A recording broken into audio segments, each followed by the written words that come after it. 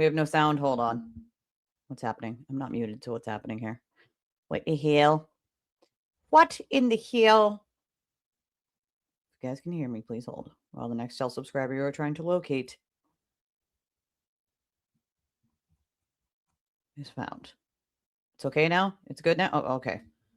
I'm not muted, so I don't know what is happening. Okay, welcome. Happy Sunday. Happy Sunday, everybody. It's a little dreary here in Massachusetts, but welcome to the Court of Public Clownery today on this beautiful Sunday. All rise. All rise. This is the Court of Public Clownery. It's now in session. Okay. I am the Honorable Judge Untwisted. Glad you can hear me. That's good. That's good. Why? I have to color my hair. I mean, look at all these. Like, I can't. I mean, look at all my grades. They need to be colored. It's all my roots, obviously, but they need to be colored. They need to be colored. I can't stand. I went gray early in life. Okay, just a fun fact. My mother went gray early, and so I went gray early. It's not my fault, but I can't stand it. It makes me look 10 years older.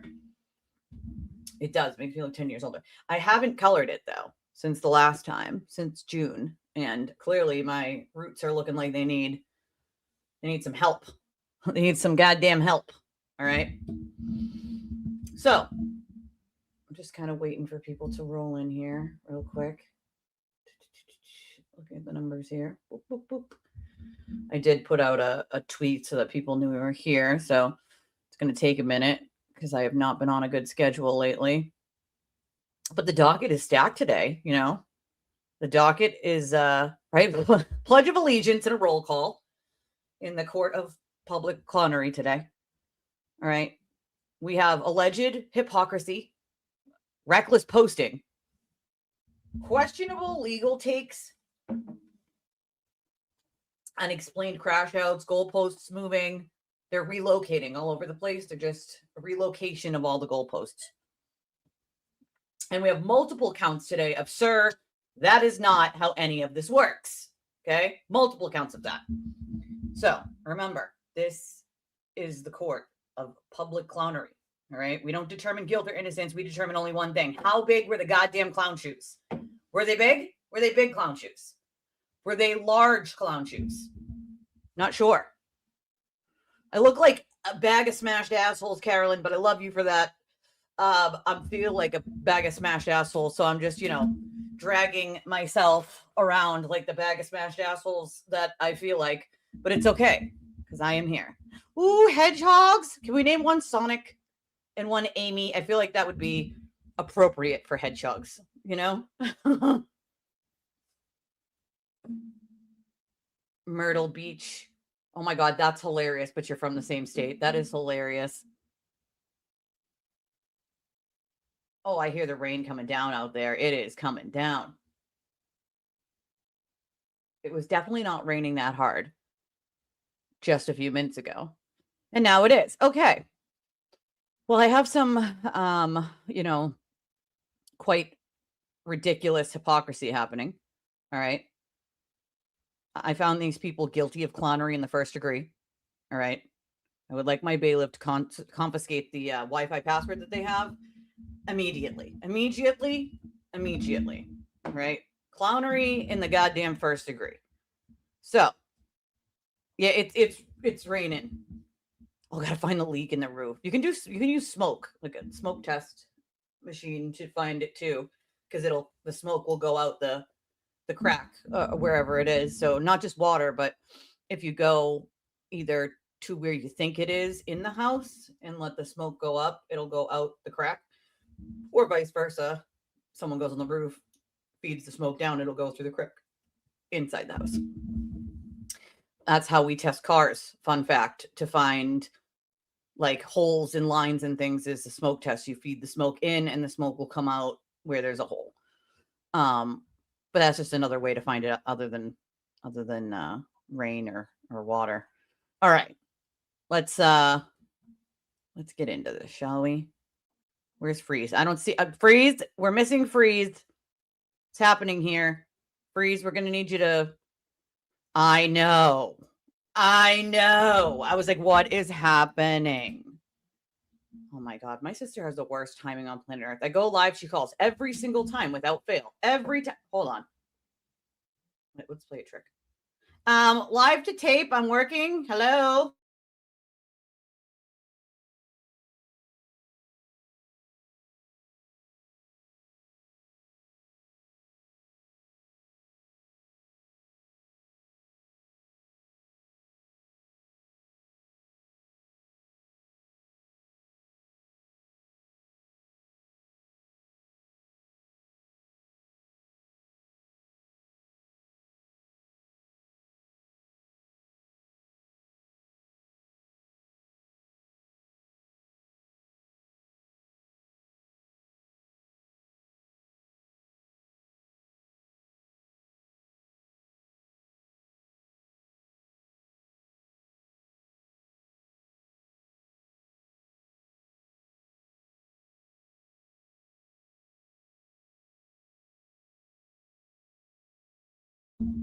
So funny.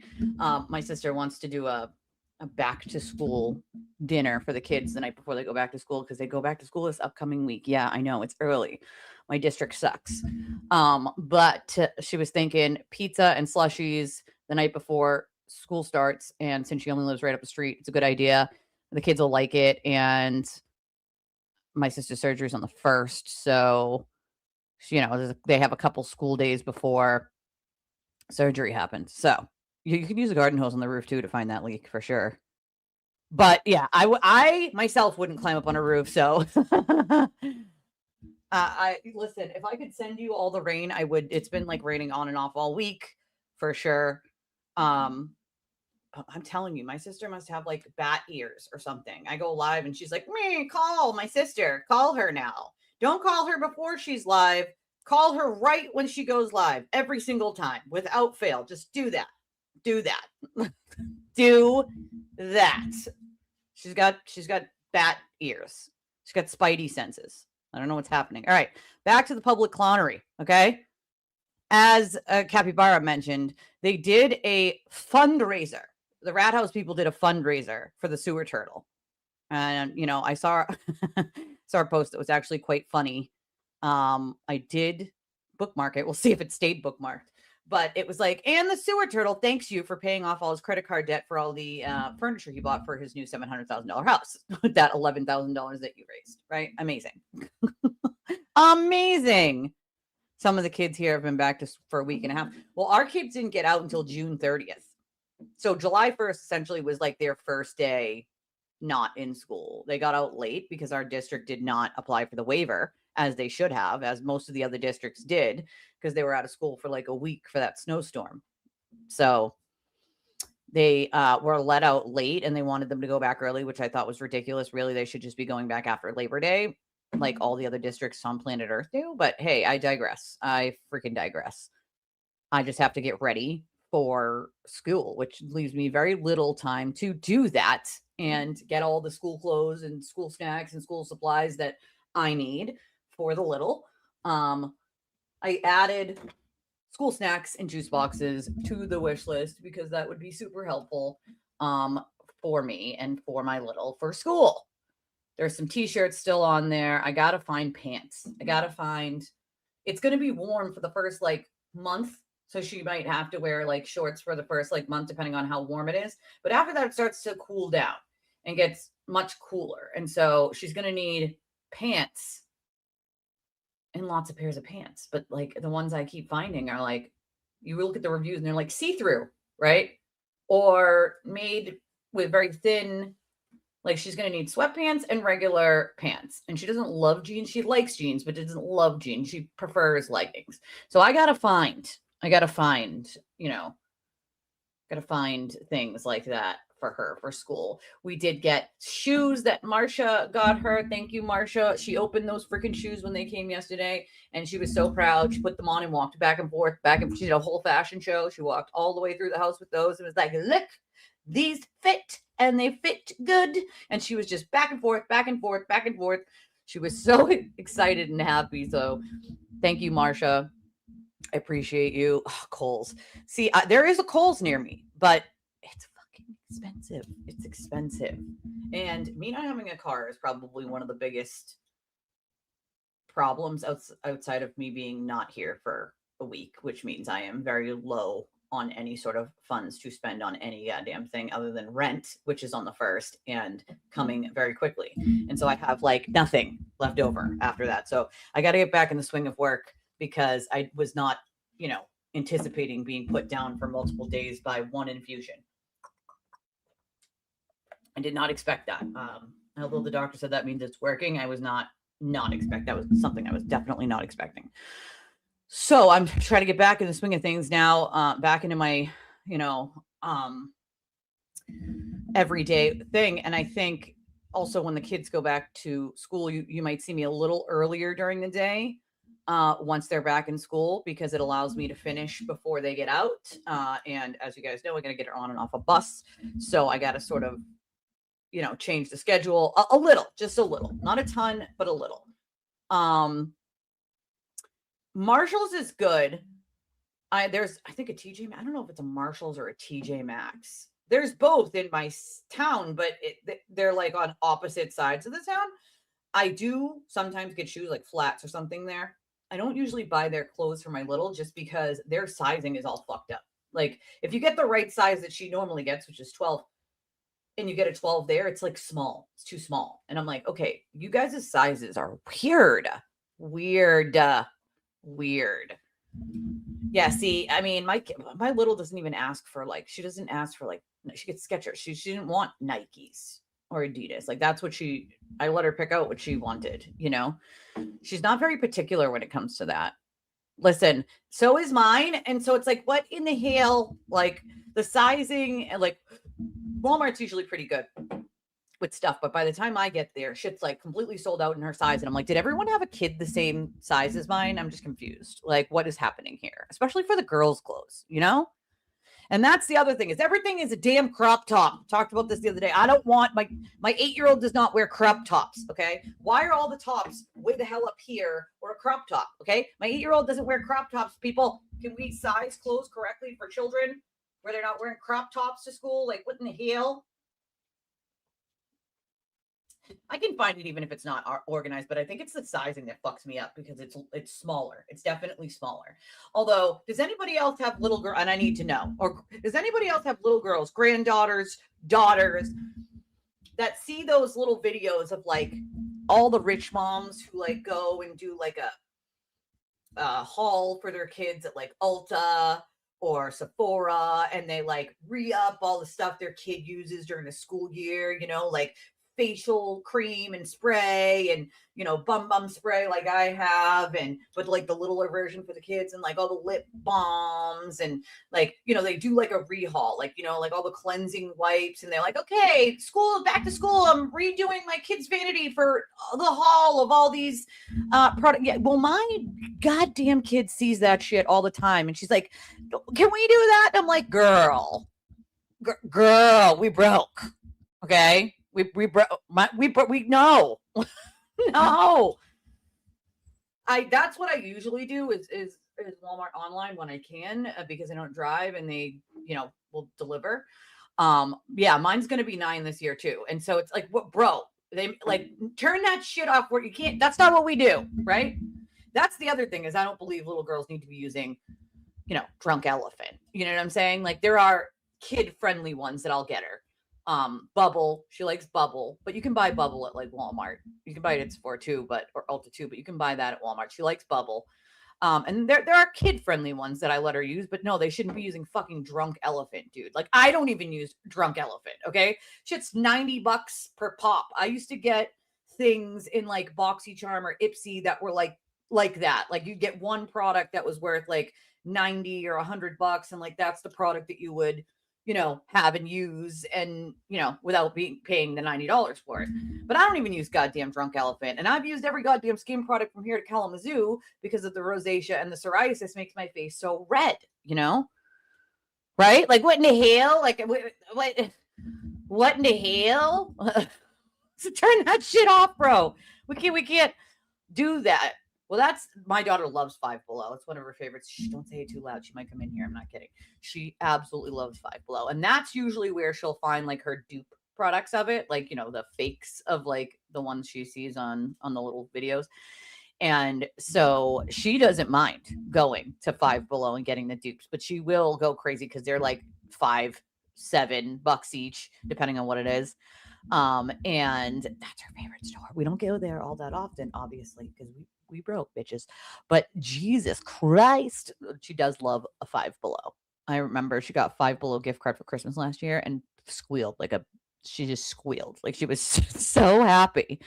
But it is ridiculous because those are all content creators, kids that have been around for years and years and years and have like 100,000 or 1,000,000 subscribers, and they're raking in money. You know what I mean? Like they're raking it in. Like that's okay. That's not the normal though, right? And so you put that out there to the world, and it seems like that's what the normal thing should be for these kids. And then all these other kids are like, "Mom, why can't I have a back to school Ulta haul?" Like, what? What? And that's what it does. It sets up a very delusional sort of expectation that that's the way things work, right? That's the way things should be. And I'm like, for the love of fucking Jesus, like, I feel like those videos should come with like a warning. This is not normal, right? This is not what normal people who work every day, paycheck to paycheck, do. This is not normal for smaller content creators. This is not normal amounts of money to spend for any sort of reason for a child. Like, what the actual, but then you see the inside of these people's houses and you're like, oh, okay, so your husband's probably like a CEO anyway before you started a TikTok. Got it. Sure. Like, it's fine, but don't set those unrealistic expectations for my goddamn child, because now she thinks, you know, Ulta hauls are a norm. It's not a norm. I mean, she knows it's not, because I'm like, no, that's not a thing. And girl, we don't have that. Like, no. Although she is perfectly happy to just go to like Five Below and get a few things. But still, like, what in the actual F and F is like, no, those videos drive me absolutely bonkers. Can we do that? No, we can't do that, girl. We cannot do that. You know, we can't do that. Ask Santa for a gift card, you know, write it in there on your Santa letter this year. Ask your elf to bring it back to Santa and say, you want a gift card to Ulta this year, or Five Below, or both, you know, like write it to Santa. That's normal. That's a normal thing to do. Tell Santa we'll give him the loose change. Loose change. That's nothing. Loose change. Give him the loose change. Loose change. Thank you, Santa. Loose change. We appreciate it. I'm like, oh, for the love of fucking God. All right. I got to get into the clownery. We got to get into the clownery. This is pure clown shoes clownery. All right. Let me find that. You know what? Freeze isn't here yet, so I shall not be yelled at when I play the bumper. Okay? Bumper's happening. You're just going to have to back it up, Freeze. You're going to have to just bag it up. Bag it up. Bag it up. Bag it up. Bag it up. Where the heck is my bumper? I think my brain's not working today. Legit.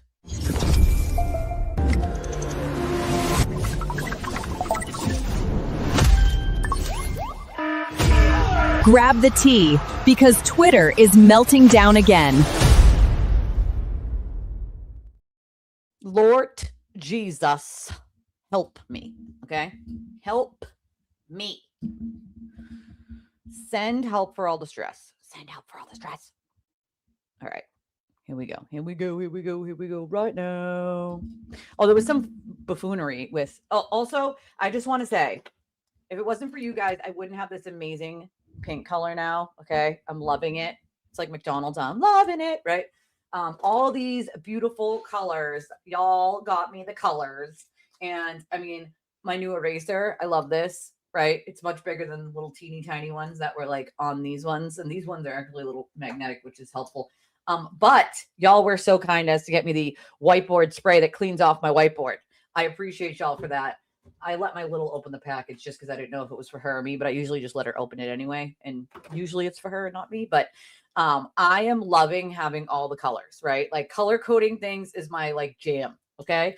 It is my jam. And we're going to have to get into a lot of color coding things when it comes to Sewer Turtle and his trial. So I am loving that I have all these new colors. Okay. They're beautiful. So I just wanted to say thank you again for that. I also cleaned up the wish list a little, took some things off that were probably never going to be there. Added some things just for, school snacks and juice boxes and things that my little might need, and sorts of like t-shirts, which she's going to need. And I got to find more pants. Maybe I got to find pants, and I got to get a sweatshirt on there. We got to get her a sweatshirt on there, Ooh. Well, I mean, I don't use dollar store makeup, but my little is perfectly happy to use like a lotion from there or something, Olivia Uma, calming pudding, everyday cream, amazing for blemish and redness. I got to write that down, girl, because listen, for me with the psoriasis and the rosacea, my face is like lobster all the time, and I'm not a fan of it. And it's very dry, right? Very, very dry. I'm hoping the infusions sort of help that because it's targeting the inflammation in my body. So I am hoping that really sort of like smooths out some of the inflammation that's causing my skin to be so freaking dry and so like red, where the hell are all my pens? Like where are all my goddamn pens? You guys bought me like a whole box of pens, and every time I take a pen out of that box and put it on my desk, it magically disappears. Magically suspicious. It's my little. She comes in here and sits on my pink rug. She loves this pink rug back here. And so she comes in here when I'm not working, and she'll like do like arts and crafts or sit with the cat and play with the cat. She just loves this rug back here. And so she'll just sit there, and she was writing and reading yesterday. I was very proud of her. She was reading her book. I was reading mine. We were just sitting side by side reading. I was like, oh my God, I'm such a proud mom right now. We've been playing a word game. It's called Wordy, not Wordle, but Wordy. And so that sort of helps her with spelling and learning new words, which is fun. Oh yes, girl. See, that's what I need. That's exactly what I need. I need it to just like apply, and most of it is in my T-zones, as you can see, right? My cheeks, and my skin is so dry. It's like it's like the Sahara Desert, okay? And it doesn't matter how many things I put on it, because I have product, obviously, but my skin just seeps it up.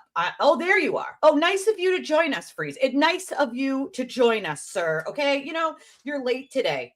You're late for an important day. I already played the bumper. It's not my fault. You're gonna have to back it up. We asked for you. We took attendance. You weren't here.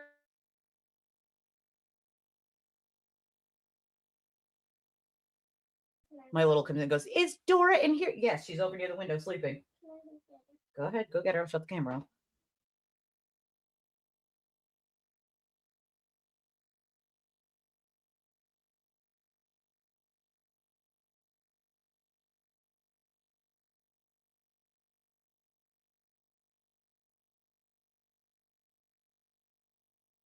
Yes, these are the Crashout Chronicles. Okay, that's what these are. This is the court of public clownery today. All right, you didn't hear my whole spiel in the beginning. You're gonna have to bag it up, and go through the whole spiel. You know what I'm saying? Girl, the psoriasis on my body is getting out of control. It's starting to get on my arms. It's on my shins, on my legs, and it's like so bad on my legs that I won't even wear shorts. And it's painful. It's itchy. It's scaly. It's painful. I don't love it. I don't love it. It's not, this is Burger King. I can't have it my way. I'm not very happy about it. Love you, baby. Got the cat? Yeah. Yeah. Okay. That's okay. My cat was like asleep over here in the corner on my old computer chair, just chilling. The paperwork that I'm late for a good reason. You have a hall pass, sir? You have a hall pass, okay? Sorry, I'm still writing this down. New Money Bunny just gave me a product that I should try, and I'm all down for trying something that'll freaking work on my face. I'm telling you. I am telling you. I'm like distracted here. Sorry. This is important to my face. Okay, wrote it down. Wrote it, especially if I don't write things down, I won't freaking remember. All right, I won't remember. I have brain fog, and that's a real thing that I have. And so it'll go, and I'll remember it for like an hour, and then I'll completely forget if I don't write it down. I have to write things down. You know what I'm saying? Girl, yes, I need it for everywhere. My cheekbones, my chin, my forehead, and the psoriasis is like it gets in my eyebrows, my eyelashes. Like, it's just not fun, man. Right? Summer's got to go. I can't. I can't. You will have to watch the replay. It's your fault. You missed it. You know what? I feel bad. I'll play the bumper for you again because you weren't here. So, I mean, I guess if you have a hall pass, I'll just play.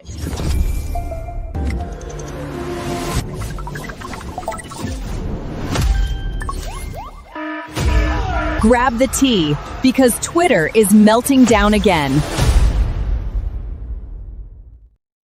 Okay, Missy, I played it for you. Here we go. All right. So this, okay, wait, hold on. This fucking sir here. This dumb, also, this is I love a good Muppet Man video, guys. I gotta love a new Muppet Man. Sorry, I'm saying Miss and Sir like it's my job right now. You are not working undercover. I mean, you could be working undercover. You could be part of Grant's Born Identity. You know, we live in the Born Identity. This is not real life. We're just living in his world, you know? Aproderm.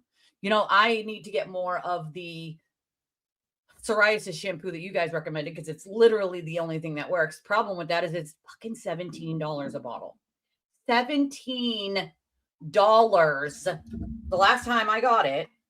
And that's how much it was that I had it on my, it's the Nizoral. Nizoral. I use the cream too on my legs. It's the maximum strength. But the Nizoral psoriasis shampoo is the only freaking thing that works, dude. It's a shampoo and conditioner, I might add. Okay. And so now that you all reminded me, I'm just going to put that on the wish list because last time it's 17 fucking 99 right now. 17.99. Yeah, see, I told you. I was like holding out for you, girl. I was holding out for you, Freeze. Ooh, no. I did not. I don't think I've heard of that. The doctor said the salicylic acid is good, which is what is in this stuff here. This they've given me like medicated like shampoos, but they've never worked. They have never worked. The psoriasis on my head is awful. Like, I mean, awful. And this is the only stuff that's worked, like, other than when I dye my hair. Then it kills everything for like a good week. And then it comes right back. So the redness, the flaking, the scaling, all like, it's the only thing that helps. It's part of the chronic inflammatory condition that I have. And the inflammation in my body is doing so much fucking damage that it's everywhere. It's everywhere. That's why I'm getting the infusions, which is like one of the only things that I'm hoping works, because it's the inflammation in my body is so bad that it is damaging all sorts of my organs, right? Like my heart muscles, and it's causing havoc in my body, and the pain is a lot. So taking a smoke break, that's okay. You can have a smoke break. That's acceptable. Ooh, okay. This is good. This is good. Girl, I like all the informations. I appreciate you for this. No, seriously, I do, because I love, you guys actually have been able to give me quite a bit of information on some of the important things that I didn't know existed before, on not just topics like psoriasis, as a lot of us suffer from, but some of you also suffer from fibro or MS like I do, along with the other immune conditions that I have. And you guys have actually really given me some good tips and tricks on things that work for you guys. And I appreciate that. Oh no. I'm so sorry. A celebration meal. I think your brother would love that. I think he would love that. I have to write this down. Where did I just put my pen? For the love of God, you guys, I would lose my head. I got to get a holder for these markers now, because now they're just like in a pile. They're in a pile on my desk. What is wet? I'm going to blame this on my child. Found her drink on my desk. Rinse with cold water. Okay, okay. I do have a filter on mine because I had my own shower head. Like, we bought our own. It's like a rain shower head, and it also has like the holding part. Like, it has two parts, the rain one, and then the one you can take up off the wall and use on your body if you want. And it has a filter on it. So I don't know if it's chlorinated or not. That's a damn good question, though. I do know that my daughter's pediatrician knows what cities have chlorinated water and which ones don't. So I feel like I could ask them you know. I'm not going to say this right. I'm going to butcher this. Ketoconazole. Okay, you know what? I'm not even going to attempt to say that shit. Although I do a lot of times use lukewarm or cold water in my showers after I use hot water quickly because I have POTS and the heat makes me feel like I'm about to pass out. And so I can't always take really, really, really hot showers. I often have to turn it down after the initial rinse of the hair and whatnot with cooler water. Otherwise, and I have to like crack the window. Otherwise it feels like I'm going to pass out. Which is why heat itself is not, like this weather, like right now it's like 66 or almost 70 out today is like a good spot where I can like be outside if it wasn't raining and not have to worry about like feeling like I'm going to freaking pass out, you know? I'm gonna get to, don't worry, I'm gonna get to that. Girl, listen, I hear you, you know, my dad has been gone since early or mid 2008 and it still feels like yesterday. My fiance died in 2006 and it feels like yesterday. My best friend passed in 2014, still feels like yesterday. You know, I feel like it always feels like yesterday when someone we care about passes away. No, not every city actually. Not every city. The last city actually I lived in, they actually did not chlorinate their water. The doctor's office actually does have a list of what cities have chlorinated water and which ones don't. My last one didn't. And when your kids are little, they ask at the doctor's office. And I didn't know that was like a thing. See, I love using cooler water anyway. I've heard of like the cooler water beauty stuff where you use cold water on your body. Yeah, I need to reduce all the redness, all the redness because I got so much of it. It's ridiculous. And now I'm finding that my arms are starting to get like itchier with the psoriasis and I don't have it on my arms currently. So it's like, oh, great. Now it's creeping up to my arms. It's already my legs, my scalp, my face. Like I don't need any more of it. I don't want it. It can go away. Hey, Pepper. Nice to see you, girl. Okay. All right. Back to the clownery. Okay. This is Muppet Man. This is a Muppet Man video. I love the Muppet Man. I love the Muppet Man videos. You may think that I'm a man that's strong, This yet. a man of courage, but you would be wrong. I live in fear, I wish that I was brave, but I'm afraid.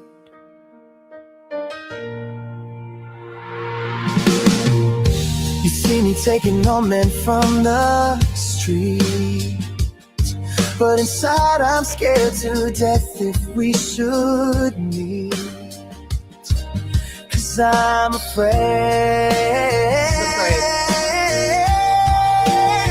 The little girl in me won't stay inside. You've watched me break, you know I've cried. Blame everyone for decisions I have made. God, I'm afraid.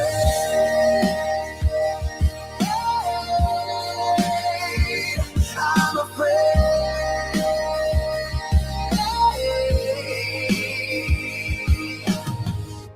I wish I was a man with thicker skin, but it's tough when I was born so feminine.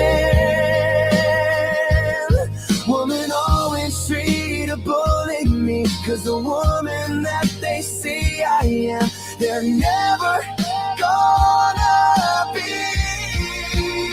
The little girl in me won't stay inside. You watch me break, you know I've cried. Blame everyone for decisions I have made. God, I'm afraid. So afraid. I'm afraid. He's very afraid. I mean, he won't even call me back. Girl, I have that, I have that exact hair, right? I am very Irish and very Spanish. And so I have that Irish, Spanish fucking hair. And the itch from the psoriasis is unfriggin' real. It's unreal. I love the Muppet Man. Scott is just like, I'm just like, bro, you have a talent. Okay. You have a talent. You have a talent, my friend. You have a talent. Okay.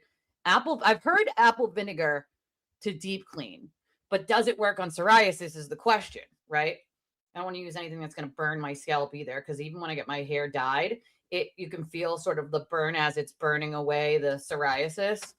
But I do use cooler water to rinse out the psoriasis shampoo that I do have, the Nizoral. I don't even want to try to say what it is. Nizoral, whatever the fuck it's called. I just re-added it to the wish list. Listen, last time, that's where I had to put, you guys are the ones who told me about it, and I put it on there, and that's what I have. But it's freaking $18 for one bottle. I mean, I get it. It's supposed to be, special. It's for psoriasis. Like I get it. But geez, the Louise, like, man, oh man, trying to like screw us on these prices nowadays. I mean, not that they weren't already trying to screw us on the prices nowadays, but you guys know what I mean. You know what I'm saying? You know what I'm saying?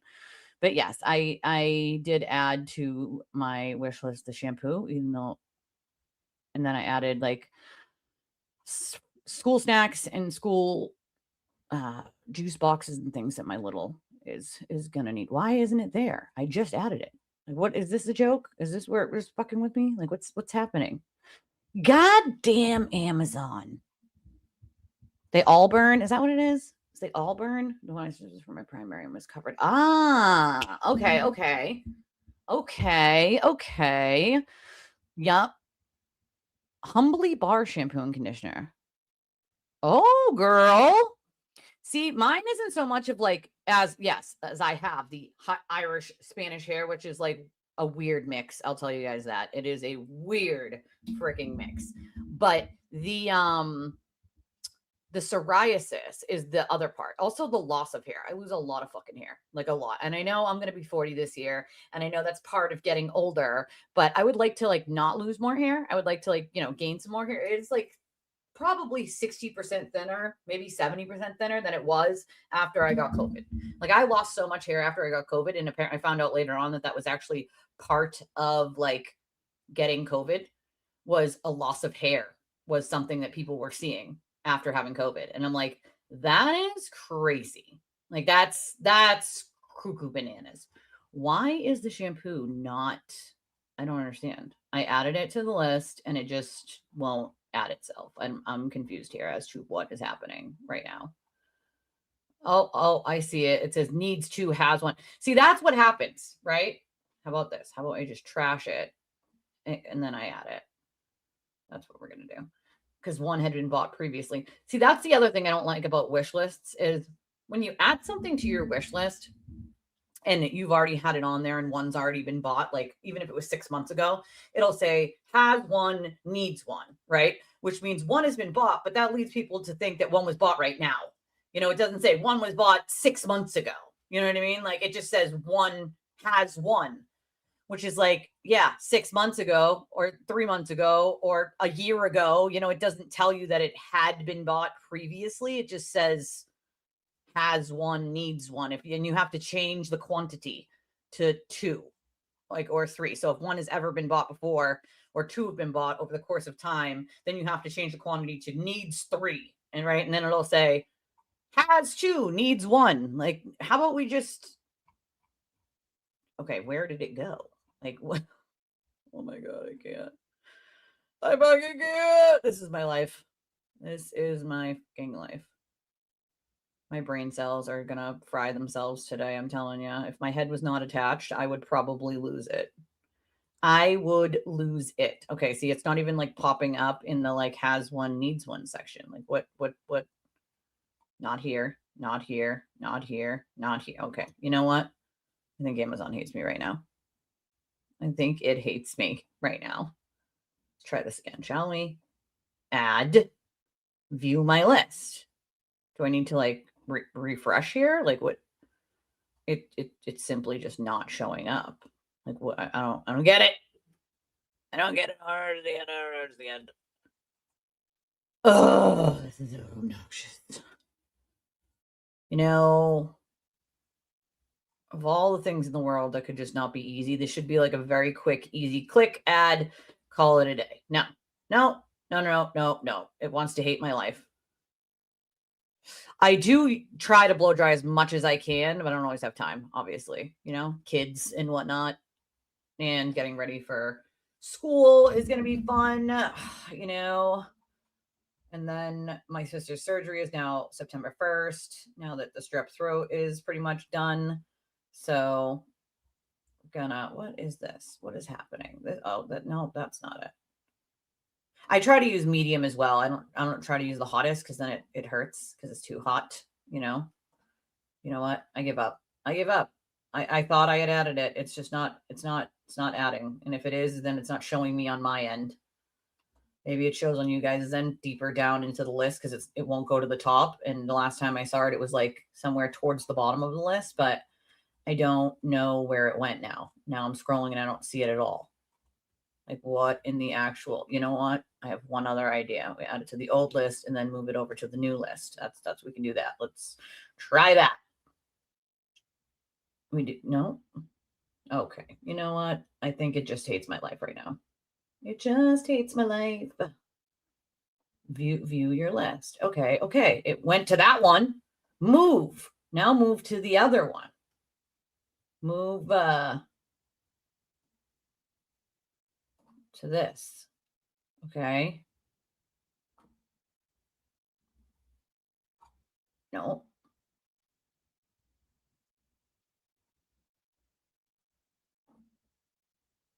Unable to move item. What? What do you mean, man? You know what? It says it's already there, but I don't see it. So, I mean, it just hates me. I give up. I need to learn how to do French braids. Okay. I need to learn how to do French braids. I can't do French braids, but my little looks so cute in French braids, and my sister can do French braids, but I cannot do French braids. And I've tried for years. I just simply cannot do French braids. I can do regular braids. I just can't do French braids, and I look good in French braids. Like French braid pigtails. They look adorable, but I cannot do them. I cannot. Oh yes, girl. Listen, I will take any hair tonic, especially growing hair tonic, because I am losing hair like it's going out of style, Diluted 1 to 3. Oh, really? Oh, okay. Diluted 1 to 3.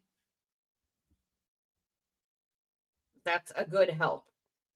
1 part. 3 parts water. Got it. I usually air dry too. I try to use the blow dryer as much as possible just to help it along. My hair also looks like I stuck my fingers in a light socket, as you know, with having that Spanish hair and that Irish hair. It just looks like one big puffball after I use a blow dryer. So then I also have to either curl it or flat iron it because my hair is not straight and it's not curly, it's wavy. And I don't like to put product in my hair because that does not help the psoriasis. It actually hurts it. So I try not to use things like mousse or hairspray. The most I'll use is a heat protectant on it to protect my hair from the heat with using my blow dryer or the hot iron, but flat iron. But I won't usually use mousse or hairspray because it just helps with the buildup on psoriasis. It's not super helpful. Soft side braid for air dry. See, that's the other thing is I definitely need to get a bonnet. One of those ones that my little needs a new one too. Hers broke, but I need to get a bonnet for sleeping. Her hair is so fine, and I mean so fine that when she sleeps, you could have just gotten her out of the bath, brushed all over hair, and put it in a braid. But then when she wakes up, she's already got little tangles in the back of her head because her hair is so fine. It's so fine. It's so easily tangled. So I got to get her another bonnet. The old one broke. And this one's got to have a tie. You know how they have bonnets that have the ties? She got to get one with a tie, with a bow, so that it stays on, Me either. My head will just get angry if I do that. It'll just get angry. Okay, wait, here's one with a bow. I don't need it to be for, I just need it to work. I just need it to work. Well, here's one she'll love. It's got cherries on it. Oh my God, she would love this. Just gonna put it on the wish list and I'll forget about it for now. Okay.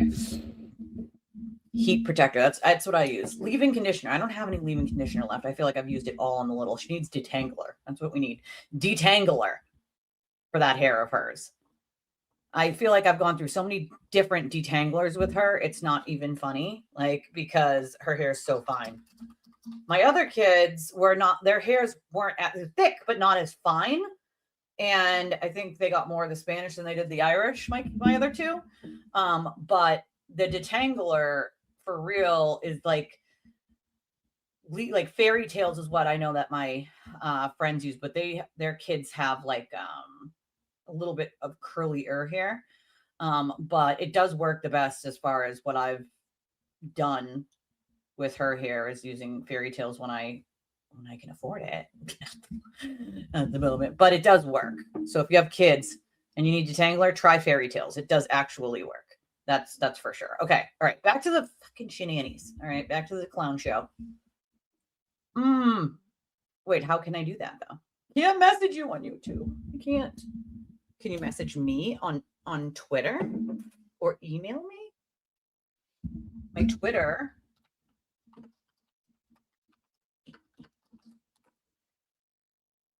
You can't message people on YouTube. You have to, it's not an option. It has to be Twitter or my email,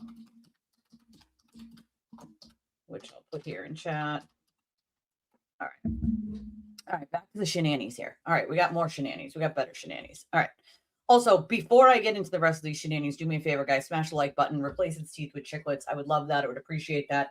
If you haven't already subscribed to the channel, please do that as well. If you'd like to donate to the channel, we would appreciate it. We do have Buy Me a Coffee now since the sewer crew decided that they were going to attack my PayPal, and which has resulted in a loss of income because people who were using PayPal, some of them choose not to use other options, which I understand.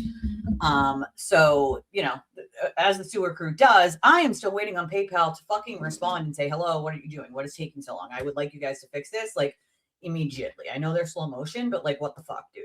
You know, this is my livelihood we're talking about, but I do have Buy Me a Coffee now. And Buy Me a Coffee is essentially not the same as PayPal, but it is the same. You can do a monthly amount or just a one-time amount, and you can use your own debit, credit, or whatever option to pay you want. And then we have Venmo and Cash App, and we have our regular super chats and our jewels and our memberships. Get yourself a membership. I have decided Tuesday night, and I say Tuesday night for a reason. We are doing a members only on Tuesday night. I have it written down here. I shall circle it. Tuesday live members only. So if you don't, maybe circle that. If you don't have one, you might want one. Get yourself a, why is this closing? Membership for Tuesday night. It's going to be off the chain. Yes, please, girl. I would love that. I would very much appreciate that. That would be super helpful to me. I thank you very, very much.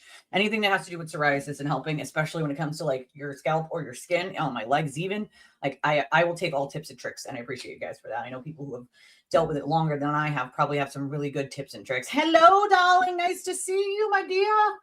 Nice to see you. But we do have Buy Me a Coffee. I popped that on in there. Oh, Marsha, you weren't here earlier. I had to tell everybody how my little was just strutting around with her new sneakers that you got.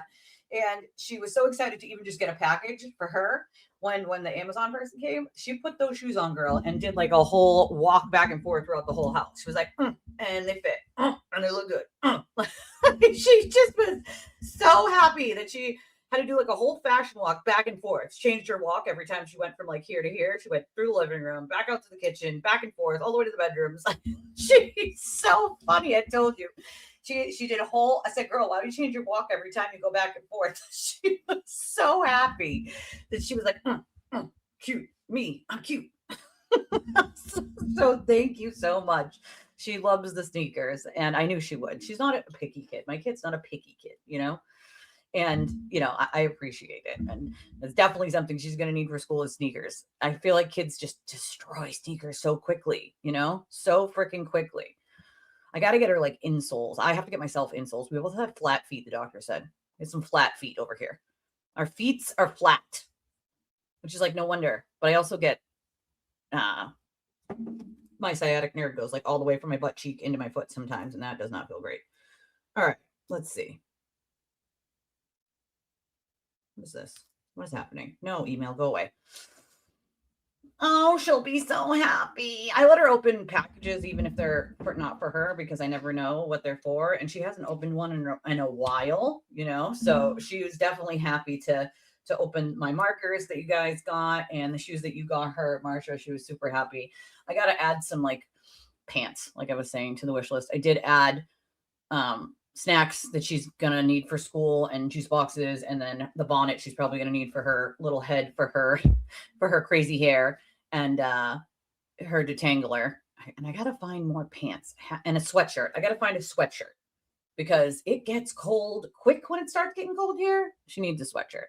All right, let's get to the funnies. Okay, so Lydia put out quite a funny little thing of Aiden talking shit about Bob Motta, which is quite funny because why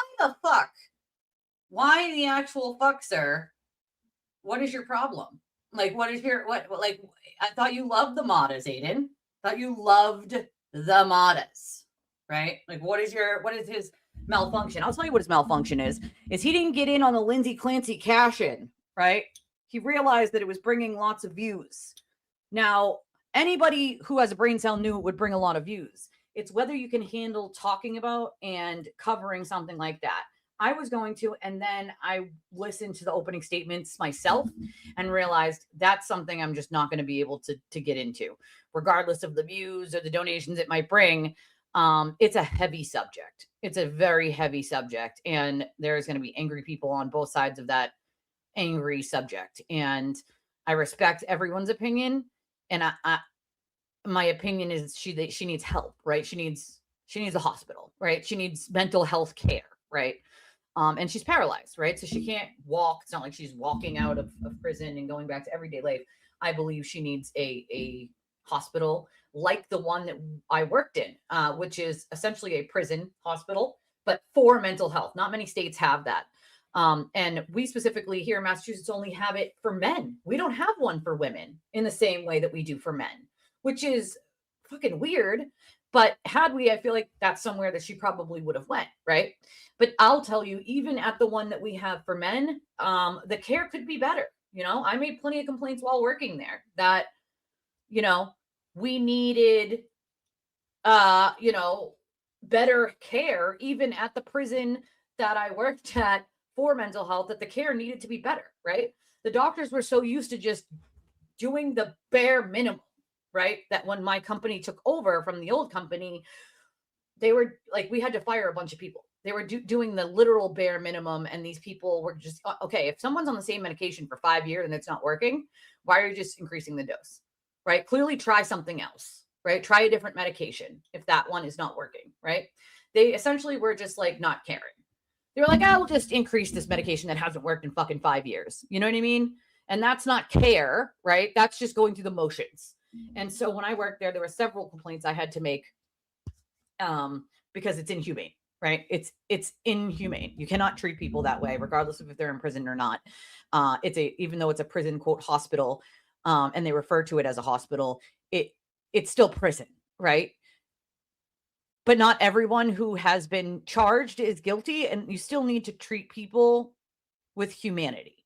And there were several instances where that simply was not happening, and that just rubbed me the wrong kind of fucking way, you know? Yeah, I've said it before, but for me, it was something I wanted to cover. It's a case that I had followed for a while. But listening to opening statements, I knew right then and there that like that was going to be too heavy for me. Too much for my own mental health to cover that case specifically. I'm happy to cover obviously what happens in it, what I think should happen in it, but playing it every single day, like that is something you have to be in the right mindset for. And on any trial, no matter what the trial is, involving kids is really fucking hard for most people. It involves postpartum, which is hard for a lot of women who have had postpartum, me included. Mine was baby blues. My sister had it a little worse than I did, but still, in order to ask for help for postpartum, it is a lot, you know? It is, you have to be extremely brave to even ask anyone. There are a lot of risks in saying that you have postpartum. They could take your kids, they could take your job, they could suspend your licenses, they could You know what I mean? All for the fact that you need mental health help. And that is part of the problem why many people don't get mental health help and don't ask for help. Domestic violence victims won't ask for help because oftentimes their children will be taken from them and given to the abuser. And I'm not kidding. I'm dead serious. I've watched it happen as a volunteer advocate more times than I care to talk about. And then I've had to fight for these victims to get their kids back from the very abusers. And the system says, well, you didn't protect your child from the abuser, so we're taking your child from you. But that's exactly what they were doing when they called the cops, right? They called the cops to protect themselves and their child. And then when the cops come, then they file against the mother saying you didn't protect your child against this abuser. You need to move out immediately. If the mother doesn't move out immediately because A, she's got nowhere to go, B, no shelters have beds, right? C, if you get a restraining order, you're going to then piss off, right, the abuser. A piece of paper may not stop him. He may come to your house and try to kill you like mine did after you get the restraining order. That is one of the most dangerous times after getting a restraining order. They could come kill you, right? And so many mothers choose to not get that restraining order because they know if they have nowhere else to go, right, to get away, then that puts them and their child in more danger. And so child services will come in and remove those children and give them to the man who has already been arrested and charged with abuse. Because you didn't leave the house that he lives in and you didn't go get a restraining order and they're not helping you do it, right? There's no beds at a shelter. You don't have any family to go to. And they're like, well, you got to get a restraining order then. And you're like, if I get a restraining order, he might just come back here and kill me anyway. A piece of paper's not going to stop him. And they're like, you either get a restraining order or we're going to take your kids. They don't get the restraining order because it's dangerous, right? To do that unless you have somewhere to go disappear to, which most people don't in that scenario because the abuser is controlling every aspect of your life, including money. Okay, including money, including fucking money, which means you have nothing. You can't go anywhere and you have nothing, right? So more times than I can count, I have actually had to help a victim of domestic violence fight for their children back because the state took the children and gave them to the accused abuser. Make that make sense. You took it from the mother because the mother didn't get a restraining order on the abuser, right? And so you're saying the child can't be protected, but then you give it to the abuser. Right. And if you don't believe me, go look up some of these cases, right? Like if you don't believe me that it happens, it's one of the reasons why domestic violence victims no longer call the police for help because it's risking their children, right? And their lives. So yeah. It's exactly what it is, Los, is that he's angry and he's jealous, right? And he refuses to see that he kind of did the same thing in the Karen Reed case. And now he wants to bitch and whine about what people are doing outside of the courthouse in the Lindsay Clancy case, even though it's the exact same thing he did in the Karen Reed case. It's the hypocrisy is quite amazing, you know? It's wild, you know? Well, for me, I'll say, at least I can only speak for myself, right? The switching for me is... It could take up to 3 months to work, but if you have an adverse effect right away, as I did with several medications, the doctor will immediately switch it. And so I had to go through, I think, 3 or 4 in the very beginning that I had adverse affections. One was keeping me up. One was giving me suicidal thoughts that I did not have prior to that, right?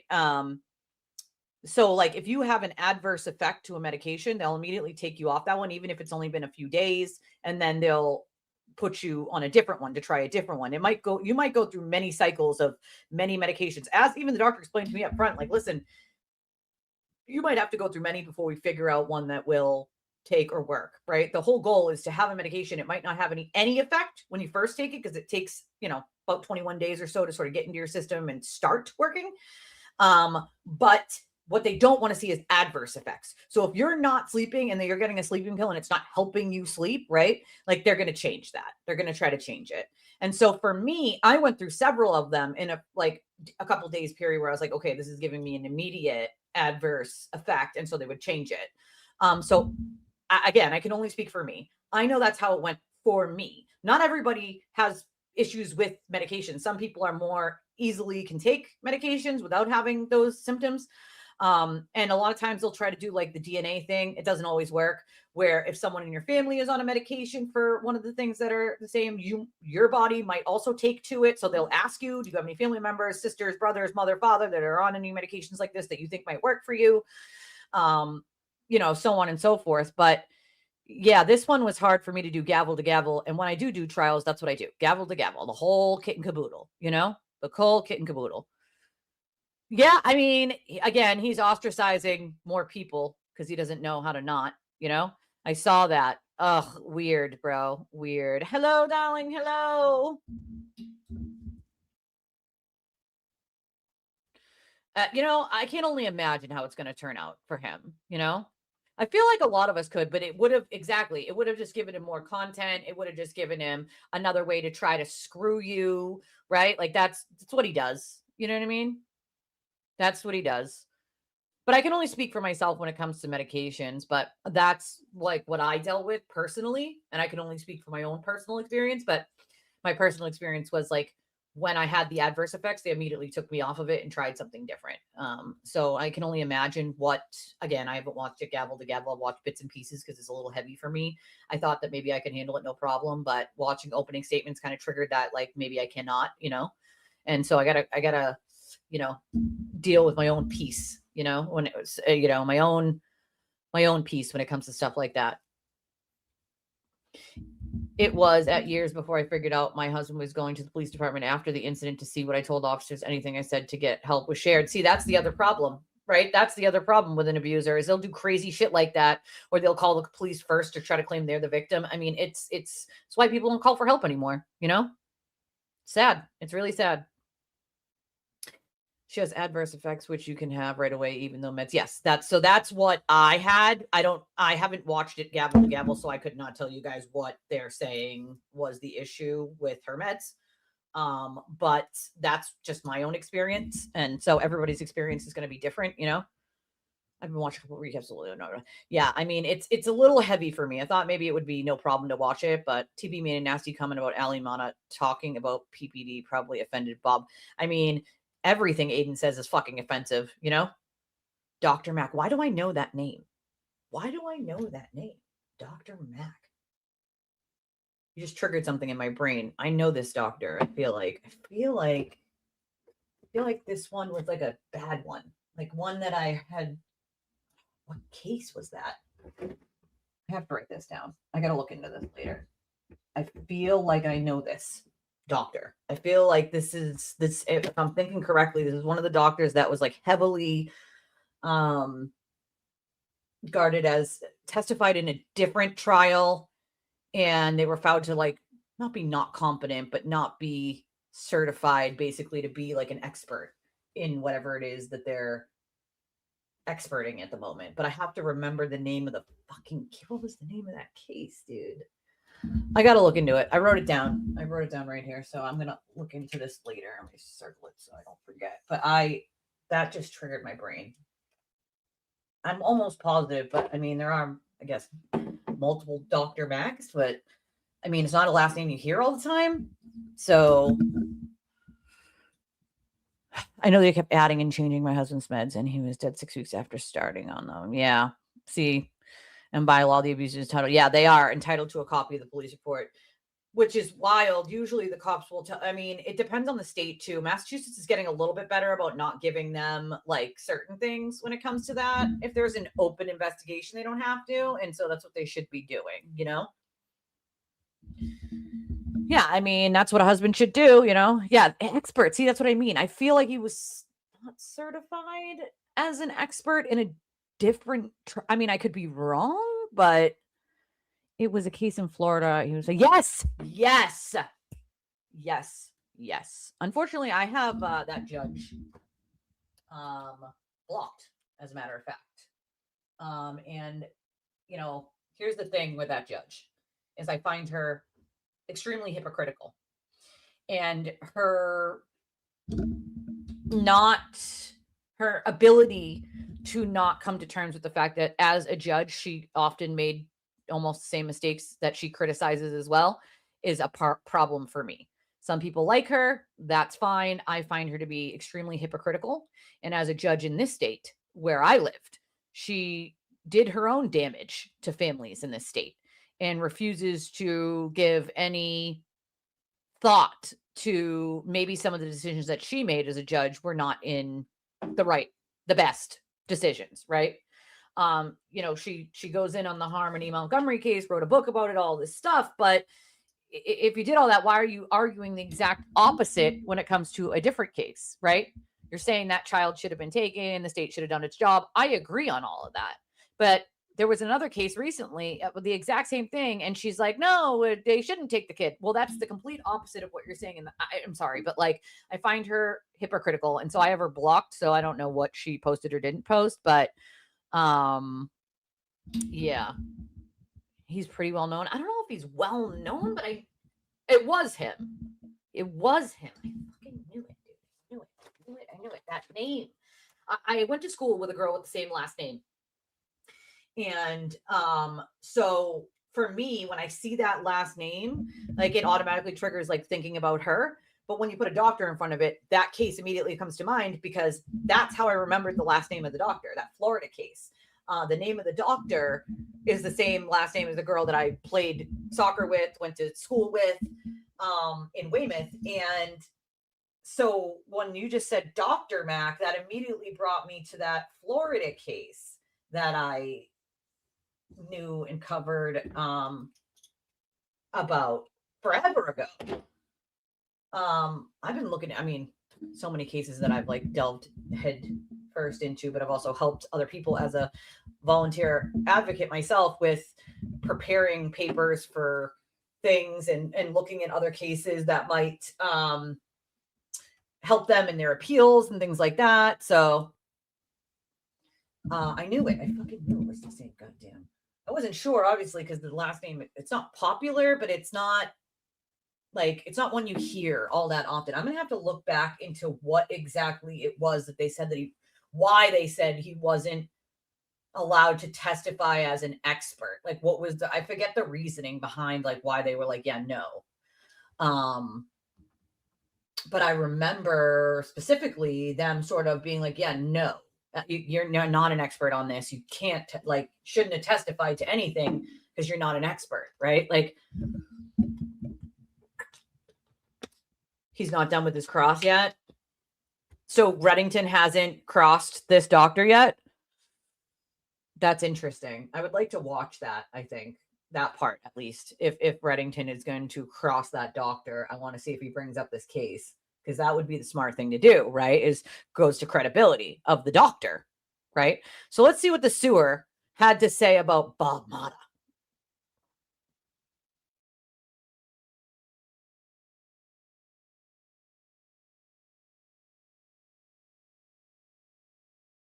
And this turned into a clown show yesterday and a national embarrassment. And when I saw this, I was just disgusted. This is the van bringing Lindsay Clancy in from jail.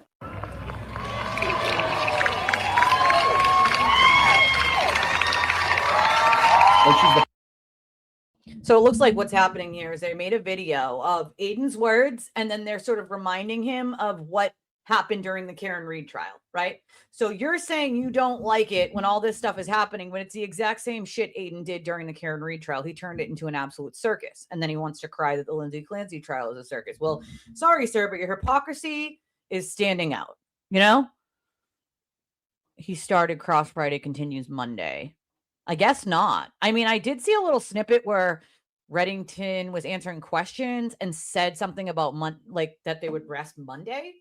I'm not sure if that was on Friday and he already rested or what, but says that he started to cross Friday, so he continues Monday. He didn't finish. Oh, I wonder if he does. I mean, maybe he's not. Maybe he wasn't allowed to. You know, the judge might have ruled ahead of time that he's not allowed to bring that up. I don't know. I'm not sure. But I guess we'll find out, you know. Oh, they're in the Commonwealth rebuttal. The defense did rest there in the Commonwealth. So, I mean, maybe he wants to rebut. I don't know. Who knows? You know, who knows? He's probably dreading seeing Reddington again on Monday. Oh, yeah. It's a prosecution starting again. Got it. Okay. That makes more sense. Commonwealth is in the rebuttal stage. So I wonder if he wasn't allowed to bring it up. A lot of times the judges will rule ahead of time, and you guys don't get to see that part, that certain things are not allowed to be brought up, or they are because they might bias the jury in one way or another. And you can't bias the jury, whether it's for or against the defendant. You don't want anything that could bias the jury one way or another. And so oftentimes there are certain things that like people expect to see in a trial that they won't see because the judge has already decided up front that it's not going to be something that they're going to talk about. So I'm going to have to go look at the cross then of Mac. I wonder, I'm going to have to try to find it without, I don't want to watch the whole thing. I know it's going to be triggering, but I want to watch that specifically. I want to watch Reddington's cross of Mac. And as I've said before, most of you know this. I hired Reddington many moons ago. God, this was back in, I want to say 2000, maybe 12 with my ex. I don't know. It was way back then. My ex needed an attorney and he needed a good one. And it dealt with cops really just being assholes during a snowstorm. And arresting my ex for a DUI, which was ridiculous because I lived in Rhode Island at the time and he lived in Hingham. And this is before I moved in with him, but he had come to my house and was going to sleep over for the night. We went out to dinner, right? I had a glass of wine and he had a beer. That was it. Went back to my house, laid down, watched a movie, fell asleep. And then he got a call at like 2 a.m. that he needed to leave to go plow. So he had to leave. And on his way to go get the plow, he was pulled over and the cops tried to say he was drinking and driving. He was definitely way below the limit. He had one beer fucking 5 hours prior, right? He was perfectly fine and already fallen asleep and waking back up, right? And so we hired Reddington and it was over 10 grand back then. Imagine what it would be now for it. We did a trial. I think it was a judge trial, I believe we did. And Reddington did his fucking job, right? Like he did his job, right? He did exactly what he had found him to be very likable. He was kind, right? But he knew his shit. You know what I mean? Like he knew his stuff. There is a reason why he's a very well-known lawyer in this area, why he's a sought after lawyer in this area. And when he retires, there's going to be a lot of people looking for, you know, there's some shoes that are going to need to be filled. Right. So he didn't, I think he refused to blow because his point was like, no, like they tried to say it was in a well-lit area where they pulled him over on the highway. It was pitch black. Right. And they did the initial, like, you know, field sobriety test or whatever and said that he failed it. They said, oh, we pulled him over in a well-lit area, blah, blah, blah, whatever. When we got the cop on the stand, we went back and took pictures of the exact place where the cop stopped him at night. And we videoed it. It was pitch black. There's no lights anywhere. Okay. So there's no well-lit anything. Okay. Even with headlights on, we showed what it looked like with headlights on or a spotlight on. Like you couldn't see shit. And it was during snow. Okay. So when we get the cop on the stand, the cop couldn't even remember the lies that he told in the fucking police report, to the point where the judge was like, okay, do you want to go and, you know, look at your report, like to refresh your memory? And even after looking at the report, that guy still lied. Right. And so the judge in a judge trial, was like, yeah, not guilty, bro. Like, not only did we have like proof, right, that like, no, it was not a well-lit area, but we literally have timestamps of the movie that we bought at home, right? And our Google Maps back then that showed like where you went and what time you went there, right? And the receipt from the restaurant, right? So it's like, bro, what the actual fuck? Then there was a text message that he sent his boss after his boss called and woke him up and was like, you need to come here, where he sent his boss a text and was like, okay, I'm on my way, by the way, not from my house, but from my girlfriend's house in Rhode Island. So it's going to be a little longer than it would be, you know, whatever. And you just woke me up. So we had the text messages to prove like, A, we were sleeping, A, like he's coming, you know what I mean? Like a long way. It's snowing out, right? Like it was an automatic suspension. I had to drive him around for, I think it was like 3 months or whatever it was. But it is an automatic suspension here of your driver's license when you refuse to blow. But he should have passed with I think his point was, and I wasn't with him obviously at the time that he got pulled over, but his point with that was like, he should have easily passed the field sobriety test, and the cop was clearly playing fuck. And so it's like, no, I'm not going to fucking blow. I'm not drunk, nor am I past the legal limit. I had one beer fucking however many hours ago. I've already went to sleep and I was eating it with dinner, like with freaking dinner. So for us, it was like, why? And the cop, it was a state trooper, of course. And the state trooper really just wanted to like measure his dick and play games. And it was like, bro, one beer, fucking 5 or 6 hours ago does not equal being drunk. It's not a thing. And then to lie in the report and then not even keep his lie straight on the stand. The judge clearly kind of saw through what was happening there. And Reddington sort of hammered in the points, brought all the evidence that we gave him and asked for other things that we gave him, which proved that he was not drunk. So we won, right? But yes, it didn't fix the fact that his license was suspended for multiple months and that I had to drive him around, and he was an electrician. So like doing his job, going place to place was fucking difficult when your girlfriend has to drive you everywhere, you know? So, but what I can say at least is I've had Reddington as an attorney back then, and he damn well did exactly what he should have. And he helped prove the innocence that was already there. And so even if someone is guilty of the crime, right? Like he's still a good attorney to hire if you're looking for like a lesser penalty, or you're looking for like, you know, a way to lower what you like. Listen, you can hire a shitty attorney and get a shitty result, or you can hire a decent attorney and get a decent result, right? Like, and Reddington is someone I would definitely recommend to anybody who needs help.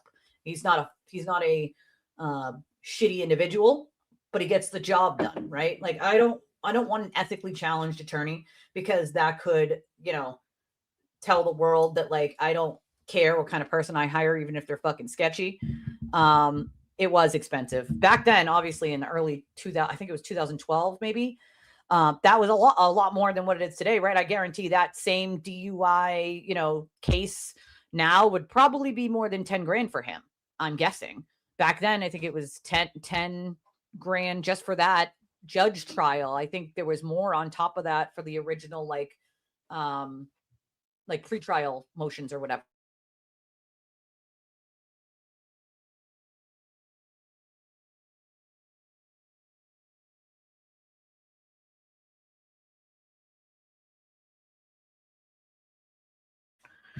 So, all right, let me play the rest of this video. Reddington's questioning him hard on his opinions about Lindsay's diagnosis and her state of mind that day. Interesting. Okay, I'm gonna play the rest of this, but what I noticed in this, I'll back it up a little, is that essentially what they're doing is using Aiden's words and him complaining about what's happening in front of the courthouse for Lindsay Clancy and putting in the clips of exactly what Aiden created outside of the Karen Reed case. And it's like, is he that blind? And is that he's that fucking delusional that he doesn't seem to understand that like this is what he created himself? You're bitching about exactly what you already created in a whole nother case, sir. Like, are you fucking okay? And a national embarrassment. And when I saw this, I was just disgusted. This is the van bringing Lindsay Clancy in from jail.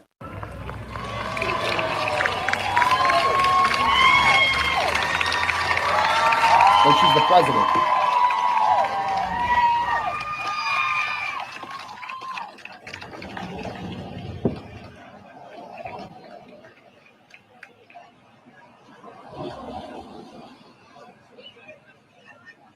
What are we cheering for? This is a tragedy. This is a tragedy. 3 children are dead. I don't care what side you're on. This is a tragedy. This is now time for cheering. I'm like, how do you bitches defend this? Is he for 3 real? Children are dead. What are you smiling at? What are you smiling at? What's funny about this? Oh, cool. Oh my God, Kevin Reddington. He's a celebrity attorney. Oh my God. It's gross. Gross. How can you say that you support? Does he forget he fangirled Jackson and Yannetti and Alessi? Does he forget he did all this? Is he for real? Like, is he for real? It looks exactly, so that's the thing, is like, is Aiden this blind that he doesn't realize is the exact same shit he did himself that he's bitching about? This woman, when you're acting like What? this is disgusting. I mean, this was the fangirling of Reddington yesterday. In the same way that he fangirled Jackson, Yannetti, Alessi, like Elizabeth Little, like, is he for real? It's disgusting. See this ain't serious. I'm seeing this picture. People are lining up to take pictures with Reddington. He's so being dumb. Like, you know? Reddington, This isn't serious. This is not a serious. This is how funny this is if Aiden knew anything about the law, obviously he does not, right? he would know that long before the Karen Reed case, Reddington was a very sought after and well-known attorney in the state of Massachusetts. Okay. He was already a fucking celebrity in the legal field. So I don't know what, you know what I mean? Like, I don't agree with obviously people lining up for pictures with the guy in front of a murder trial.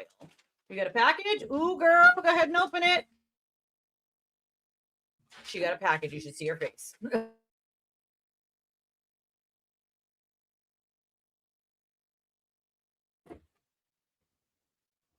What is it?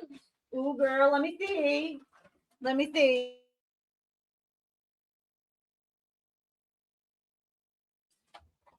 Ooh. Shoes? Are you gonna do your whole like start your nature walk like you did yesterday? We have shoes, ladies and gentlemen. We have shoes. They are so cute. I can't even. How cute are these? I can't. Oh, you want shoes too, Dora? Miss Meow Meow. Miss Meow Meow wants shoes too. Sorry, we don't have shoes on the wish list for you, Cat.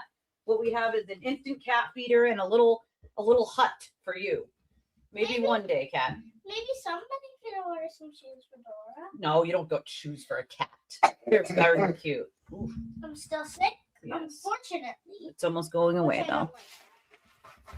Yeah, he was he's jealous. That's what it is. He's jealous and upset. Go ahead, try them on, girly. Wait, POV me walking. That's how you was walking yesterday in your other shoes. Giving me the strike the pose.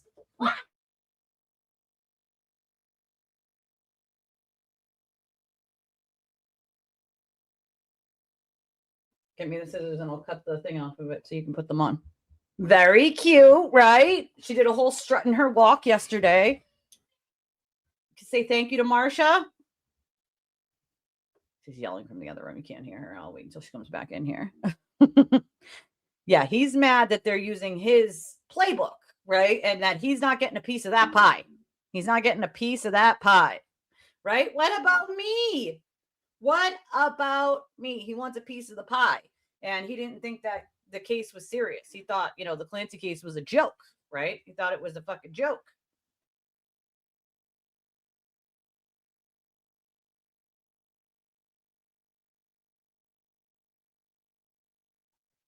Okay, guys, I'm cutting the tags off so that she can Do my little pose. strike a pose in her new sneak. Go ahead.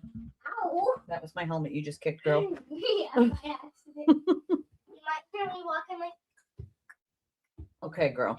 Okay, girl. I'm gonna try them on and then tell you how. They Okay, girl. Sounds good. She's very excited to try these on. Told you. My kiddo gets excited about pretty much anything. It's so cute. Right? He clapped for Karen outside the courthouse. Right? Like it's exactly the same thing he created. So let's listen to the rest of his Person. This is just a fangirl. Like, that's a fangirl right there. They are fangirling this shit. Kevin stops something. You are hilarious, by the way. Kevin fans wait outside the courthouse. Fans? This is a trial involving. This is a trial involving murder, you think? Also, Kevin Reddington uses yellow legal pads. I use pink ones, and I am literally almost out. There was 6 in the package that you guys got me, and I am on the last one, and I have like pages left. I'm almost out of space on my own legal pads. These are legal pads. It's what you call a legal pad. And obviously they're usually yellow. I like my pink ones, okay, to be fair. But this is what a legal pad is. And so, yes, Kevin Reddington is very old school. That's for sure. Girl, he is so for real. I nearly pissed myself watching this earlier. This is a trial involving 3 murdered kids. Were you're fans of somebody? What is this shit? It's gross. Yeah, he's not self-aware at all.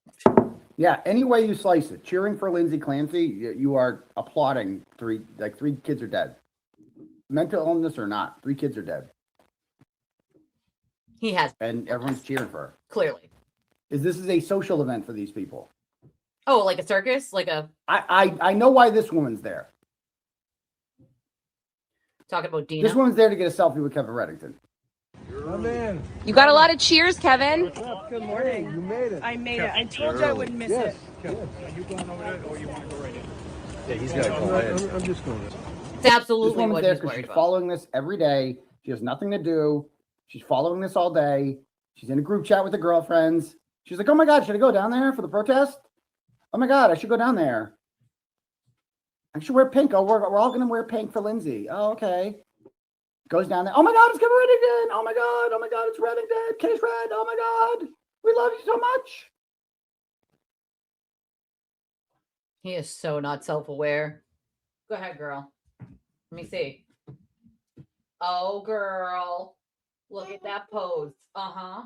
Okay, clock it, girl. Clock it. Okay, the clock is here. Clock it. Clock it, girl. Clock it. They look good. Sounds like high heels. They don't sound like that. A little Are they bit. comfy? Obviously They not. fit They're good? yeah, they fit good. It's just that my heel kind of comes out at the back. Well, that's because you don't have them tied, do you? When you have them tied, they won't do that. Okay. Want me to tie them? Yeah. I don't You know how to tie your own shoes. I You want me know. to tie them tight, though? Not too tight. Because this is already tight on my foot and it You know how to hurts. tie these, though, yourself. Whoa. You just want me to do it because you love me? Yeah. Okay. And my fans. Oh, and your fans, because your fans love you. You guys love her. You don't like me. You're her fans. You're not. They like you too. You're gonna have to fight Sissy Shauna for them, okay? Sissy said they're her fans. No, they're my fans. No, she says they're your fans. They're her fans. They're my fans. And I didn't know you would say Sissy's name on the podcast. She's the only one I do because she's an adult. And she has so many dogs for her Okay. protection. They're tied. Now what? Better? Okay, girl. Yes. Yes, queen. Oh, yeah. Oh, yeah. Oh, yeah. Oh, yeah. Oh, yeah. Wait, I gotta make sure I can dance in these. Oh, she's got to make sure she can dance in these. The much like dance. Okay, girl. I think you can dance. Wait, Good job. I need a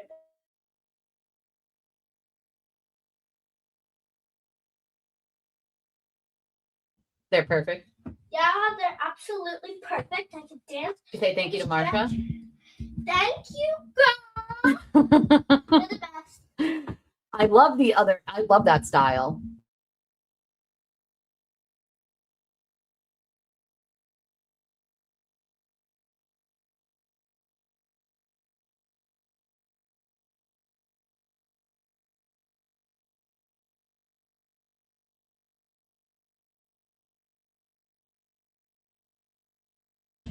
She's very, I love that old school, like color block of the 80s style, but that's, yeah, what they look like.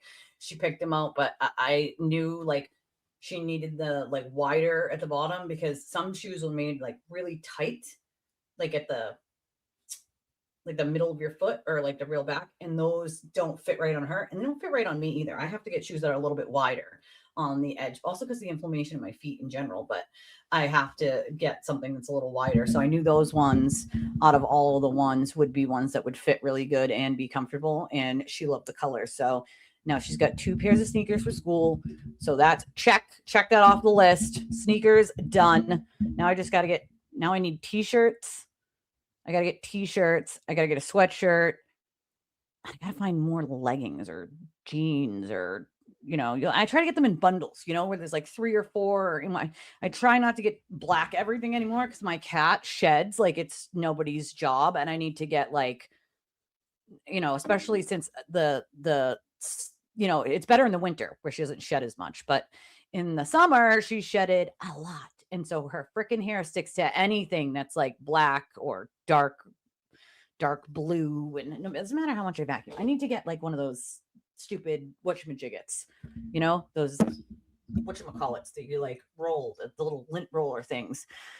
Get the damn cat hair that sticks to you off. Because then my cat jumps on the couch. And then if you sit on the couch, I mean, it's not really a couch, it's a futon, but whatever. And if you sit on it, then guess what? You're getting a cat hair stuck to your butt. So I find this to be pretty self-serving on the end of Aiden, who is like, no, look at all this. How dare they do this in a trial? How dare they? Thank you, Rose. Oh, a duckling. Thank you for the jewels, Rose. I appreciate that. If you want to be like Rose, you can donate to the channel one of a bunch of different ways. We have jewels, we have super chats, we have memberships, and then we have Cash App, Venmo, Revolut, and Chime. They're the same tags as Cash App and Venmo. And then we have Buy Me a Coffee. You can use any credit or debit card with Buy Me a Coffee. It's super helpful to the channel. We appreciate it.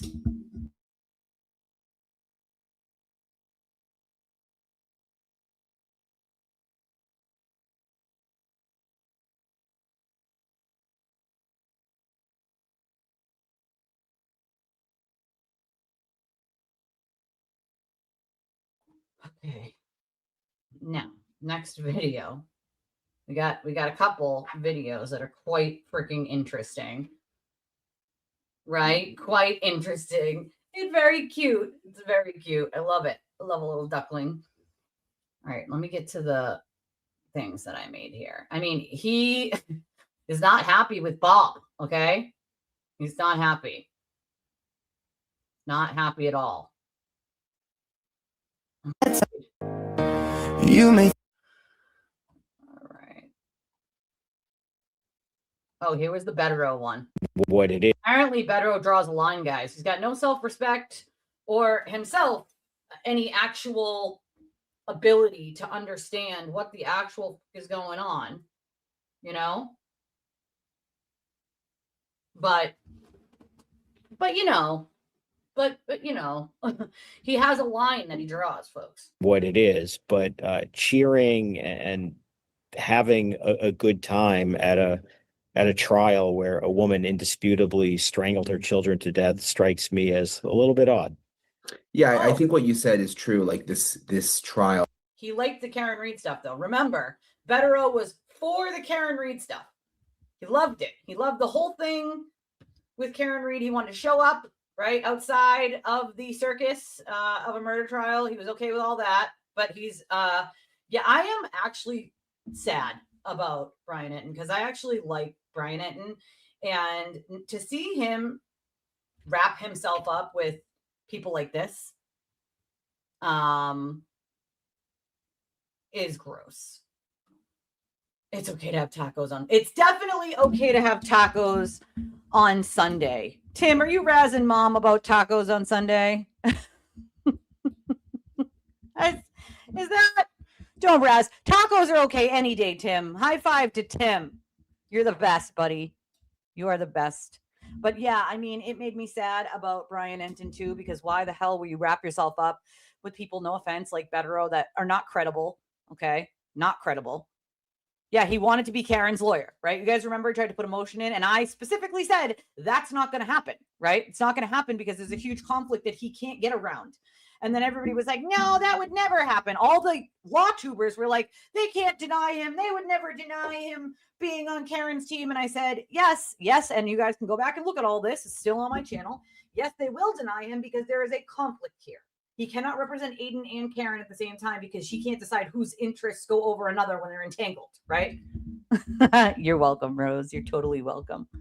And thank you, Tim, for being a good sport. We love you. Friend of the show, Tim, everyone. Rose's son. I know Space Ghost is going to pop up and be like, me? Tim? You said Tim. What'd I do? The other Tim. Not many, CTJ. Not many. And so the Enton thing kind of pissed me off because it's like, I actually found Brian Enton to be a credible journalist, right? Of independent nature. But when you start wrapping yourself up with people like Betero, who's not credible in any way, shape, or form, who wants to be completely hypocritical. Sorry, but maybe you should have done a little more research about these people before you wrap yourself up with them. I get it. You need clicks, you need views, you need money. We all do, right? But I'm tired of seeing people sell their soul, sell what they actually believe in to just say what they think is popular, right? Nothing I say is fucking popular. Let's be clear here. But at least you know what you're going to get from me. You're going to know what I actually think about any given subject, right? On any given case.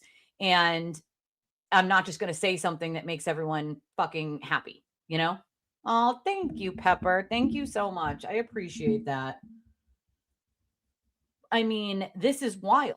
Like, Brian, do better, bro. Like, I'm sure he got quite a bit of backlash from this, and he really should reflect a little on the people that you bring on your platforms and do a little more vetting, you know? Yeah, Bob was on his fundraiser. Of course. Again, Aiden has no loyalty to anyone but himself. So even though Bob got on his fundraiser and used his platform and his fucking fans, Bob's own fans, to help Aiden, you know, you do something Aiden doesn't like or make Aiden look bad, or he can't get a piece of that pie or puzzle and he gets jealous, then you're going to see the backlash. You know? It's wrong for anyone to do, is my point, right? For anyone. You don't turn a fucking trial into a circus, right? Any trial, doesn't matter what the trial is. You can stand for certain things without turning any trial into a circus. And I think there's a right and a wrong way to do things. But for Aiden to be even calling out what that right or wrong thing would do to be is wild to me, considering he did the exact same thing in the Karen Reed trial. So you're bitching about doing the exact same fucking thing you did, sir. Like, are we for real with that? But yeah, he went after Bob. Really, let's just say it, because he's jealous. Aiden's jealous, right? I'm not a huge fan of Bob, but he's jealous, right? That's what it is. And that's the other thing, is that a lot of reasons why a lot of people stopped sort of backing Bob or watching Bob was because of Aiden, right? Right? Like, that's, I mean, yeah, they're definitely all hurty-turty feelings, you know? It's a damn shame, you know? I mean, listen, I love that for them. Every single person who's ever helped the turtle needs to understand that they will be fucking turned on. He will just shit all over you and not care. He doesn't care how much money you raise for him. He doesn't care how nice you were to him. He doesn't care that you sold your soul to the devil for clicks and likes for him and for yourself. He doesn't give a shit. If he can't get in a piece of that pie, he's upset. Almost did, but I'm cooking chicken for Sapphire. Hashtag Team Sapphire. That's my bougie puppy. You go, girl. You go, Sapphire. My cat was like hiding from the kids earlier, and she was sleeping over here in the chair. And of course, the little came in and was like, "Where's Dora?" She's exploring. Swiper, no swiping. Okay. My kid came in here and swiped her. She swiped. Dora was being carried out, and she was like looking at me like, "Mom, why you let the kids take me? I was comfy in my chair near the window over here in the office with you." She was so quiet too.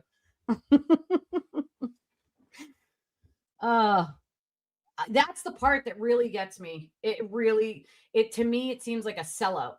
It's like, God damn it, dude. Like, anybody I had respect for and I felt like did the right thing when it came to not just saying what was popular for clicks and views have fucking sold out at this point. And the Enton thing hurts my heart. I'm not going to lie. It does. Like, bro, Bettero is not credible by any stretch of the fucking imagination. Okay. He's a hypocrite. He himself wanted to be on Karen Reed's team. All right. Do we forget this? He himself was outside that fucking courthouse during Karen's trial.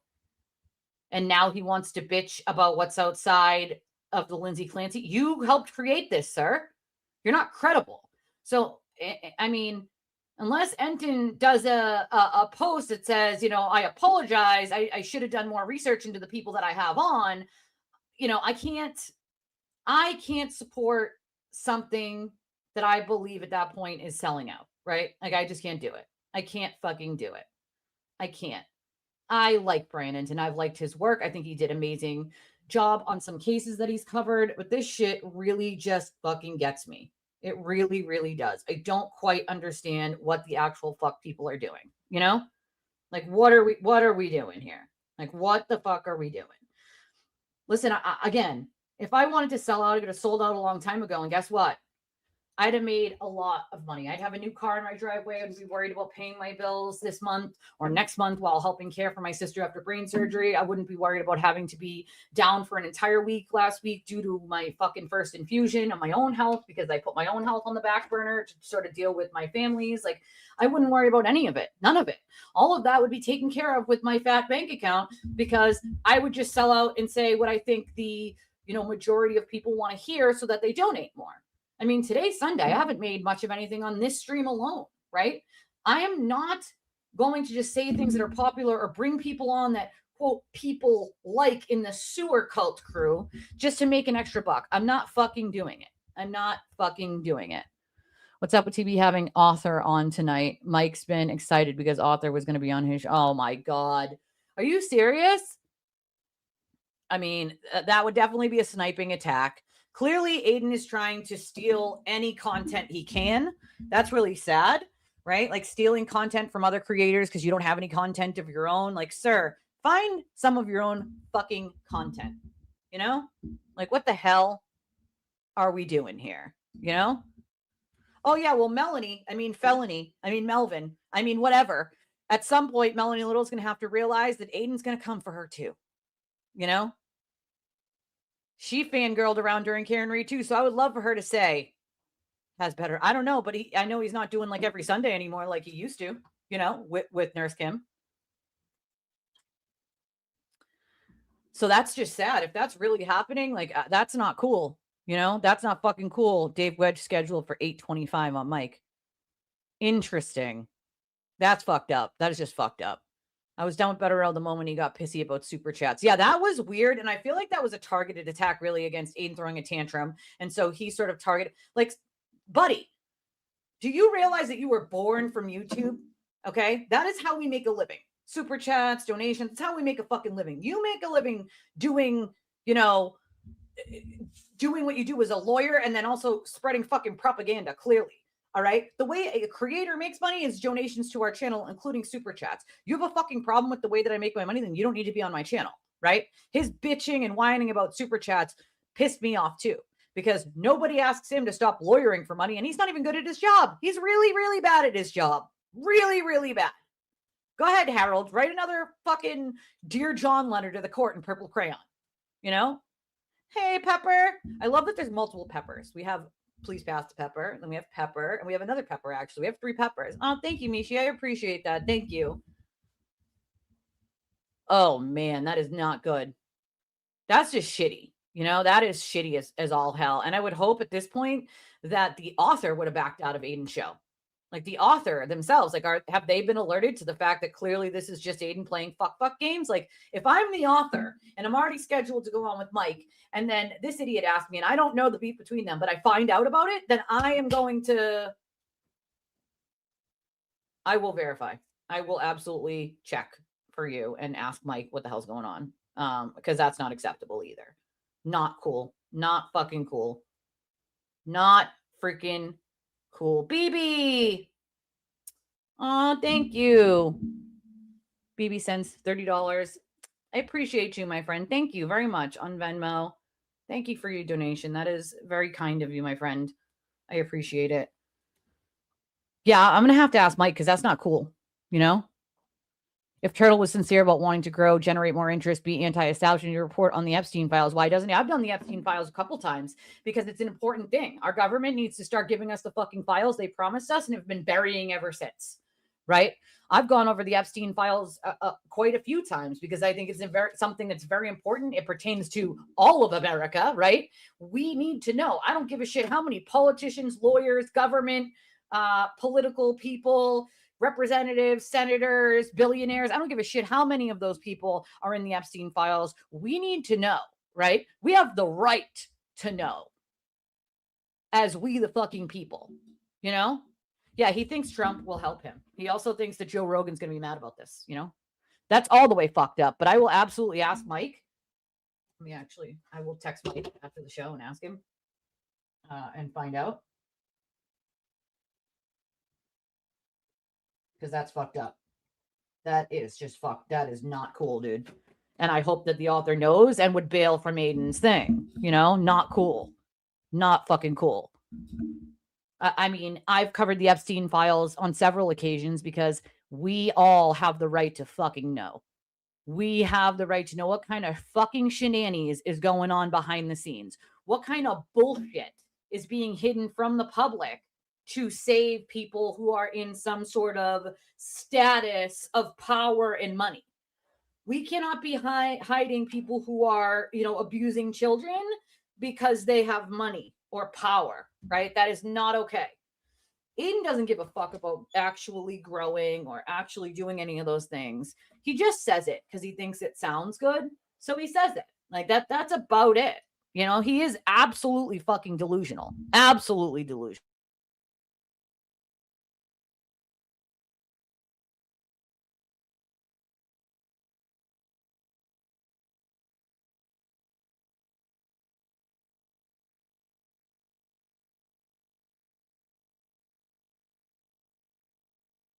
My cat just invaded and then she gave me a large meow. Girl, what are you meowing about? Hey, you. Hey. What are you doing? You just going back to your chair space? Or your box? You like the box? Okay. She's going back to the place where my little took her from earlier. She's like, I'm gonna go back to my box, please. This box that I have. I got this thing on my wish list for her that I think she'll like because it's kind of like a box. It's not quite like a box, but it's like a thing that like stands up on its own. And then it's got like a hole on the bottom, but she could also lay across the top. And I feel like laying across the top of that thing, she would love. Oh yeah, she's going right back to the same place. What you doing? Dora, what you doing? What you doing, girly? What you doing? What is it? Hi. You gonna stay in here with me? Yeah? She's just looking at me with those big green eyes, just just looking at me. But yes, he is fucking delusional. I can't. I'm gonna look. Let me look and see what it says on his thing for tonight. Let's look. I'll check real quick for you. He is classless. I mean, power plus force equals corruption. Well, that's the thing. Aiden's not about corruption. He's never been about corruption. Let's make that abundantly clear. What he's about is humiliating people he doesn't like and shitting on people he doesn't like, a lot of times either out of jealousy or to hide his own bad behavior. That is a fucking problem. You know what I mean? That is a large fucking problem. Let's see. Interview with Dave Wedge. Yeah, that's what it says for tonight. That's what it says. It says that on his upcoming live streams. That's what it says. Yep. That's what it says. Oh boy. He had a whole 20 people at this bike thing that he made a pictures of, and it's the same like 10 people in these pictures over and over. I fucking cannot even deal. It's quite funny actually. Okie dokie artichoke. Wowza. Yeah, we're not surprised. I agree that he should have done it after the interview with Mike because that's just shitty. Or he should cancel it all together knowing that Aiden's just trying to get one over. That's really shitty. If I'm the author, I'm canceling Aiden's show because that's a really underhanded fucking thing to do. Yep, and that's my point with Epstein too, is like that shit goes across all legal fucking spectrums, all of them. All of them. Yep, I can see it scheduled for 9 tonight. I'm looking at it right now. That's just fucking cray cray. Like that is not okay. Not okay. You can hear the cat getting into the box. She's like, yes, the box. Would like to be in this box, please. I can see it. Yeah, he's got it scheduled. It's there. That's for sure. So guess we'll find out, right? Dang. I did not read the book.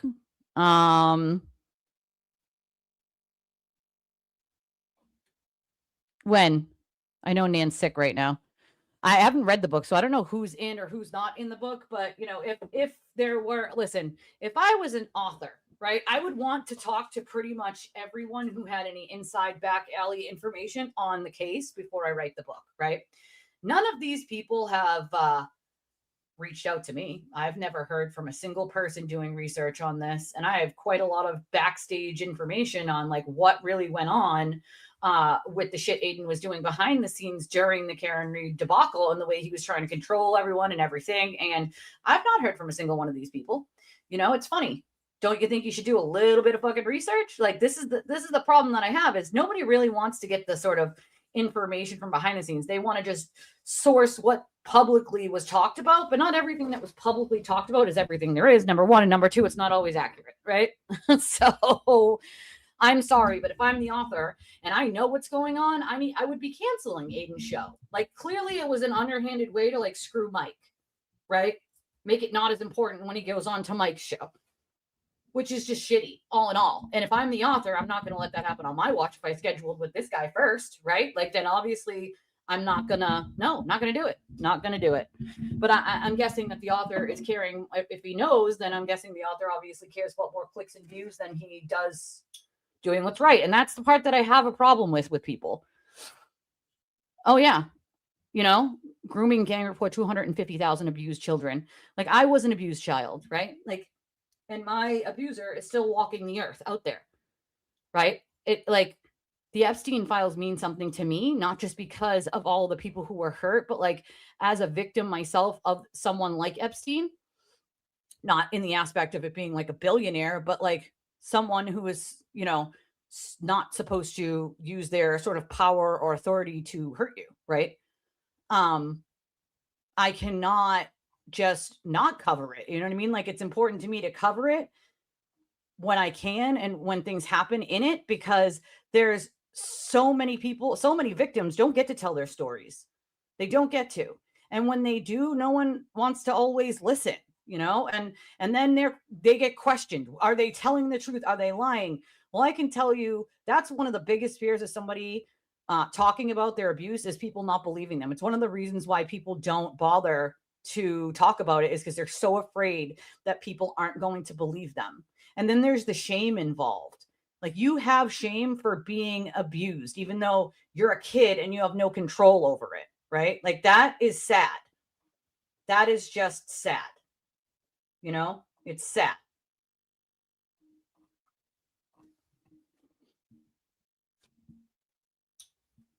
Mike had Dave scheduled like 3 or 4 weeks ago. I feel Wedge just kicked Mike in the teeth. That's what it kind of feels like to me too. If he's aware of the sort of issue that is between Aiden and everyone else, like, I feel like it's kind of a kick in the teeth. You know, it feels like it's that way. You know, that's shitty. You know, it to me, it feels like the same thing they just did with my PayPal, right? Where they knew that would affect 50% of my income. Do you know how hard it is to get people who donate through PayPal to switch to a different option when you're a creator and they're used to already doing it through PayPal? Not having my PayPal and not having my Justice Chat link has decreased my income by a very large percentage. Most of my donations came in that way. And so to get people to switch now to buy me a coffee or Revolut if you're out of country, or even people in country to switch to buy me coffee or Venmo or Cash App or Chime, it's difficult. Not everybody wants to switch, right? Not everyone wants to switch. Buy me a coffee is secure. You can use credit or debit cards with that anytime you want, but people are used to what they're used to, right? And so they knew what they were doing when they did that to me. And it seems like it's sort of around the same thing that they're doing to Mike with the author, you know, like, oh, we'll get him up here first and then it'll, you know, be less important when Mike gets him up there. Like, it's shitty. You know, it's shitty. It's a way to affect our income. It's a way for us to go away. It's a way for us to stop telling the truth about anything.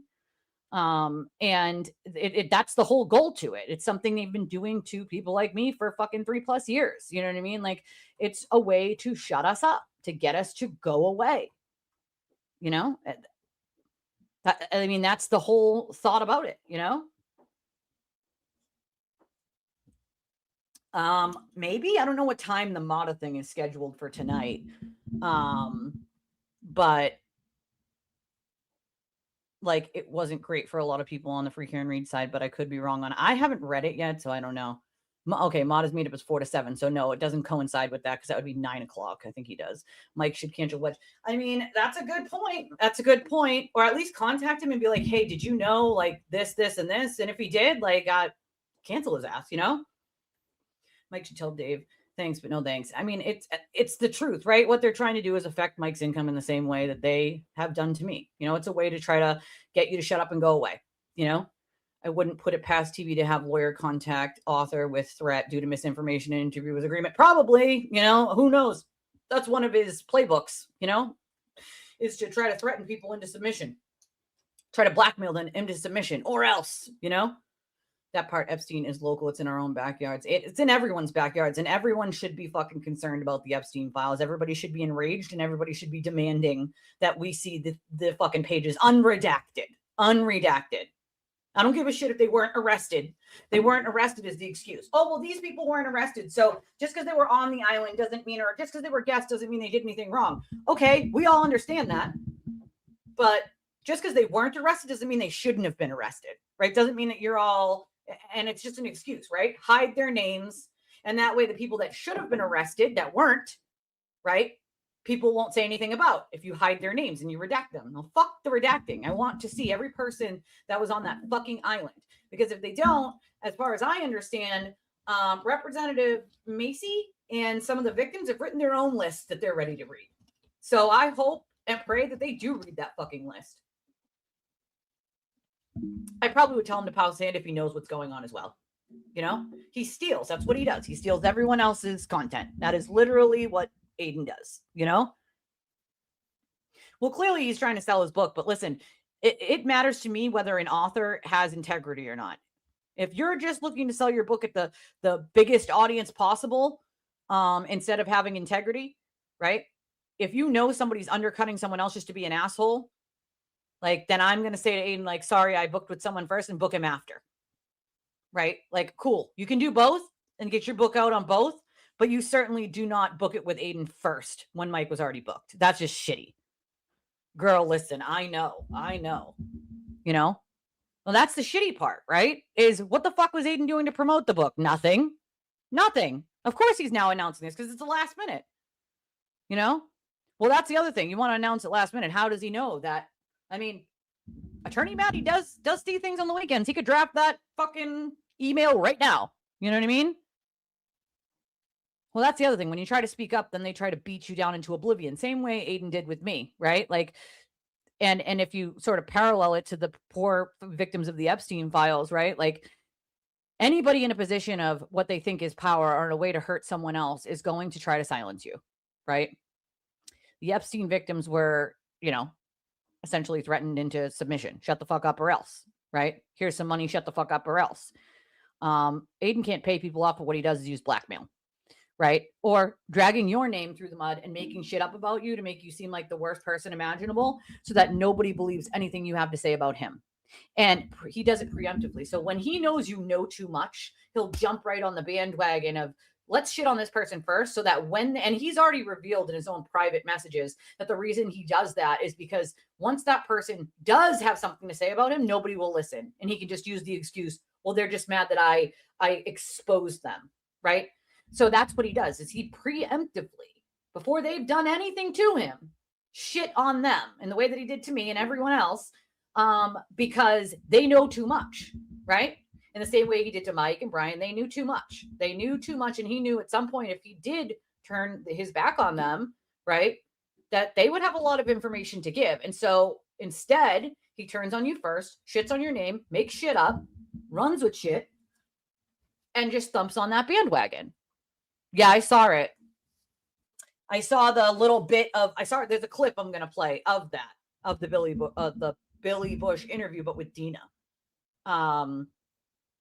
I mean, yeah, essentially the same thing he's doing to Jess, but we knew that, right? We knew that that's exactly what he would do, right? We knew that he would shit on Jess. We warned her. We can't say that we didn't warn her. We did. We tried. We tried so fucking hard, you know? Oh, thank you, Annie, for supporting me on Buy Me a Coffee. Says, just love it when YouTube's algorithm actually works. Keep up the good work. Thank you, Annie, so much for supporting my channel on Buy Me a Coffee. I appreciate that very, very much. Thank you. I think it's Blizzard of Lies. Yeah, I think Freeze is right. I think she's right. I think it's Blizzard of Lies, I believe, is the book.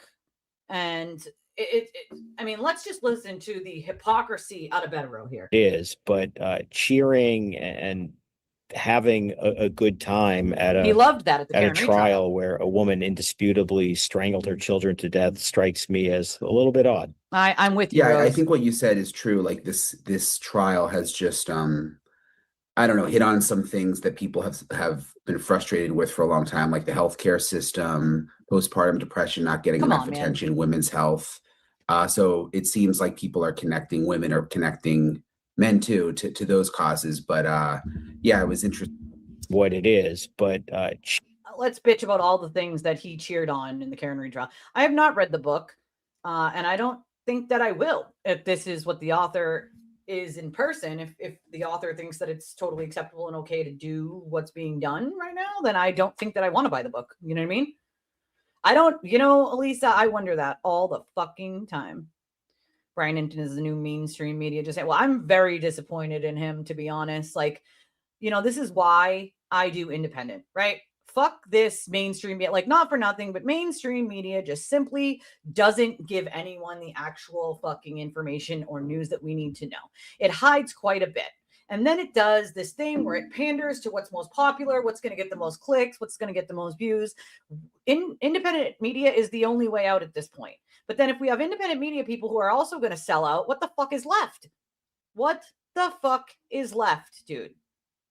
I need people.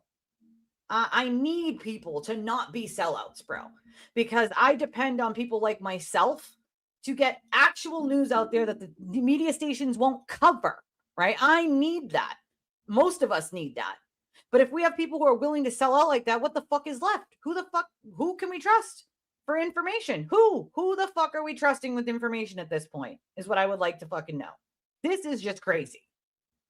So this was Rat House Media raised $11,105 for Turtleboy's defense fund. I'm sorry, but they again, another sellout.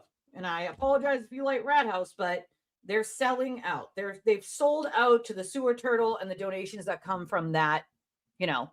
Right? Exactly, Freeze.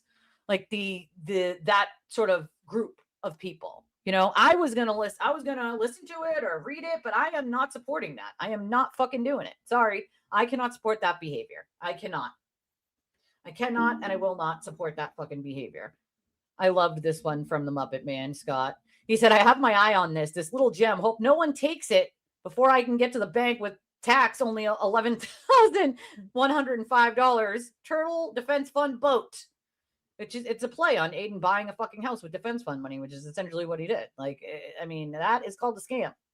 So this is the hypocrisy of Aiden, right? He called this a circus, right? If they want to send a message, they should dress in black and remain silent, which is what the flyer said the event would be.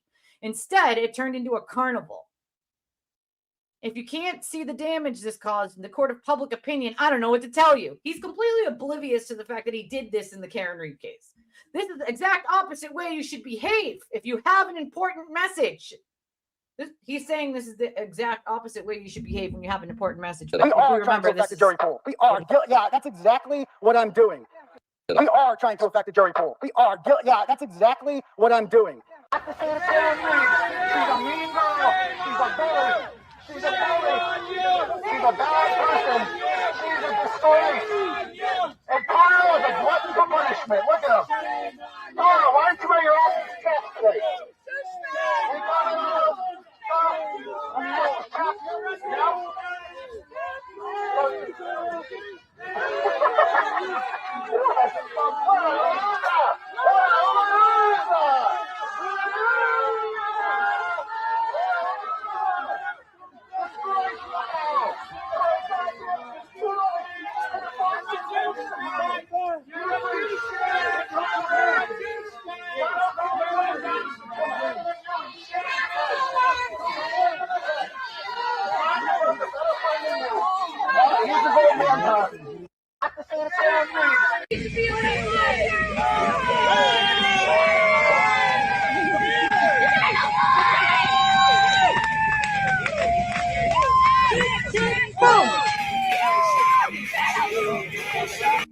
That, mind you, that's outside, I think, the church that he wasn't even allowed in.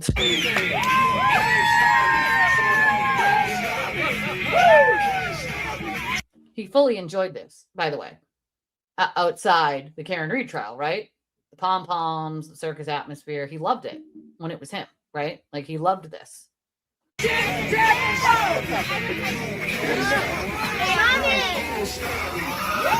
We be the serving the beast. Working, we serving the streets. I can go ahead, go in peace.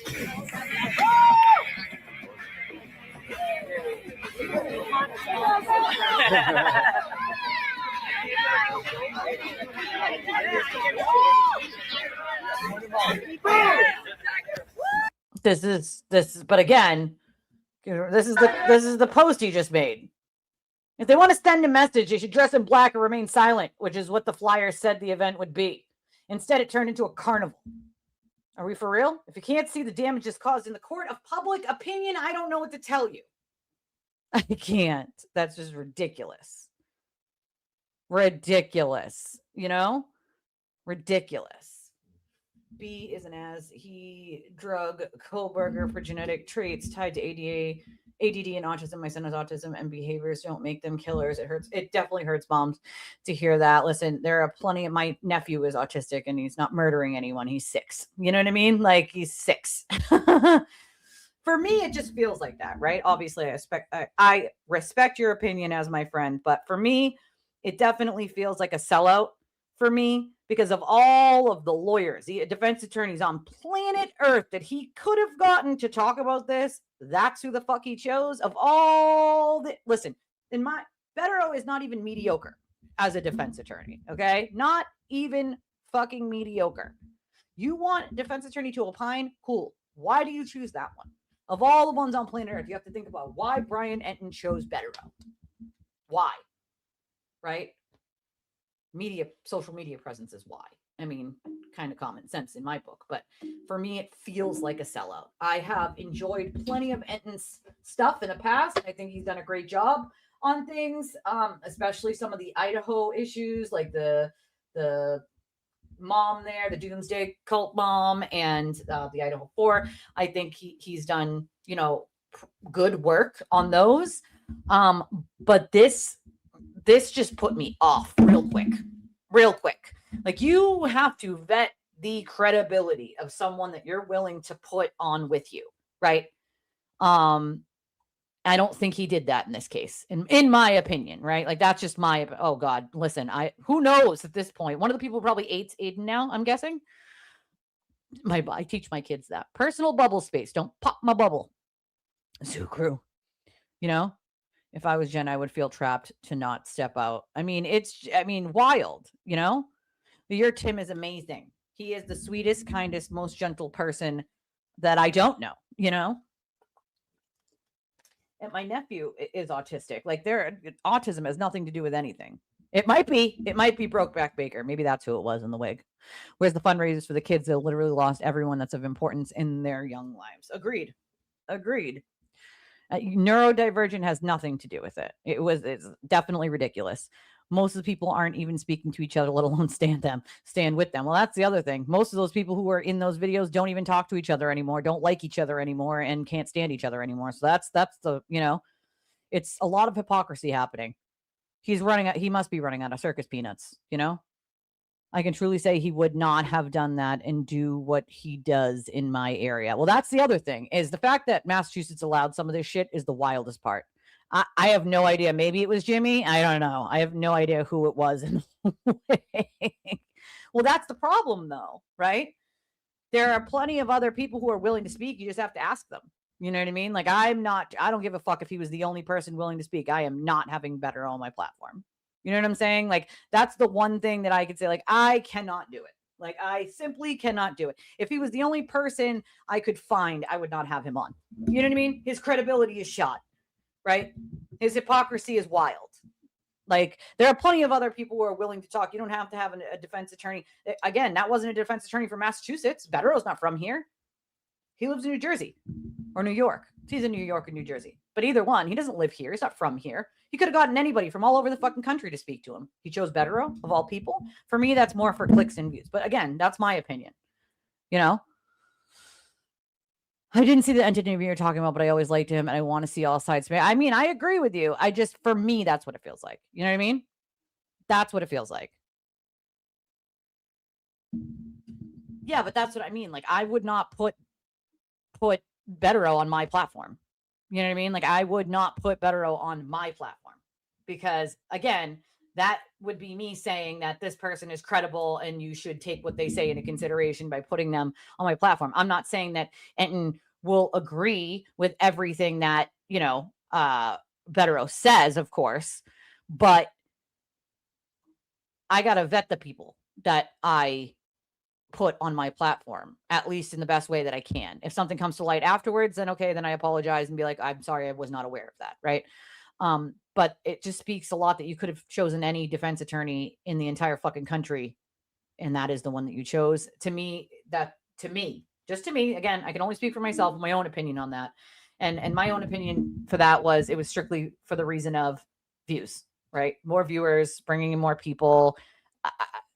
I don't love it. You could have interviewed anyone else, literally any defense attorney in the entire country. You could have interviewed, and there's plenty of them who are willing to talk.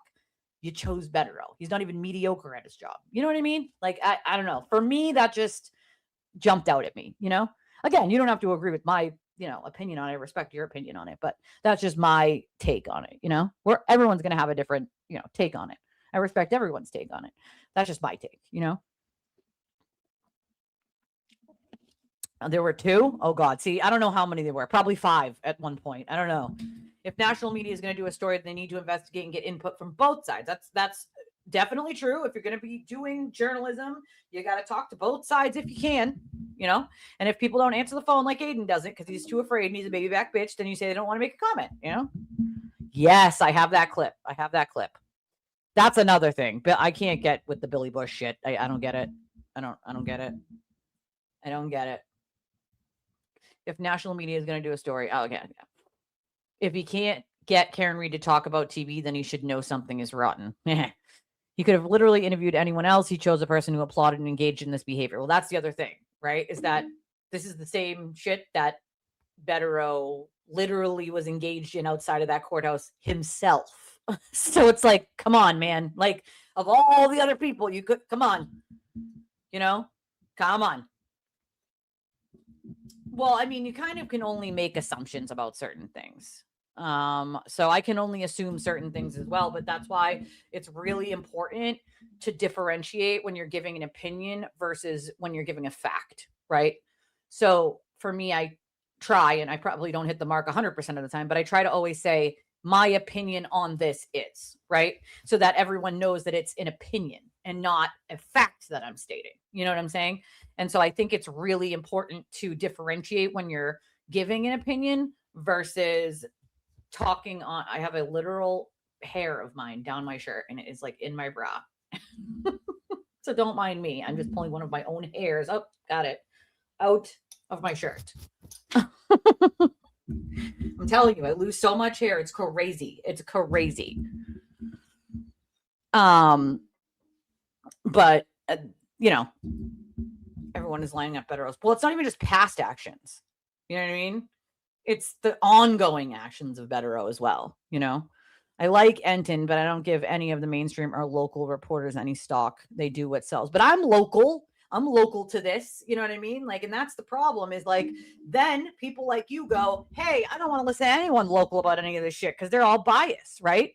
That then hurts someone like me who's going to tell you what I actually think. Not what's popular, not what's going to get the most fucking views and clicks and what's going to bring me in the most donations, as we can all see. That's not what's happening today. It's not what happens any day on my channel, right? But what I actually think, right?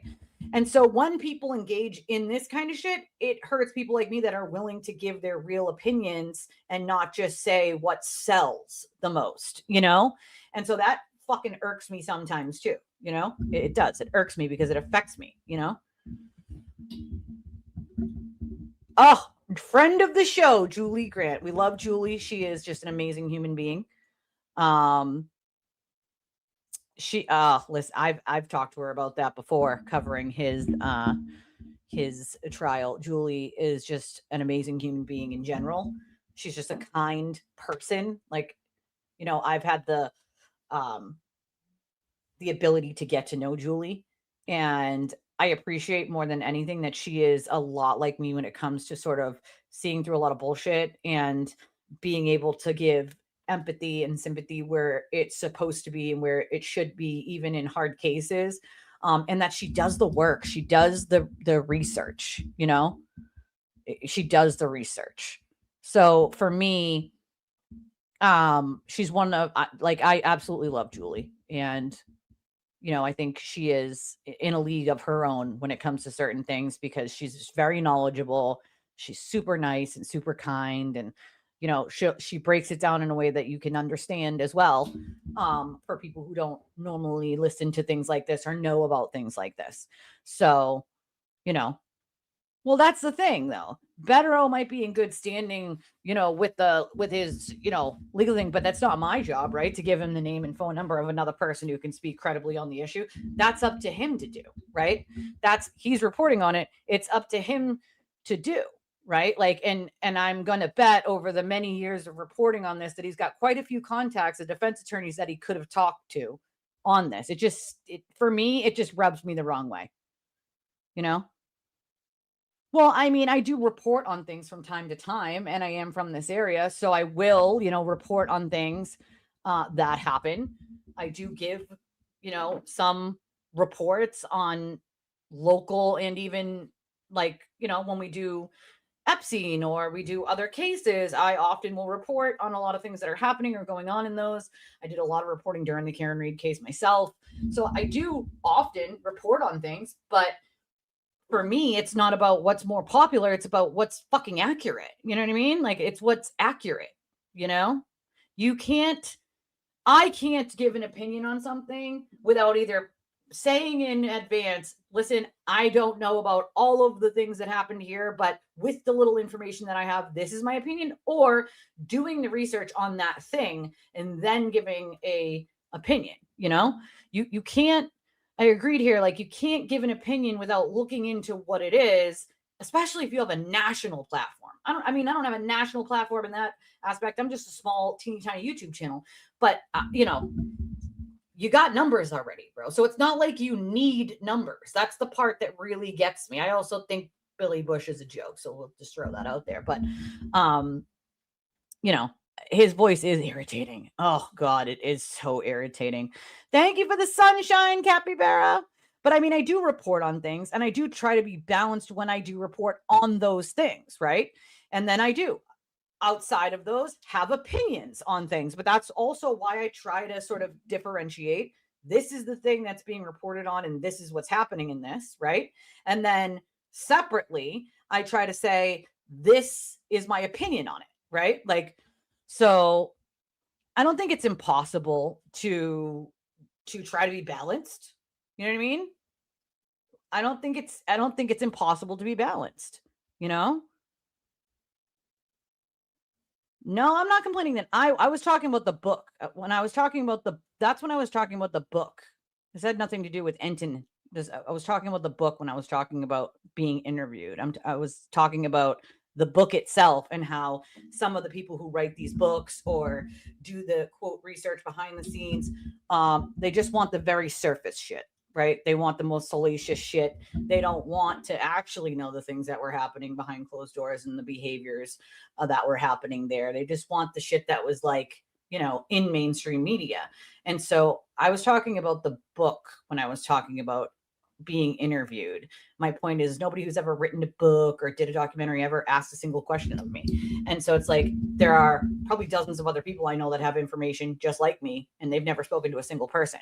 So it's like, you know what I mean? Like, in that aspect, it just doesn't stand to reason that people are looking for the actual pieces of the puzzle. They just want what's right front and center and what's easy to sell. So the interview thing was about the book. It had nothing to do with Enton. Enton is a separate issue.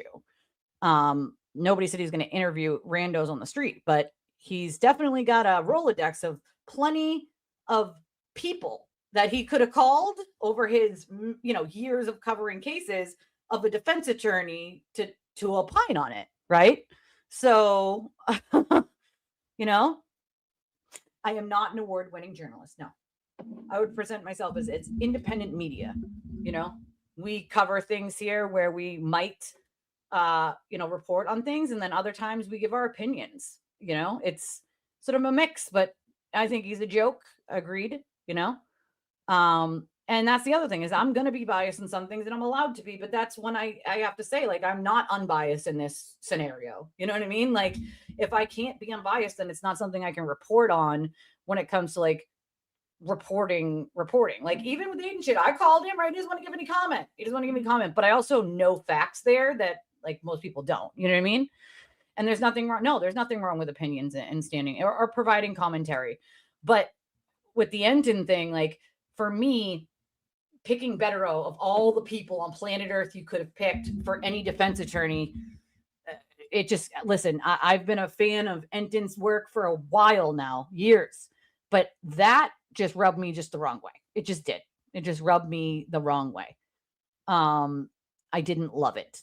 You know, well, that's the other thing. Billy Bush had no problem jumping into the sideshow of what Karen Reed outside of the trial looked like. So for me, it's like, you know, and I don't think the standard that I set is impossible. I don't think it's impossible to try to bring a balanced approach to when you're reporting and make sure that you're telling people like, well, this is my opinion on something versus this is a fact. Because when you say something like it's a fact, like Aiden does, when it's not actually a fact and it's just his wild, ridiculous opinion or assumption, you're doing real harm to real people, right? Like real harm to real people. And so that's part of the problem and why I try so hard to say like, this is my opinion versus when I'm dealing with a fact, because you can hurt real people. You know what I mean? Like it needs to be clear that like, that's your opinion versus that being a fact that people just spread around like it's a wildfire. I've had it happen to me, right? People spread around lies about me like it's truth because Aiden said it, right? And it's not true, right? So it's like, that's why I try so hard to sort of make the difference between what's an opinion and what is a fact. Because when you don't, you leave it up to people to think that it's a fact, especially when you're stating it like it is a fact, like he does, and then they run wild with it. You know, that's a problem. You know, I don't think it's impossible to interview a different defense attorney that had no fucking, you know, gains outside of the free Karen Reed trial. And was engaging in that exact behavior that he wants to comment on. I think it's kind of weird to choose Bettero of all people. Again, he's not even mediocre at his own job. Why would you choose him of all of the attorneys in the entire United States? You know what I mean? Like, you got to think about why he would choose Bettero out of anyone else on planet Earth. Why choose him?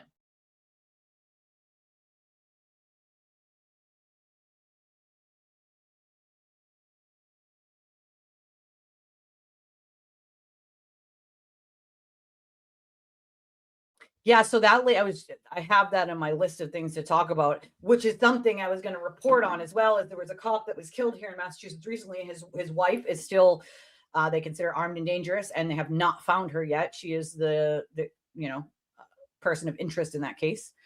Why isn't the stud journalist still over that with all his contacts? Yeah, Aiden doesn't not going to go over any of that. Hey, Rachel, it's nice to see you. That's why I research and watch multiple channels, indie media and mainstream media. I haven't watched that interview yet. TBF, I think MB's on a press tour spreading word that TV was right. Listen, I do my best on what I can do, but I don't think it's impossible to say as independent media people, we need to try to do a little bit better knowing what we know, right? Knowing what we know with what happened with the Karen Reed trial, with all of this, like, how can we do better, right? Like, it's a teaching thing, right? Like, we should be doing better. You know what I mean? Like, I also think people do underestimate the public on, like, they just assume everyone will be like Aiden's audience and just believe every word that comes out of his mouth.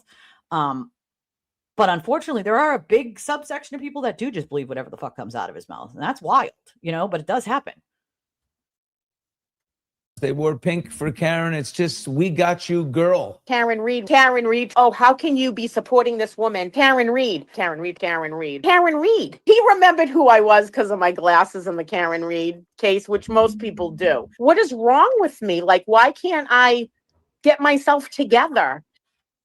Well, yeah, it definitely highlighted his hypocrisy. I completely agree with you on that he definitely highlighted, you know, Bettero's hypocrisy.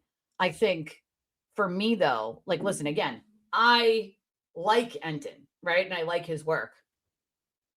Highlighting his hypocrisy, okay, cool. You can do that. But the way it was done, it just feels like more like he was using it for clicks and views than he was to show his hypocrisy in it. You know what I mean? Like, I don't think the goal was to show Bettero's hypocrisy. I think the goal was have this defense attorney on, have him opine about the case, and whatever, right? We'll get more people watching us, more clicks, more views, more subscribers, more people's eyes on it, which is nothing wrong with that either. But when you're using someone like Bettero, you know, I don't know. I don't think it adds to his profile. I don't think it adds to Bettero's profile. I think for Enton, for me, it was a way to sort of just get more eyes on what he was talking about, which itself isn't wrong. But it's just like, of all the people you could have picked to actually give like a good opinion on it, I don't think Bettero was the right person for that. You know? No, not all, of course. Well, that's a good point. That's a good point. Inquiring minds do want to know, how did that happen? I'm guessing Aiden reached out to him. You know? I'm guessing Aiden reached out to him. You know what I mean? That's what I'm guessing. Well, that's a good point too. To anybody even, does some people even know the hypocrisy? That's a good point as well. You know, why is Turtle using that? Abby Karen hates him. Well, that's a good point as well. You know, I think so. The interview that Billy Bush did with Dina, and that, again, this tweet, this is a complete lie. None of the organizers of the Free Karen Reid standouts had anything to do with this. Again, he says this, but Dina then says that she did have something to do with the standout. And so it's like, once again, Aiden doesn't check anything. I didn't watch his interview with Blizzard of Lies, but we can. I haven't seen that one yet. Hold on. Pull up his thing here. Oh, boy.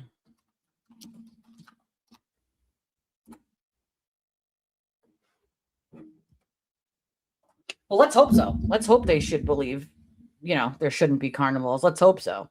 I believe everybody should believe that, although obviously not everyone does believe that, but I would hope that everyone believes that, you know, that there shouldn't be, you know. Oh, yes, she was. Oh, yes, she was. He totally had her on. Yep. He did. That happened. He did. It happened. And again, if you go to like Billy Bush's channel, most of it is, you know, entertainment, like news. You know what I mean? And he started with Karen Reid, right? That's what he started with. Karen Reid. Oh, yeah, that gets me too. That, you know, but it hurts everyone. And this is the part I don't think they realize is it hurts everyone when capable people do that.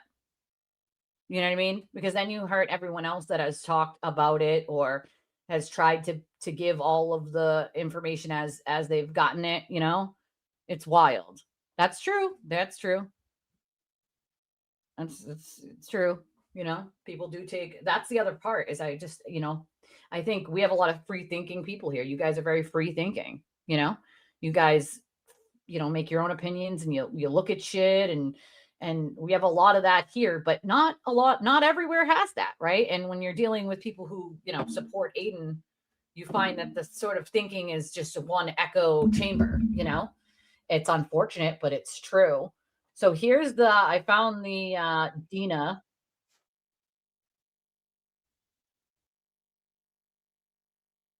Oh boy, here we go. Hold on, let me get it. I'll look at the one where he did the book person too in a second, but let me get rid of this stupid live chat thing he's got going on over here. And the vehicle that brings her in, the crowd was cheering like crazy. Kevin Reddington, her defense attorney. It was a hero's arrival. Harry, roll Kevin Reddington. Let's get that video up here. And then we're going to welcome one of the organizers. Look at Reddington arrive. Well, he had no problem with this during the Karen Reid trial. He's shaking his head. So good. He's shaking his head and he's saying no good. But again, this is this Billy Bush in the same way that a lot of these people was like, yes, this is great when we do it outside of the Karen Reed trial. Sir, it's either good or it's not. And let's be honest, it's not good for any trial to be doing this shit at all. Any, okay? It can bias a jury, okay? That's not good one way or another. If you have people out there screaming that you're guilty, right? I don't think that's good either, right? Because that can bias the jury against someone. And what if they're actually innocent, right? And the media just went on a frenzy and said, you're very, very guilty, you know, because they said so. And you're actually innocent, right? And then there's people outside screaming you're guilty. It doesn't work either way. You know what I'm saying? Like, you can't, it's a circus either way. And you can't have that. You know what I mean? You cannot have that. You can't.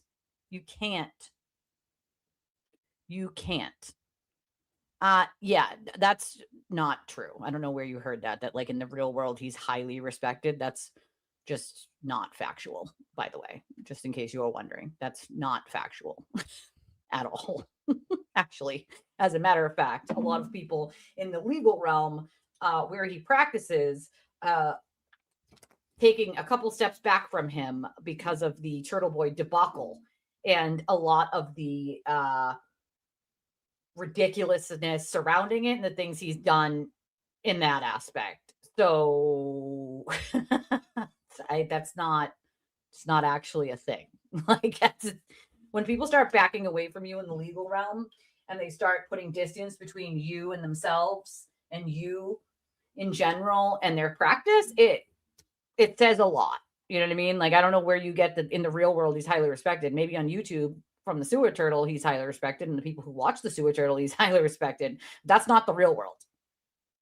Right? Like, that's not the actual real world. That's YouTube. That's YouTube. Right? Like, that's actually YouTube. That's not the real world.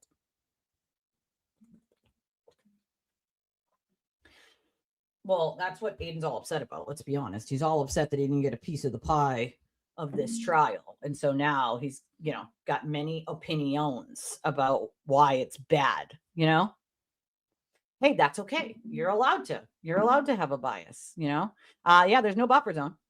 No buffer zone. I don't think anybody asked for one, Well, Aiden didn't realize that. He got upset because he didn't realize, Oh, did he? It wasn't only praise. Is Aiden going to go after him now because he said a few words? Because let's be honest, anyone, including Billy Bush, I've watched him almost criticize Aiden and then sort of pull back. They're all afraid of criticizing him in any way, shape, or form is going to have the lunatic turtle riders come for him. What do you plan to do today before you rest your case? Cross-examine their experts. They're going to put them on today. And then I'll probably have a Zoom tomorrow with one more witness. Okay. Do you expect court to go again? Same girl, same. Closing argument should be Monday, hopefully. Okay. How do you think it's going, your case? He did take That's good. that. Closing argument should be Monday, he said. That's interesting. He's moving quickly. He took credit. We got jurors that are spending literally 5 weeks of their time on this case, which I love that. I think it's amazing. It's been going good. You've been here weeks and you've been having your eyes on the jury. They've been taking lots of notes. What are you thinking? Do you feel confident they're very, very attentive. And they're putting a lot of work. They always do. They put a lot of work into the case. It's very moving for them. They don't forget it. Right. Mr. Reddington, what's your message to all these folks who are here today? Thank you. That's all I can say. It's amazing. We love you, Kevin. Kevin, are you surprised at just how much attention this case has gotten? I mean, people are coming from Maine. It's the message. It really is. It's the message that just has reverberated, throughout the whole country. What is that Reddington's message? Fighting for women's rights for health care. I think that it's the mental health system. Girl, I love hate your to use humor. the word health care because unfortunately in this case we can see Yes, it they hasn't do. been They're healthcare. friends. And I think that it shines a They're light friends.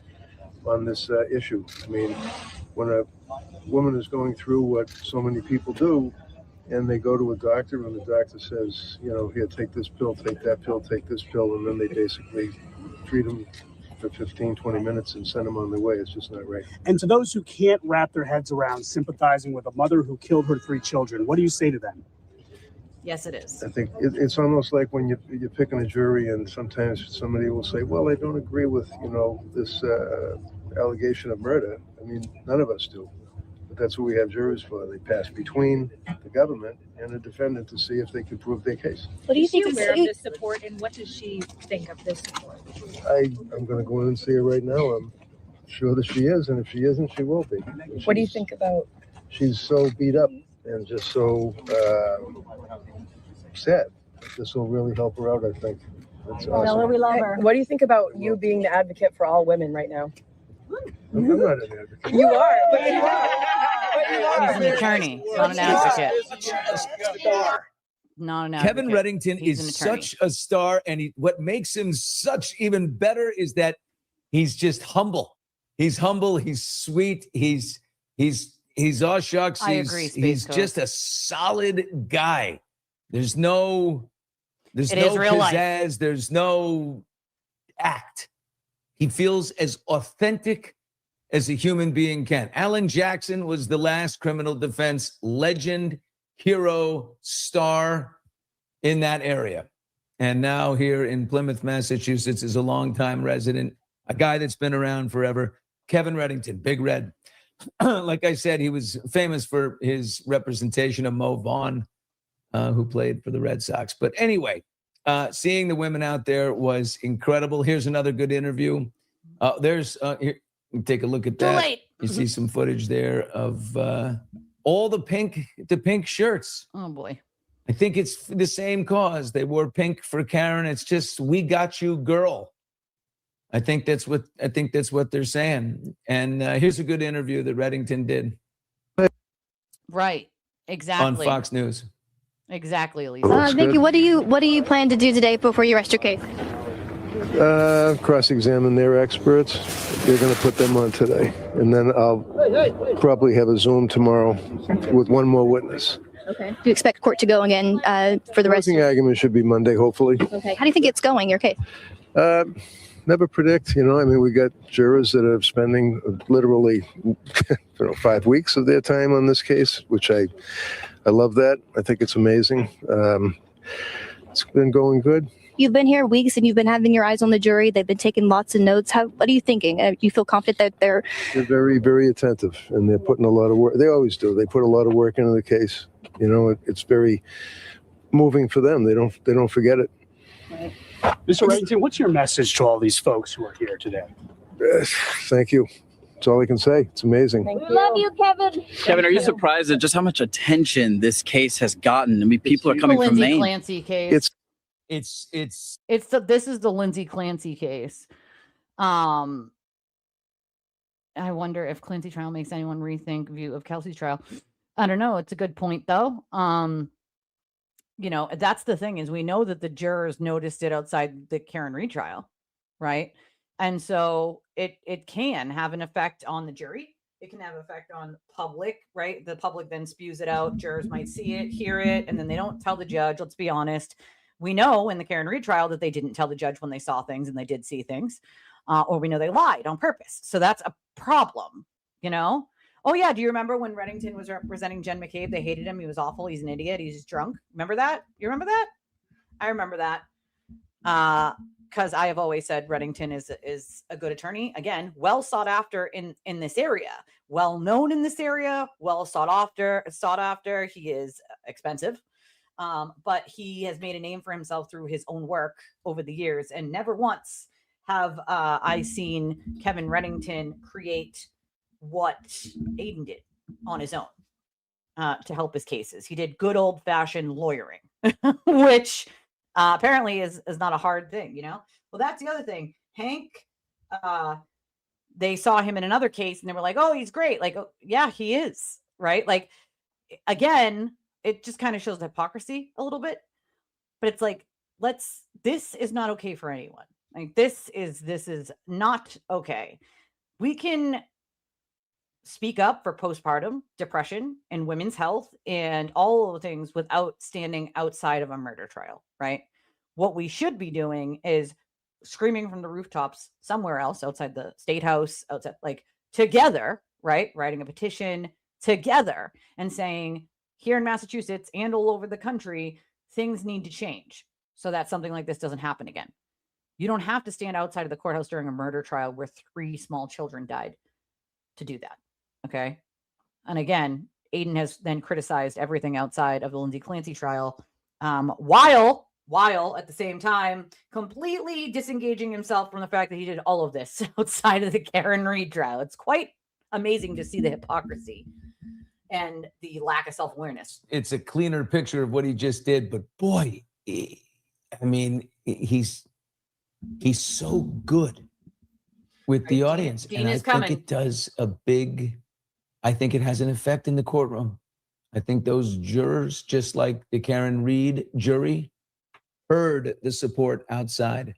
They know Yep, that that's when their Lindsay job. Clancy's van is pulling up to Yep. deliver her to I've court yet to each see day, anyone and they standing hear for 3 murdered siblings, babies. That's true.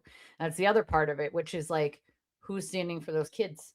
You know, it's like, that's why it sends the wrong message outside of the courthouse, because then it sends the message that nobody is standing for the children, right? Which I get the other argument, which is like, of course we stand for the children. We also stand for postpartum so that this never happens again. I understand that argument of it too.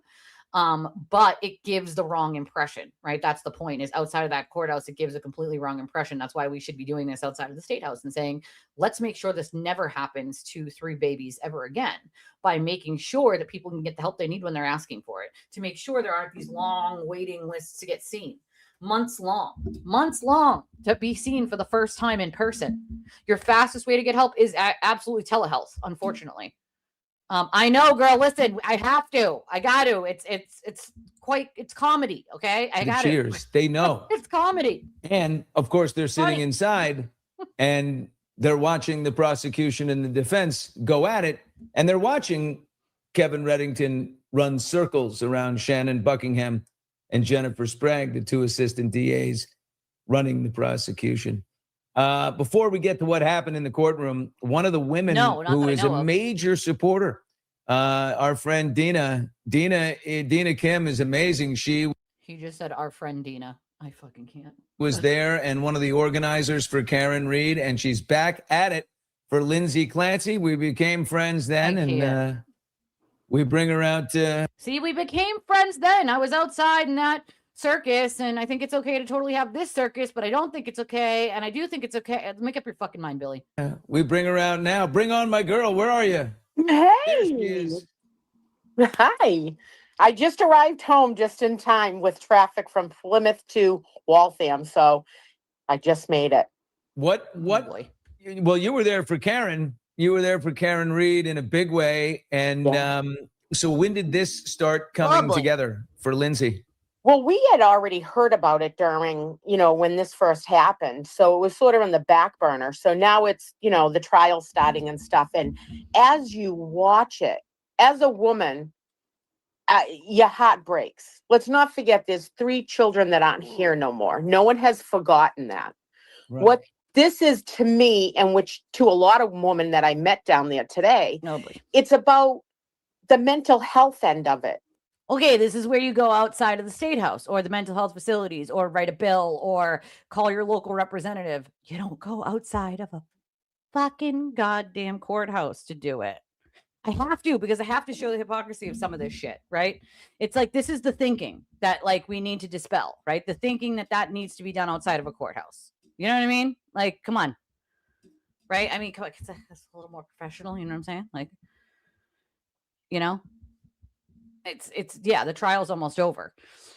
But I mean, are we like, what? Come on, man. Like, you don't do it outside the courthouse. There are plenty of places to do it and actually get something done about it, right? Make noise and get something done about it. Being outside of the courthouse isn't going to get anything done about it. It's making a joke out of something that's very serious.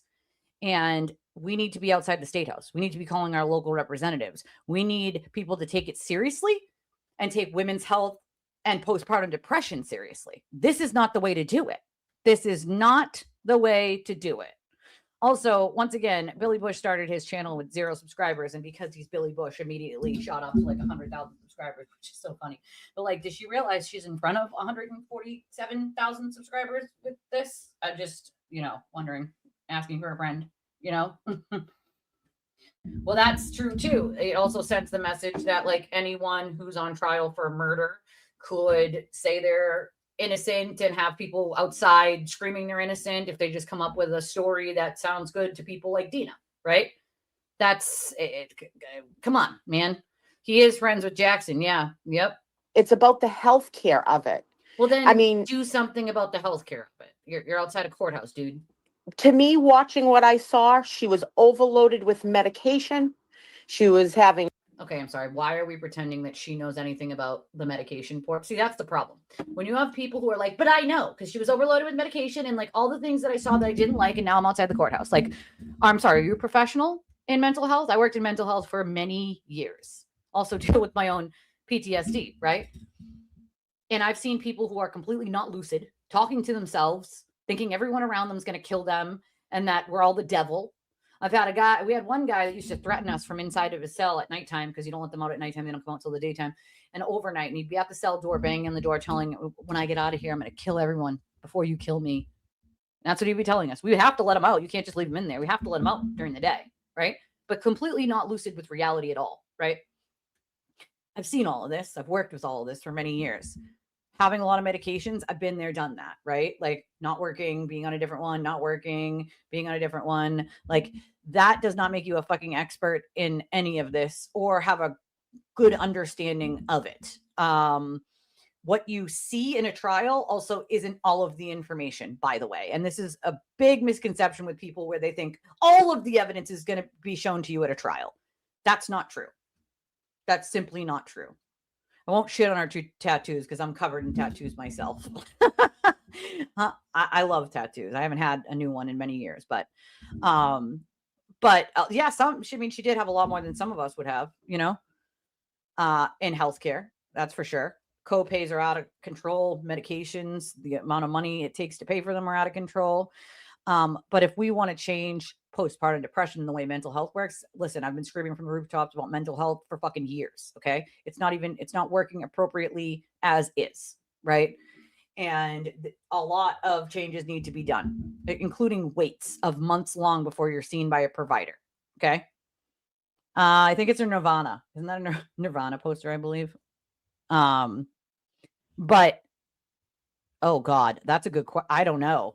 You'd have to count them every day of trial 2 and most of trial 1. So yeah, I probably would have put like a t-shirt at least on, maybe a colored shirt, but definitely at least a t-shirt. I feel like, if I'm doing my own show, it's different, right? Like I'm in my own show, I could be in a tank top doing my own show. That's how I just chill, but I'm going on this, I'm probably putting on at least a t-shirt. You know what I'm saying? Like Billy's so happy. PPD, PPS, and to me, our country doesn't do enough for what women are going through, and it's horrific. Thank you, Look at Captain other Obvious. countries, and for this to be happen here, it's so sad. Thank you, Captain Obvious. And we know. Just watching it, it's just so many people dropped the ball with this. That this woman has cried out for help, and when you're in that, oh, he's already shitting on her. Yep. He's already shitting on her. Yep, he sure is. Already shitting on her as we speak. Aiden's already shitting on Dina. Like, shock, right? She did the best of her ability to seek help, and it was just let down. And I live in Waltham, McLean. Well, that's the way she sees it, right? That's not the way everyone's going to see it, but that's the way that she sees it, which is fine. But standing outside the courthouse changes none of that. It changes none of what she's complaining about. It's something that a lot of us, including a lot of women, have complained about for a long time.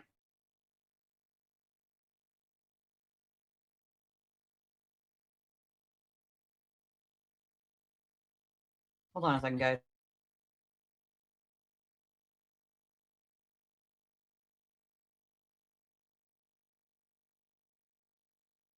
Oh yeah. He says this is a circus outside the Lindsay Clancy case. He doesn't appreciate that. He doesn't appreciate the circus. So, how dare she create this circus outside of? At first, he tried to say that people in Free Karen Reed had nothing to do with the standouts here for the Lindsay Clancy thing, and then Dina said she did, and so then he's mad about that. So he's mad that it makes him look like a clown, of course, and so he's doing his little like side digs without saying her name, which is what he usually does before he goes off on a full tangent, Hospital is in the town next to me. It's right down the road. Okay. And everybody everywhere thinks McLean is this awesome, wonderful thing. And it is. if you have a lot of money? McLean is has dual diagnosis. So McLean will do addiction and mental health. I believe they go hand in hand. As someone who used to be an addict myself, I believe both mental health and addiction goes hand in hand, and that every facility should be dual diagnosis, because the underlying problem of addiction is always a mental health thing. It's trauma, it's abuse. No one that I know, right, has ever made it out of addiction without talking about the actual trauma that they went through. You know? Oh yeah, he does it right before he's about to lose his gasket. He did it to me, right? He would throw out these little digs about me. Oh, did you guys see this bracelets that my daughter made me? She has this bracelet kit that she got for Christmas last year. And I mean, she's running out of rivets for it, but she made me these cute little bracelets while I was sick the other day. But yes, he does this right before he's about to sort of lose his ever-loving shit on someone, is he'll throw out little digs about them without saying their name, and that this person might only know what they're talking about, or a few people might know what he's talking about, and so nobody catches it. And then when he loses his ever-loving shit on someone, he blames them, and he's like, well, they blah blah blah, they did it first. And then his crew goes, oh yeah, they did it first. And it's like, no, y'all missed the endless digs he was taking at that person because you didn't know he was talking about that person, right? Like it's something he always fucking does. Always does. Always does. Always. Okay. When you have a lot of money and you can pay tens of thousands of dollars a month, you get the care there that you need. But if you're not one of those people, I mean, we had Steven Tyler was there, James Taylor was there. There's so many stars and famous people that have gone through there, but they had the money to go to the right section. That doesn't change the healthcare though, right? Like the healthcare itself, like you can't buy, you know, a prescription that's going to work for your body, right? Like you can obviously buy a prescription, but you don't know what's going to work for your body and what's not. So in that aspect, it doesn't matter how much fucking money you have. Your body's going to react to whatever medication it is in the way that your body reacts to it. And then you got to plan accordingly after that, right? So again, that argument is kind of null and void considering Lindsay Clancy did have money. She wasn't poor. Patrick Clancy was not poor. They had money. They had decent money. And so they could afford McLean, right? So it's not really, I don't know where that argument's going, you know? Yeah, passive aggressive mini jabs. It's what he's been doing for a long time. Sorry, guys, my legs are really hurting me.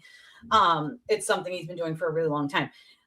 Again, the argument is she's stemming from is women's healthcare. That's great. Standing outside of a courthouse, screaming and yelling is not getting anything done for women's healthcare or postpartum depression or postpartum psychosis or any of those things. Because it's not just women in postpartum depression and postpartum psychosis. I've seen men in full psychosis, right? On the same med they've been on for 5 fucking years, which is one of the things that I complained about when I worked at the prison, which was this person's been on the same goddamn medication for 5 fucking years, and the doctors just keep upping the dosage on the same medication that's not working. Why are we still giving them a medication that is clearly not working? Why are we doing that? Why are we doing that? Like, why? For what reason? Right? And so it's women and men. Healthcare in general needs to be better. This whole insurance scam, you can, pay cash and it's less than your insurance would have to pay. It's fucking co-pays. All of it is a shit show. Okay.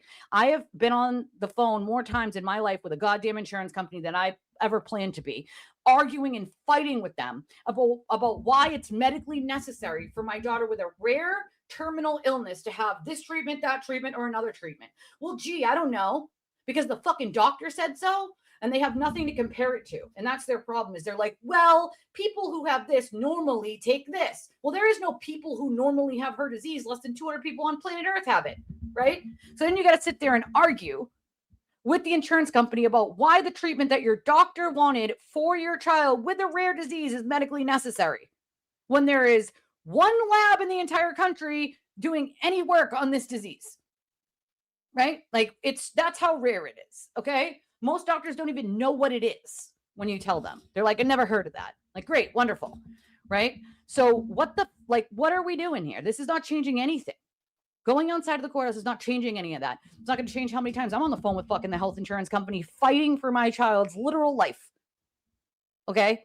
For life-saving treatments, because the treatments don't match up with what the insurance company system says should happen, because they don't have anything to compare it to. So why is it medically necessary? Because a fucking doctor said. An insurance company should not be able to say, why is it medically necessary? The answer to that is because the doctor said so. Period. End of story. Right? Maybe that's what it is. Aerosmith? Yeah, it's Aerosmith. You're right. I can see the A. It's wild, you know? Yeah, it's just, there's so much that needs support, but why the fuck? This is not changing anything. Thank you. It's me, Karen. Thank you for your high five. I appreciate it. It's just, it's very wild to me. Like, how is going outside of a courthouse changing any of that? Did you call your local rep and senator? I've done it about 1 billion times. I have many emails in my email from this. I worked with Voters for a Cure for many years doing advocacy work to our lawmakers about these very same issues. And it's been years. And many other entities and people stepped in to help as well. When has anything changed? It hasn't. Do you think outside of a courthouse is going to make that change? Certainly is not. Certainly is not. Of course he did. He is a giant hypocrite. You know, he loves to be like, oh, Reddington's a drunk, but now Reddington's good. Aiden can't make up his mind on what's good and what isn't unless it benefits him. Of McLean Hospital. So that's just one of the points of it. But today down there, I talked to so many women that have suffered through this, and people were hugging each other, and they're just trying to be there to bring a. You can do all that without being outside the courthouse. Y'all can get together. Y'all can have a Zoom meeting. You can have an in-person meeting. You can do a lot of these things without being in front of a courthouse where there's a murder trial happening where 3 babies died. I'm just saying. I'm just saying. Awareness to what is going on. There needs to be more attention to this in this country. It's I love hearing that from people who have never done a single thing to try to change it. That's the part that gets me. I've worked years to try to change this shit. Years of talking to lawmakers, answering their questions, testifying in front of them, right? Working with other agencies like Voters for a Cure. Like, what the fuck have any of these people done? Now they stand outside a courthouse and they're like, well, we're trying to change it all. That's not going to change anything. And then it gives a public perception of you're just standing outside of there supporting a woman who murdered her children, right? Listen, she needs help. She doesn't need jail. She needs mental health treatment, right? She needs a facility. I think she needs a mental health facility. Jail is not going to help her, right? But this isn't going to change postpartum, right? Like, this is not a thing, right? And that's the other thing is Aiden made this lady feel like she knows what advocacy is or how to do it. She doesn't. That's part of the problem is when you make people like this think that they know what the fuck they're doing or that this is going to somehow change something, right? Then they're just going to keep doing these things that you praise them about, like Aiden did, right? When it benefited him. But when it's not benefiting him, he's now saying it's a circus. Remember that, okay? Like, remember that. Just remember that. Well, that's my point, right? They don't do shit for mental health. It's just a big party outside. It's not like, what is happening, dude? You know? Well, you can't stand outside their homes. There's like a law here that you can't do that. But you can stand at the State House. You can call their offices. You can write emails. You can get together as a group and do what I did. Work with other entities and people and testify in front of them. Tell them how important it is. Get other people involved. Like, that is what you can do to change something, you know? Like, that's what you can do. It's the people with the power to change it. Standing outside the courthouse isn't actually going to do anything. There's so many passing the bucks with insurance companies, people just passing the buck from one person to the other. It has to do with the medical records. Like, in today's world, with technology, how is it that a simple form can't be filled out and that people can share what's going on? Because you can't. They can. My chart exists, right? Many of those things exist, you know? Yeah, well, that's a good point, Corn Dead. I don't think so. I don't think so, right? I don't think so. I'm also very careful of not sort of donating to large entities that claim to care about women's healthcare, because the problem with that is a lot of them use pennies on the dollar towards actual things that change anything. Most of it goes to paying people and ridiculous campaigns, and I will not donate to the Red Cross for many reasons.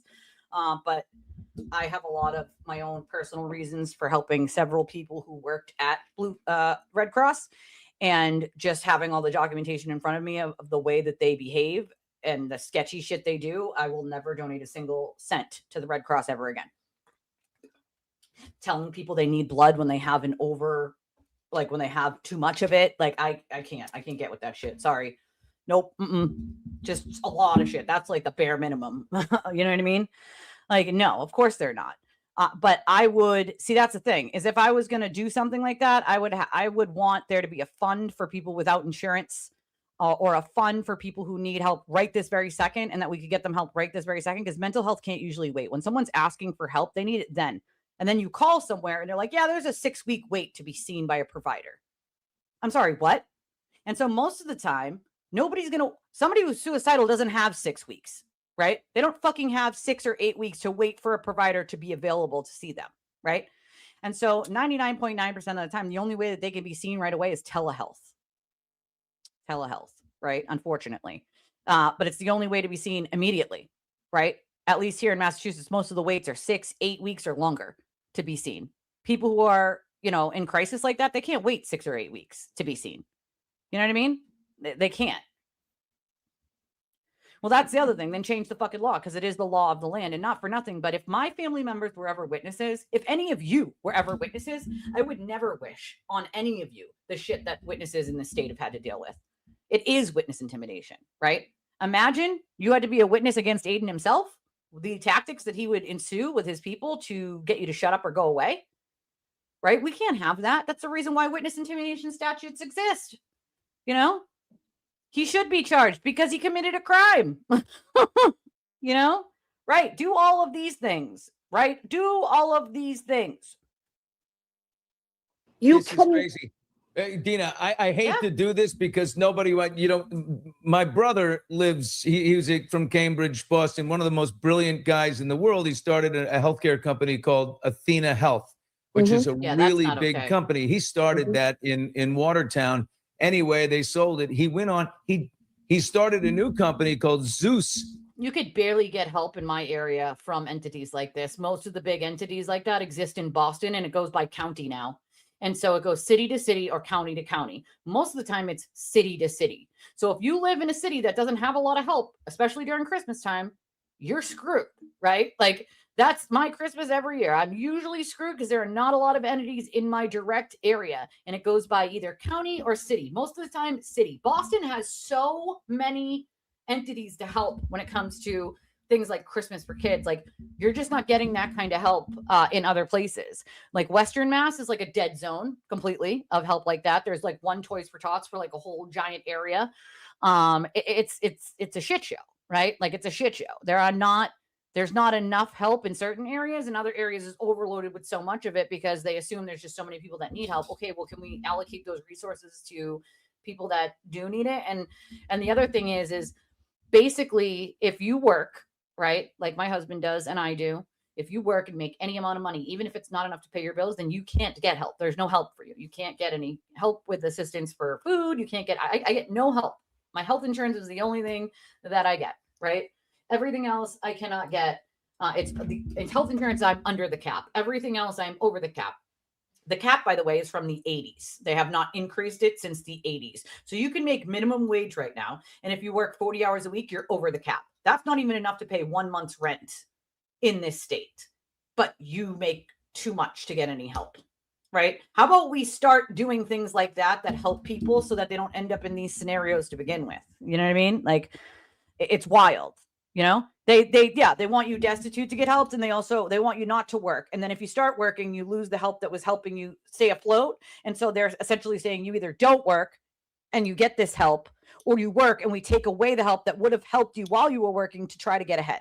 It makes no sense, and it essentially keeps you in poverty. I choose to work, as you guys see here, and then I get shit on for working. Right? I should get a quote real job. Well, I'm disabled. Unfortunately, a real job is not going to work for me. It's not going to work for my disabled kid. It's like for the pain levels that I have for all of my health conditions. Like I can change my show. I can cancel it for the day. I can get up, shut the camera off, walk around, whatever, right? Like I can't do that with a regular job.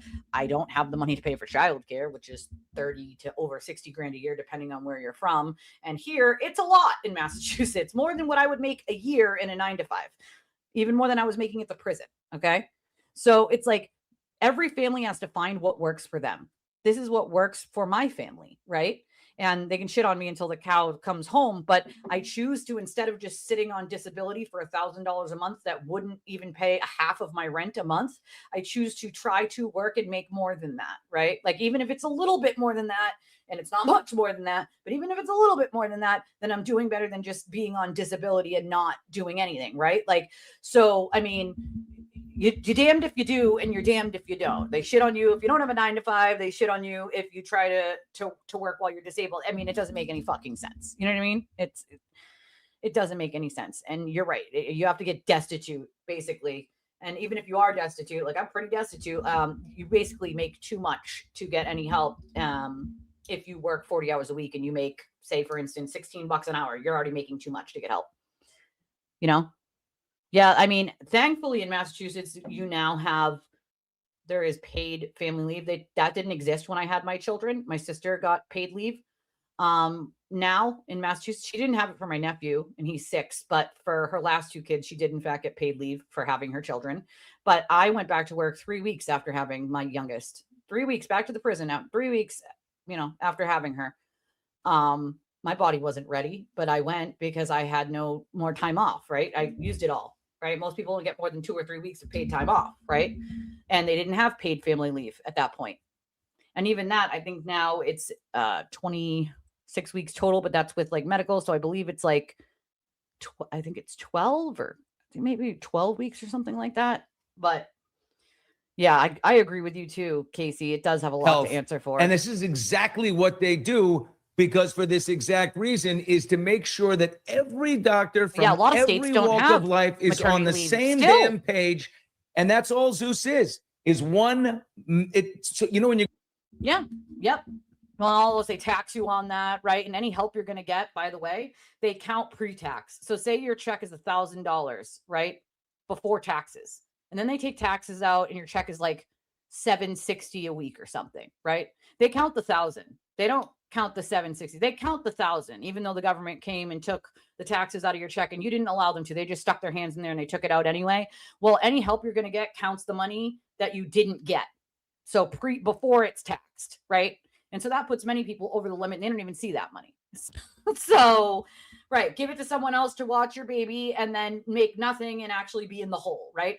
Which is a lot of women and some men now, but a lot of women deal with that because you either go back to work or you stay home with the kids. You stay home with the kids, you're not making money. But if you go to work, you might be losing your entire income for the year plus more just on childcare. And that's not feasible to lose money, is it? So you have no choice but to then stay home with your kids, right? Like it's a catch-22. And then people are like, oh, well, you just don't know how to budget money. You can't budget what isn't there. You can't budget what isn't there. If your rent is $22.50 a month, and then your electric and your gas, and you don't even make what equals that, what's left over? You don't even have enough left over for food or gas or anything, right? Or clothes, right? There's nothing left over to budget. And that's the reality of most people's situations. If there was something left over to budget, then I'd have a car, right? Like there's nothing left over to budget. Right. And many people have that same problem. If there is nothing left over to budget, you can't save what you don't have. Right. You're not even making all the bills. Then how the hell? And you can't force your boss to pay you more. Right. I certainly can't force you guys to pay me. That's not how it works. Most people get like a dollar raise. They actually recommend you change jobs every 3 years because it's the only way you're going to get a bigger pay jump. You stay with the same job now for 30 years. You used to get a pension. Now pensions simply just don't exist anymore, basically, unless you're real lucky or work for the government, right?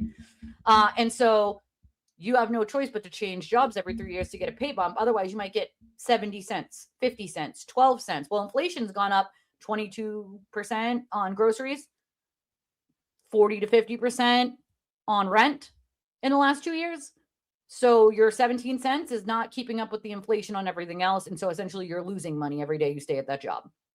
It's a catch-22. You go to the doctor's office and you fill out the form and it's 17 pages. You do it one time, that's it. And it's an automatic electronic ledger. So everybody knows what you're on. We have those. So you can say, oh shit, Jennifer Tufts gave her Zoloft and Seroquel and we have those. Valium and whatever.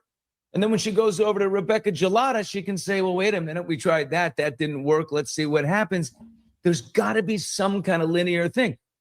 I called my brother. I said, John, you realize your whole business model is being acted out right now, played out in the Lindsay Clancy trial. That would have saved her life.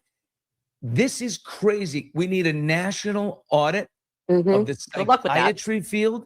Oh, absolutely. I mean, this 32-year-old kid has been on the job for, she needs to be supervised before she is giving writing. Huge point right there. Okay. Does he realize that even when you're a psychiatrist, the psychiatrist might see you in person for about 15 minutes. And that's part of the problem is you get like 10, 15 minutes. They're like, hey, how you doing? You good? Yeah. Okay. We increased the doses. Great. Well, see you later. Bye. The problem itself is the entire thing, right? They need to spend more time with their patients, but we need more people to be able to take on that amount of people. You can't have a psychiatrist only seeing their patient for 15 fucking minutes, an allotted 15-minute appointment, Exactly. And I love when people are like, well, it'll come down. I love those people who are like, well, the prices of everything will come down. When in the history of anyone's life has rent gone down? When in the history of anyone's life has anything gone down? Electric, gas. Like, I love when the people are like, oh, well, it'll come down. The government will make policies where it'll come down. Not once in my entire life when something has gone up has it ever come back down. Let's be clear here. All right. Like, that's clear. Stop it. Yep, exactly. That's what they don't look at expenditure either. They don't look at what you have to spend. They don't care about if you don't make enough to pay the rent. They don't give a shit, Exactly. Earn more and pay rent, you're screwed. That's exactly how they look at it still, unfortunately. It's exactly. And that's my point is it's a lot more complicated than they're trying to make it out to be. It's not this simple. What was she, a few months out of just working there? And she takes on the job. And she saw Lindsay 14 times and never in person. And she's just in Braintree. She's got. I have telehealth, but I also don't have a car. And I also know that if I had a problem that I would probably need to go to a hospital, right? Like mine is telehealth because it's convenient and I don't drive, right? And I have no problem with my telehealth, right? They still see me on a camera, right? It's not in person, but they still see me on a camera. I still have to be seen, right? On a camera with my therapist. So, I mean, it does not observe the laws of gravity. I agree with you, Rose. I agree. What goes up does not come down. 2 offices, 2 different places. She can see people in person. And she never did. Reddington did a great job of making that point. I don't necessarily think you need to be seen in person. Do I think that, again, I use telehealth. I've never had a problem with it. Are there instances where people absolutely should be seen in person and should be inpatient? That's separate. Inpatient would be different than telehealth is more meant for people like me who have PTSD or anxiety or depression or whatever, and they need to be seen, for therapy or to change a med or increase a med or see how you're doing on that med, Oh, you have no idea the hell I went through trying to find an apartment that would take me, because I didn't make 3 times the amount of rent. And some of the places now want you to make 3.5 times the amount. So with my rent being almost $2,500 a month, they want you to make almost 10 grand a month. We don't make that, right? So we're technically rent burdened, right? Because if you pay more than 30% of your income on rent, you're rent burdened. Well, almost everybody in fucking America is rent burdened. And not for nothing, but I don't know anyone who makes $10,000 a fucking month unless you're a very large content creator, right? Or you're, high up in a company, right? Come on. Almost $10,000 a month. You want someone to make for a 2-bedroom apartment? Get the fuck out of here. Well, that's the problem, right? How many people can she see? Some people are strictly telehealth. Some people are in person only. It depends on who you see. It depends. And that's the problem, right? That's why the appointments are 15 minutes. And it doesn't solve the problem of seeing her in person. Doesn't solve the actual problem of they don't have enough time to see all the patients and that there aren't enough providers to see all the patients, right? So that's half of the problem, Just does. Well, I'm not her. How could you not see? True, though. Hearing what you're hearing, she lives in her seeing mother's what house, you're though. seeing, She doesn't rent. You got to sit in that person's presence. You've got to be a human Absolutely. connection. When you go into the emergency room, normally when you're having some psych issues. And I worked for the police. I was up there a couple times when I had to bring a prisoner over for a psych evaluation and sit with them in the room. Even in that little bit of time, that person has had more time than this psychiatrist. But that's an emergency in the ER, Dina, right?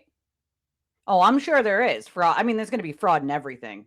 Honestly, there's going to be fraud in everything. But also telehealth depends on the insurance you have. Some places have telehealth and some places don't, right? Some places there is an abundance of telehealth in rural areas. And that's the other thing. This person was waiting to be evaluated. And so there's a lot of things that go into a psych eval in the hospital. We would have transports from the prison to the hospital for evaluations when they first got to us, sometimes, right?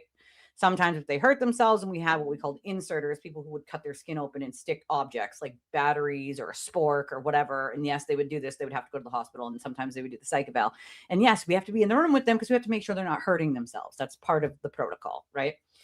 But that has nothing to do with then seeing a psychiatrist outside of inpatient or outside of a non-emergency. If you're not saying it's emergency and you didn't go to the ER, they assume it's not an emergency, right? And you can just be seen regularly, right? They kind of leave it on the person to know when it's an emergency. And that's another problem with just mental health in general, because everyone knows that if you go to the hospital and you say you're going to hurt yourself, they will hold you there against your will. So most people are like, even if they did say it and they go there, the doctor's got to keep asking you. So even at the prison, if someone says that they're going to hurt themselves, now they're on eyeball, right? Which is what we call eyeball. Now I have to stand outside of your cell if you're locked in, or I have to follow you around all day in the unit and keep my eyes on you at all times because you're on eyeball because you said you were suicidal, right? The doctor has to come back and ask every 2 hours. So if the doctor comes back and you're asleep, they take you off eyeball because you're no longer a danger to yourself or others while you're sleeping, right? You're not going to hurt yourself while you're sleeping, right? Okay, cool. But if you then tell the doctor, you know what, I just said that because I was mad, then they also take you off eyeball. Now, someone who's really suicidal might say, I only said that because I'm mad, just so they can hurt themselves. So you take them off eyeball. And someone who's not in prison, who might go into the hospital, might be like, nope, I was just kidding and I was angry and I was upset, so I just said that, right? That could be simply so that they don't take them in against their own will and hold them at the hospital. People aren't stupid, right? You got to work around those things first, right? Again, complicated. It is not super easy to just do this or do that. There's a lot of complicated things that go into mental health. That was her psychiatrist. That 17 minutes. Well, that's the other thing. You have to be honest. It's so heartbreaking because this could have not happened. Well, unfortunately, here in Massachusetts, it's not easy to section someone against their will with mental health. And here's half the problem. Half the problem is here in Massachusetts, most people get let out in the first 24 hours of them being put in.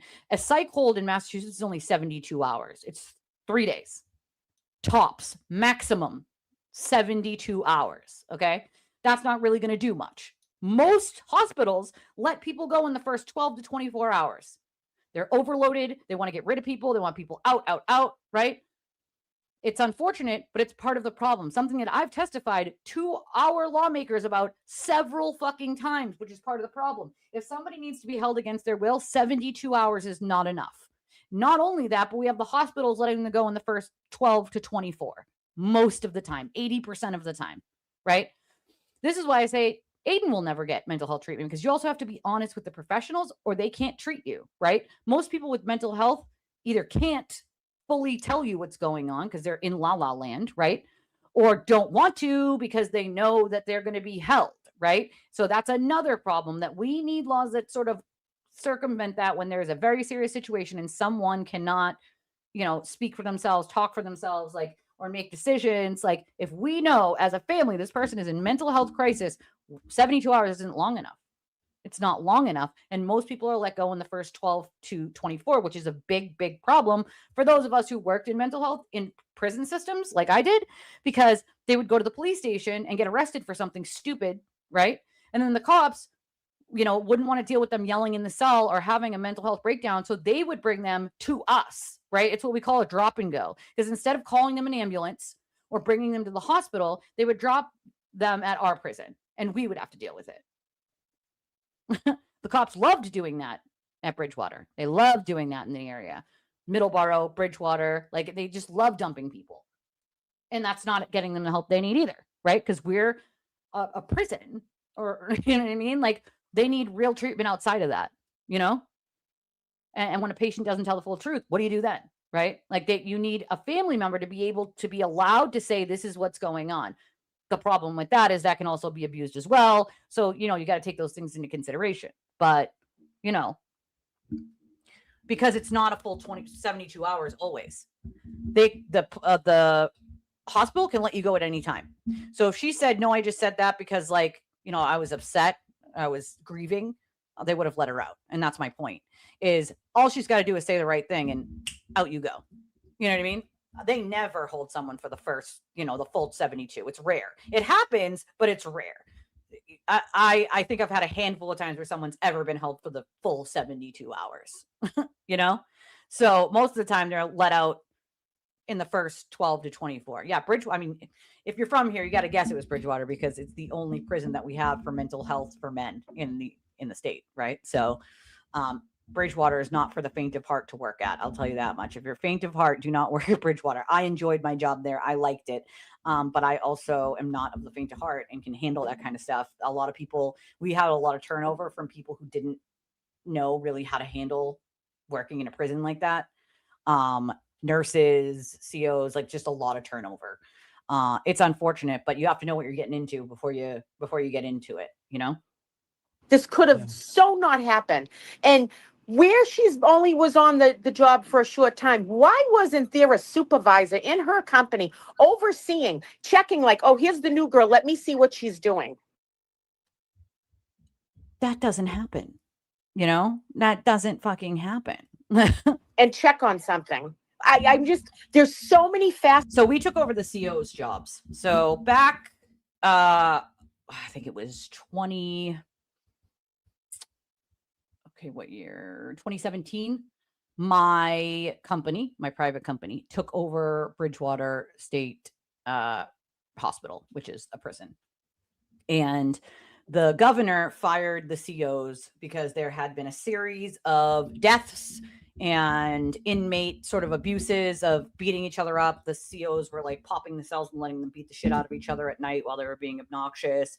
Too many restraint issues where people are put in 7-point restraints and left there.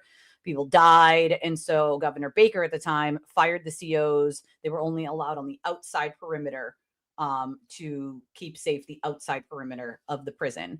And so when my private company took over, they hired people like me and we did the jobs that the COs did. We didn't get the CO pay and we didn't get the CO title of CO, but we did the exact same job. We did count, right? We sat in the trap and opened and closed the doors and monitored the cameras, right? Like we walked with the inmates in the unit, brought them from, you know, our unit where they were to, you know, the cafeteria to eat and back to the gym and back, right? We would do groups, music groups, things like that in the sort of day room that we had, which was just plastic chairs and a TV that was covered in like plastic, like unbreakable plexiglass sort of thing, because we'd had too many instances. We had hostage situations where one of the inmates tried to take one of my coworkers hostage in the day room. We had all sorts of shit, right? But unlike COs, we weren't allowed to have handcuffs, right? We had watches and we had walkies and we had the keys, right? We had the keys to all the cells. They had doors that could open. So on certain meals, they would get fed through the doors on certain days. They'd have like a bagged lunch on certain days. And so we would just open, or at night, if they needed like a night med or something, and the nurse needed to give it to them after like night meds were done, then we would open the trap. The nurse would give the meds through that, the little door in their cell. So we did the exact same job as a CO, but we weren't granted the benefits, the pay, or the title. But we still had to pass a background check for the state and for the company. So we had to pass two, one for the DOC, even though the DOC wasn't running the facility other than outside anymore. We had tried several times to have the Massachusetts Department of Mental Health take over the prison, and there was a lot of pushback from the DOC on that. They wanted to continue to even do the outside perimeter. It's a whole fucking fuck show. But we did the exact same job as a CO. We did all the same things they did without handcuffs, without a nightstick, right? We had shields if someone needed medication instantly and needed to be calmed down, and they got shot in the butt with some meds to calm them down, we had shields, so that if we had to go in to a cell, there'd be shields that multiple people would go in. So we did the jobs of the COs. We didn't get the pay or the title for that matter. So they called us recovery specialists is what they called us, which is fucking hilarious because did you call the COs recovery specialists? We had the same sort of training, how to hold, full grown male without them being able to headbutt you, without being able to move, right? We did all these things. Our training was like over a month long before we ever even entered the facility. And so it was just funny to me, like, if you work for the government, you get, all the bennies of working for the government. You work for a private company, you do the same exact job in the same exact way. You're given less shit to do it with, and you don't get the recognition. It's very cute. It's very cute. Governor Baker apparently decided that, like, we didn't need all that, when he signed the contract with the private company, which is just fucking amazing to me. But we did the exact same job any other CO would do. Yeah, I mean, our walkie-talkies went miles, like outside the facility when you can't bring your phone in the facility, all that stuff you got to leave in your car.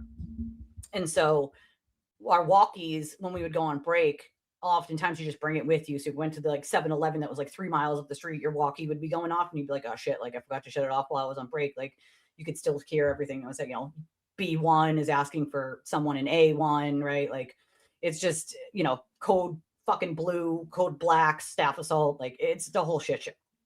But I enjoyed my job because I did get to watch people sort of go from like out of it to come back down to reality. And then there were a lot of people that had really like good talents. We had some people in there who were just amazing artists, right? I had a few inmates that drew me these beautiful pictures. And I'm like, you got some talent, There are some people with some just untapped talent, I would say.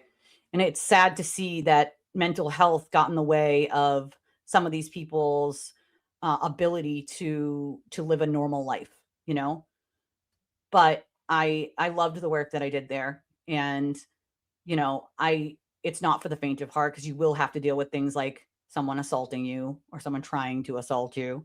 But it's one of those jobs that you feel very fulfilled in, if you know what you're doing and you know how to build a rapport with these people and not treat them like they're just a number on a screen, inmate number 555255, then, they'll respect you. And I had several inmates step in front of me and another inmate going crazy on me a few times before a staff member could even get there. Right? Because they respected me and I respected them. They knew they had to follow the rules, but I wasn't a person who was just going to be like, Mary, you can't stand in the doorway because it's dangerous. You know what I mean? Like they're not doing anything wrong. There's no reason to fucking harp on dumb shit. You know what I mean? And they respected that about me. And I respected that they listened when I told them they could or couldn't do something. Right? Or if it was time to go in your cell and I got to do count, right? Like count was every 15 minutes in my unit because I was the intake unit. And so basically everyone is on a suicide watch, and every 15 minutes when they're in their cells, especially at night, you got to go around and make sure everyone's breathing, that their faces are uncovered, that you can see them, right? Like they're same shit any other CO would do during their count, right? You got to make sure as many people as you're supposed to have in that unit are in that unit, right?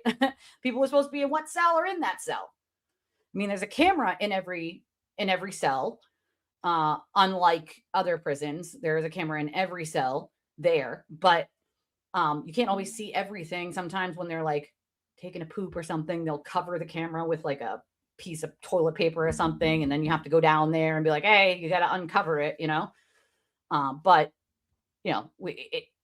it's not for the faint of heart. But I definitely felt fulfilled there, being able to sort of help people in a different way. It's of this that is just mind-blowing. And Kevin Reddington is the GOAT. He is the GOAT. I mean, we saw him during the Karen Reed trial. He's got a great sense of humor. But if I needed someone to fight for me, oh my God, dude, Kevin Reddington is the man. I got to sit and talk to him before he got out of the car. Well, he drove in and everyone was cheering, and I went right over the car because I interacted with him at the Karen Reed trial. So I went over and talked to him, and we know you did. He was blown away by the people out there. Women. He was so blown away by that, and the trolls and people that don't Control. agree with what's going Control. on. Like they're thinking like, oh, how can you be supporting this woman because she murdered her 3 children? You know, that's what people are saying that everywhere. Question. This is not about, no one is Good. forgetting that. What people are out there Yeah. standing up for is because women know how this is. When I had my child 39 years ago, I was down with postpartum depression for 2 weeks. My mother had to take 2 weeks out of work and come stay with me because Agreed. How I did it knew. manifest for you, Dina? I'm sorry. How did that manifest for you? What did that feel like for you? You say postpartum for 2 weeks. What were the feelings you had? I wasn't Agreed. sleeping because I was worried that my child would stop breathing in the middle of the night. This was 39 years ago. I mean, SIDS came. To me, I feel like every mother does that. I mean, I still check on my 8-year-old sometimes when I check on her at night and make sure that her chest is rising and falling. That's just like got to be a mother thing because I definitely still do that to my kids. And they're pretty, you know, they're not babies anymore. But when they were babies, yeah, I would always check to make sure my SIDS is a very real scary fucking thing. And so I would always check to make sure my kids are still breathing. When my middle was little, we had an owlet. It's called an owlet. And it would tell you, like, if anything was wrong, it would go off. It was like a onesie, and then there's like a little thing you put on their foot. And it tells you, like, if their breathing is fucked up or stops it anyway, it's a little alarm goes off to tell you something's wrong. But I still would put my hand on their little bitty chest and make sure it rises and falls. You know what I mean? Like, I feel like it's just a mom thing. Like, I don't think that's a postpartum thing. Like, I think it's a mom thing in general or a parental thing. My husband does it too. It's a parental thing, you know? When my daughter is sick, my husband is like, well, her breathing, you know, with the cough, that scared him. He's like, that's like COVID. When we had COVID, both of us took turns like staying up pretty much every night, like because her breathing was so shitty and they weren't giving her anything with the cough that she had during COVID. And he was like, it brought me back to COVID days where we were like just checking all night long because she was coughing so much with the cough, you know? It's not a depression thing. It's a parent thing, you know? Like, I feel like it's a parent thing, right? You just check out. Yeah, we all did that. Like, and I still do it. Ma'am, can I help you? Hi. Hello. How are you? Hey, excuse me, Missy. Yeah. Hi. How are you? How are you doing? Can I help you, ma'am? No, you're just gonna look at me. Hi. Oh, meow. She was meowing at the door. So Meow. Fluttering. She was. What? Come on. You want to come on the show? I can put her. Come on, girl. No, she'll get up if she wants. She looks so cute. Come on. Or she's just gonna stand behind me and meow then, I guess. Guess she's just gonna, you know, stand behind me and meow. You gonna stay back there? Yeah? You gonna just look at me? Okay. Just so you know, I'm gonna go. Yeah, Dora. She's exploring right.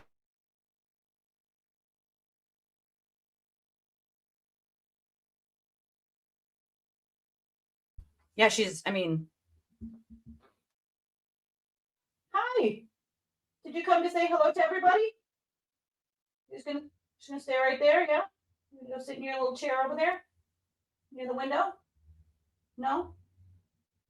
Okay, can I go back to work now? Am I allowed to? Okay, all right. She allows me. Tim will be the big 3-0 in October. Well, I'll be the big 4-0 in November, Tim. We're gonna be the double O twins, get it? I mean, you just always do, you know? You check on your babies. You hear that, DB? Reddington is the goat, and you got the hamsters. To be fair, I don't want to know what Aiden would do with hamsters. Let's just be clear here, okay? Let's just be clear. I don't want to know what he would do with fucking hamsters, all right? Like, that's a scary thought. I'm not going to lie. It's quite a scary thought. So before I keep going, do me a favor if you haven't already and smash that like button. I'd appreciate that. If you haven't yet, do you want to smash? You want to meow? You just smash the like button too?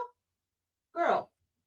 I mean, she wants to be the star today, apparently. Okay. She's just like, excuse you, mom. You need to stop working now because I need attentions. Like, listen, ma'am, you don't run this show. I do. I wear the pants in this house. Okay. Anyway, without that rude interruption, Dora. Rude. She's so rude. I bet Sapphire doesn't act like that, Dora. You know, I don't know. I'm just saying. He's not happy with the kids. No, he's not happy with the children's. The chillins. He's not very happy. If you want to donate to the channel, we would appreciate it. I know next time she comes in, I'm making her do the Batman voice. She loves the Batman voice. Right? Apparently it's her house. She just lets me live here. She just lets me live here, you know? She's sick and tired of me running shit up in this bitch. She's like, no, mom, I don't think so. If you'd like to donate to the channel, we have one of a bunch of different ways. I put my buy me a coffee in the chat there. It's essentially the same thing as PayPal. You can put your debit or credit information in there and make a donation, or choose to do a monthly thing. That gets you some perks with the monthly thing, some backstage videos and posts, so on and so forth. But that's what we have to use for now. So if you normally used PayPal, I would kindly ask you to switch to using Buy Me a Coffee, Cash App, Venmo, Chime, or Revolut, because that's what we got right now. And let's not let the Turtles people and their sewer crew keep affecting my income as the way they have been, because otherwise I'm screwed. Big screwed. So I would ask kindly that any of you that did use PayPal before, Buy Me a Coffee is secure. It's secure. And I mean, there's a couple people who have used it, so I'm happy about that. I think those of you who have about 5 or 6 people who've used it. 1, 2, 3, 4, 5, 6. I think 6 people who have used it, so that's a good thing. I appreciate that. If you have the option to do, Cash App or Venmo or Chime, we do have a Amazon wish list. Most of it right now is, at least the top of the list, is most stuff that my little needs for school. We put some school snacks on there that she wanted, and I got to put some more pants on there for her and a sweatshirt. But there is some t-shirts that she really needs for school, and a couple other things on there that she could use for school. And so most of the stuff at the top of the list right now is for the little at the moment. I keep some of those things on there for me to buy later on. Like, I really need that pink mini fridge for in here, so I don't have to keep leaving this room to get a drink when I'm working. And not just for you can't click the Buy Me a Coffee link. Hold the hell on. Hold the hell on. What is happening here? Hold the hell on. Why not? Why is it not? You know what? Let me try to put it on the stream side and see if it works here. Does it work here? Does it work on this side? No, maybe. No, maybe. Why is it not making itself? God damn it. Okay, hold on. You know what? I got a QR code for this. That's what I got. I got a QR code for Buy Me a Coffee as well. It gave me a QR code. I don't usually use QR codes, but I can, right? And so what I can do is I can put it right here on the top of the screen where a logo usually goes. Boom. There it is. Buy Me a Coffee QR code. Doesn't show up as a link. Why? It downloads as a link. It goes to X as a link. Hold on. Let's see why it's not doing it. It should. That's the weird thing. Why? Why? That's so weird. You can click. I just did it on X and it goes right to it. But why is it not working as a link? Copy? Maybe if I copy and paste, that is really strange. Why? Maybe that's why. Because it's not working as a link. Like, why the fuck isn't it? That's really strange. I definitely will put it in the comment. Let's see if this works. How's it? Oh, yeah. You got to add the HTTP and it wouldn't work before. Okay, you know what? We're going to pin this. That's what we're going to do. We're going to pin. It actually tells you copy and paste the link, right? So thanks for not making the full link Buy Me a Coffee, you assholes. I got it. I figured it out.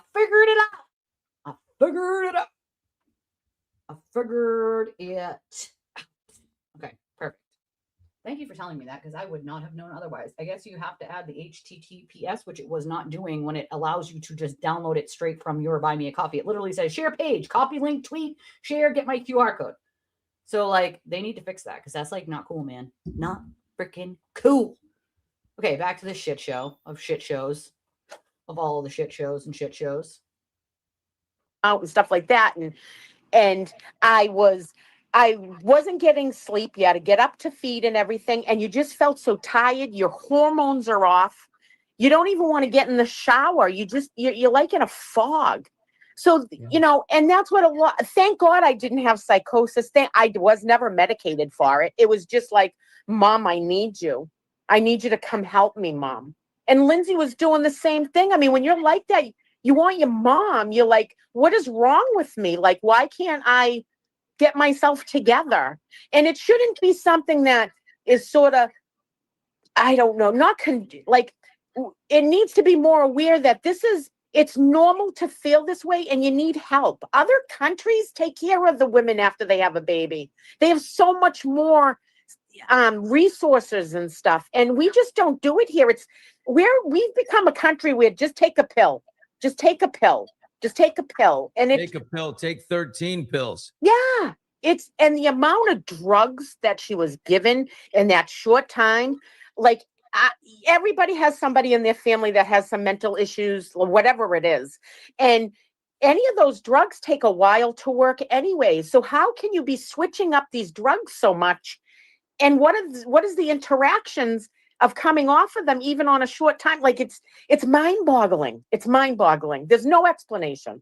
Dina, tell me you went over to the car and there's Kevin Reddington. Yeah. And you go over and did you have interaction with him? Yeah. Yeah. He remembered who I was because of my glasses and the Karen Reed case, which most people do. I mean, I wore these long before Karen Reed, and he was like, hey, he had a big smile on his face. And I'm like, Reddington. Right. I said, I got to tell you, you are the man right now. You are fighting for Right now. every He's the man woman right now. in Massachusetts and now around the world. Like he's given a path that something needs to change, and people are Billy watching Bush? these effing insurance companies.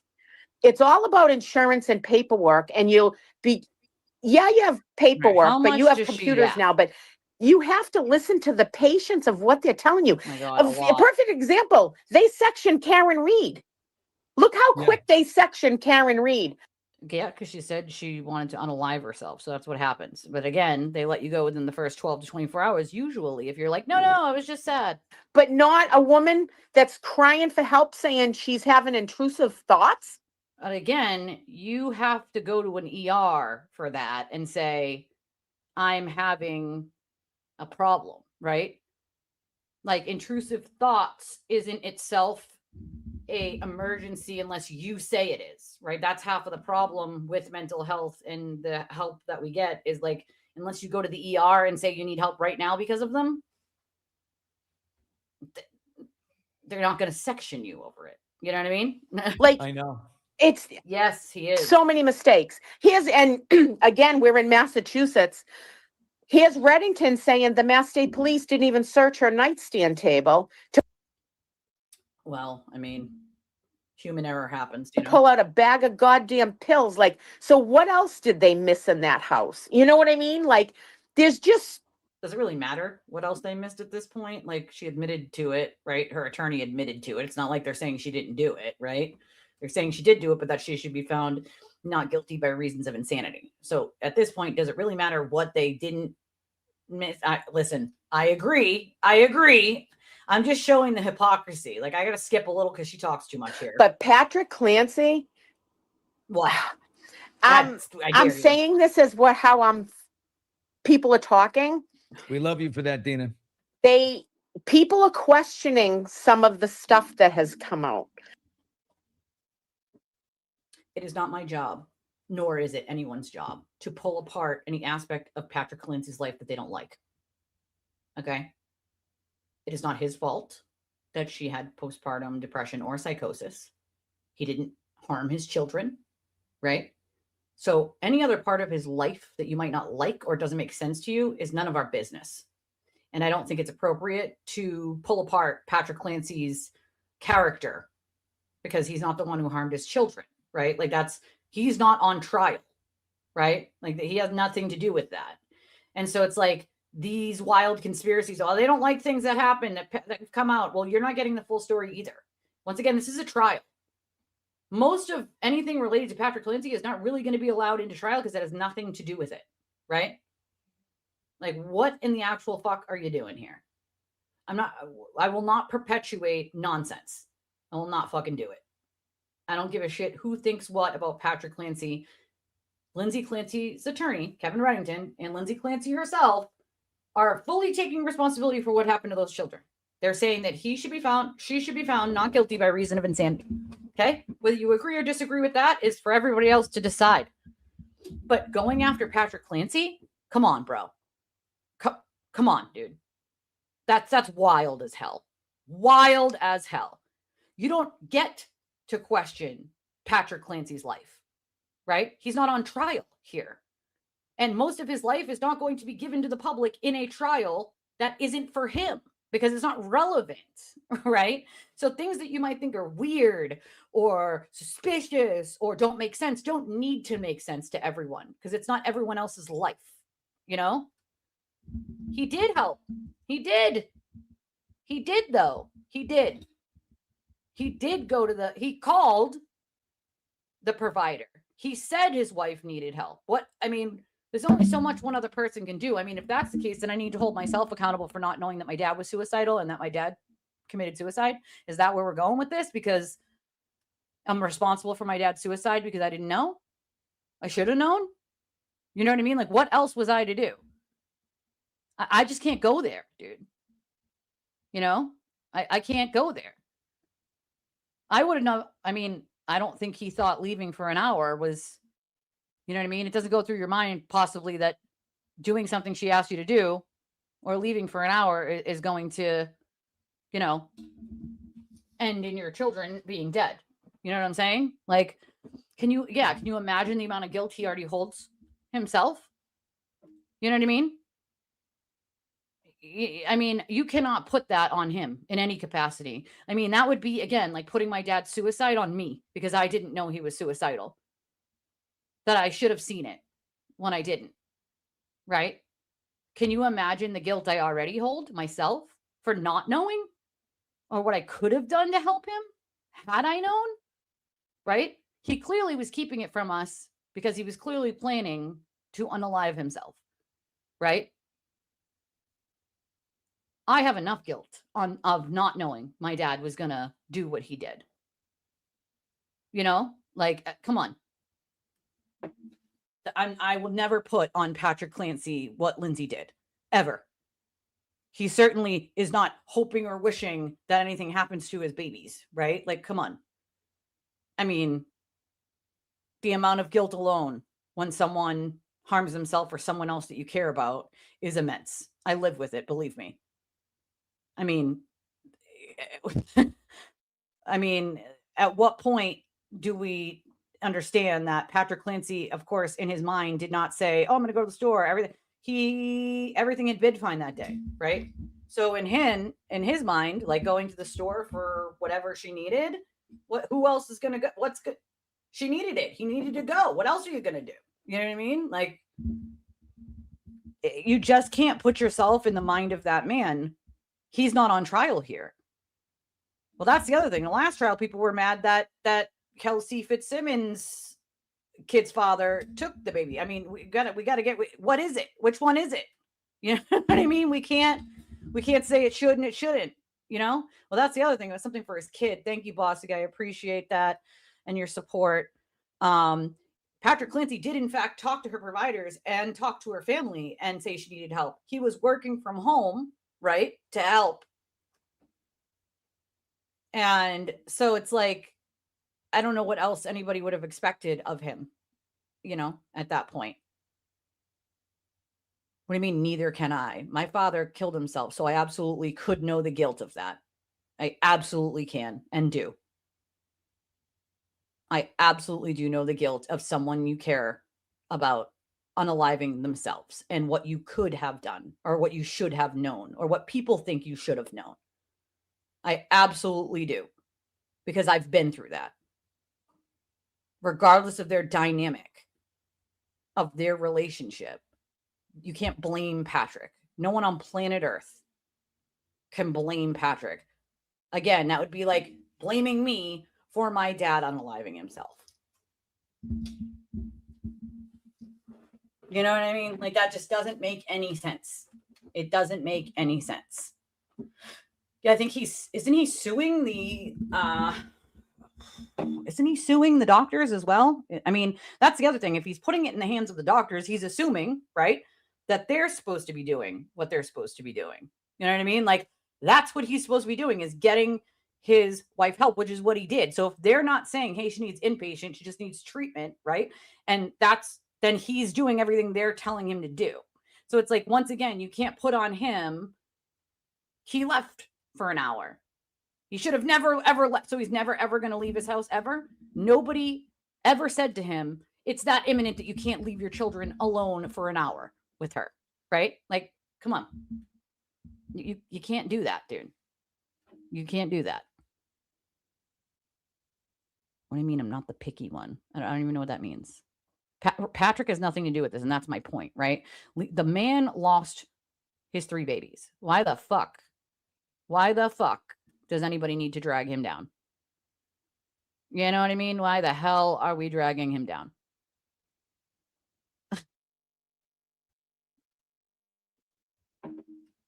Right. Well, that's the other thing. Like, I'm not going to judge the man for getting married and having a baby. Like, that has nothing to do with anything. Right. You know what says a lot to me is that he was able to, like, forgive Lindsay. Do you know what that would take? You know what I mean? To forgive her. He forgave her. Like, that takes a lot. You know, I don't know if I would have it in me to forgive. You know what I mean? Like, I don't think I would. Right. That's his business, right? Like, him getting married, and it's there that people are upset because the new wife left a review at the same time as he left a review, which is assuming where they met each other at the place that he was at, you know, a couple months after the kids died. He went on a vacation, which I would probably need a vacation too, just to fucking go somewhere quiet and like, or just relax and get my mind off of everything that's been consuming my brain at that point. I need one now, you know? So no, it doesn't. It's not logical at all, right? Guilt doesn't discriminate. That's for damn sure. You know what I mean? Like, what do you mean? I don't even know what that means. Just like LC was assuming as well. Assuming what? I mean, assuming what? Well, that's the thing, though. Like, we don't know exactly what happened there, right? None of us were there, but blaming him seems wild to me. You know? It seems wild to blame him. I think anybody who's lost, you know, someone to suicide can relate to each other. Like, you go through the what ifs and the could I and the what if I until the end of time, right? My fiance died in a house fire in 2006. I still to this day go, well, what if I didn't work that night? What if I wasn't at work that night? What if I had just gone home early? What if I had just gone home early? He'd be alive. He wouldn't have been there, right? Like, what if I chose to stay home instead of work? You know what I mean? Like, what if? What if I knew my dad was suicidal? Could I have gotten him the help that he needed? Right? Until the end of time, you're going to have what's called survivor's guilt. That man probably has enough of it. He doesn't need everybody else piling on. Well, that's the other thing. He didn't only forgive, but he testified in defense of her. So it's like, what else do people want from Patrick Clancy? You know, like, what does anyone want from the man? Hi, Steve. It's nice to see you. You know? Well, that's the other thing. People are just flat out ignoring Kevin Reddington's like opening statement that like she did it, right? Not saying that she didn't, but that she should be found not guilty by reason of insanity, right? So it's like people have ignored all of that and they're like, oh, Patrick Clancy did it. It's suspicious. He's suspicious. Like, what? What? Like, what? What? That's crazy. What? What? That doesn't make any sense. That doesn't make any sense. It doesn't make any sense. Well, that's the thing. Is I feel like people just need to make everything scandalous, right? They need to make everything salacious and scandalous. There's no scandal there, right? Like, I listen. He's got more whatever chutzpah than I do. All right, because forgiving someone of that like that. No, I don't think I could. Like, I give him all the credit in the world. I couldn't do it. You know what I mean? There's no chance I could do it. You know. And yeah, I mean, if she was an active psychosis, she probably wouldn't communicate it. But that's not here nor there. I'm blaming him, you know? I know you can't, but you do. You know you do. Most of us do. You know what I mean? Any scenario like that, you go back to the what ifs, you know, you think about it when you lose someone you care about, you think about it when you deal with abuse, right? Like, what if I told someone? What if I was brave enough to yell stop, right? Like, you think about those things, right? Those things always come to mind. And it's not that, you know that it's not your fault, but those thoughts still circulate, you know, it's just what happens. You know what I mean? You can't stop them. Like, a what? A tear, a little emotion. I don't know what that means. People be triggering, so they take it out on other people. In this case, Patrick Clancy. Right. I mean, imagine having to relive that in public. It's a fucking nightmare, you know, a nightmare. Well, that's the other thing. I don't think that's not what he's there for, right? He's there to do his job. He's there as a criminal defense attorney. He's not there to worry about the mental health care crisis afterwards. He's there to just simply get his client the best he can get, you know?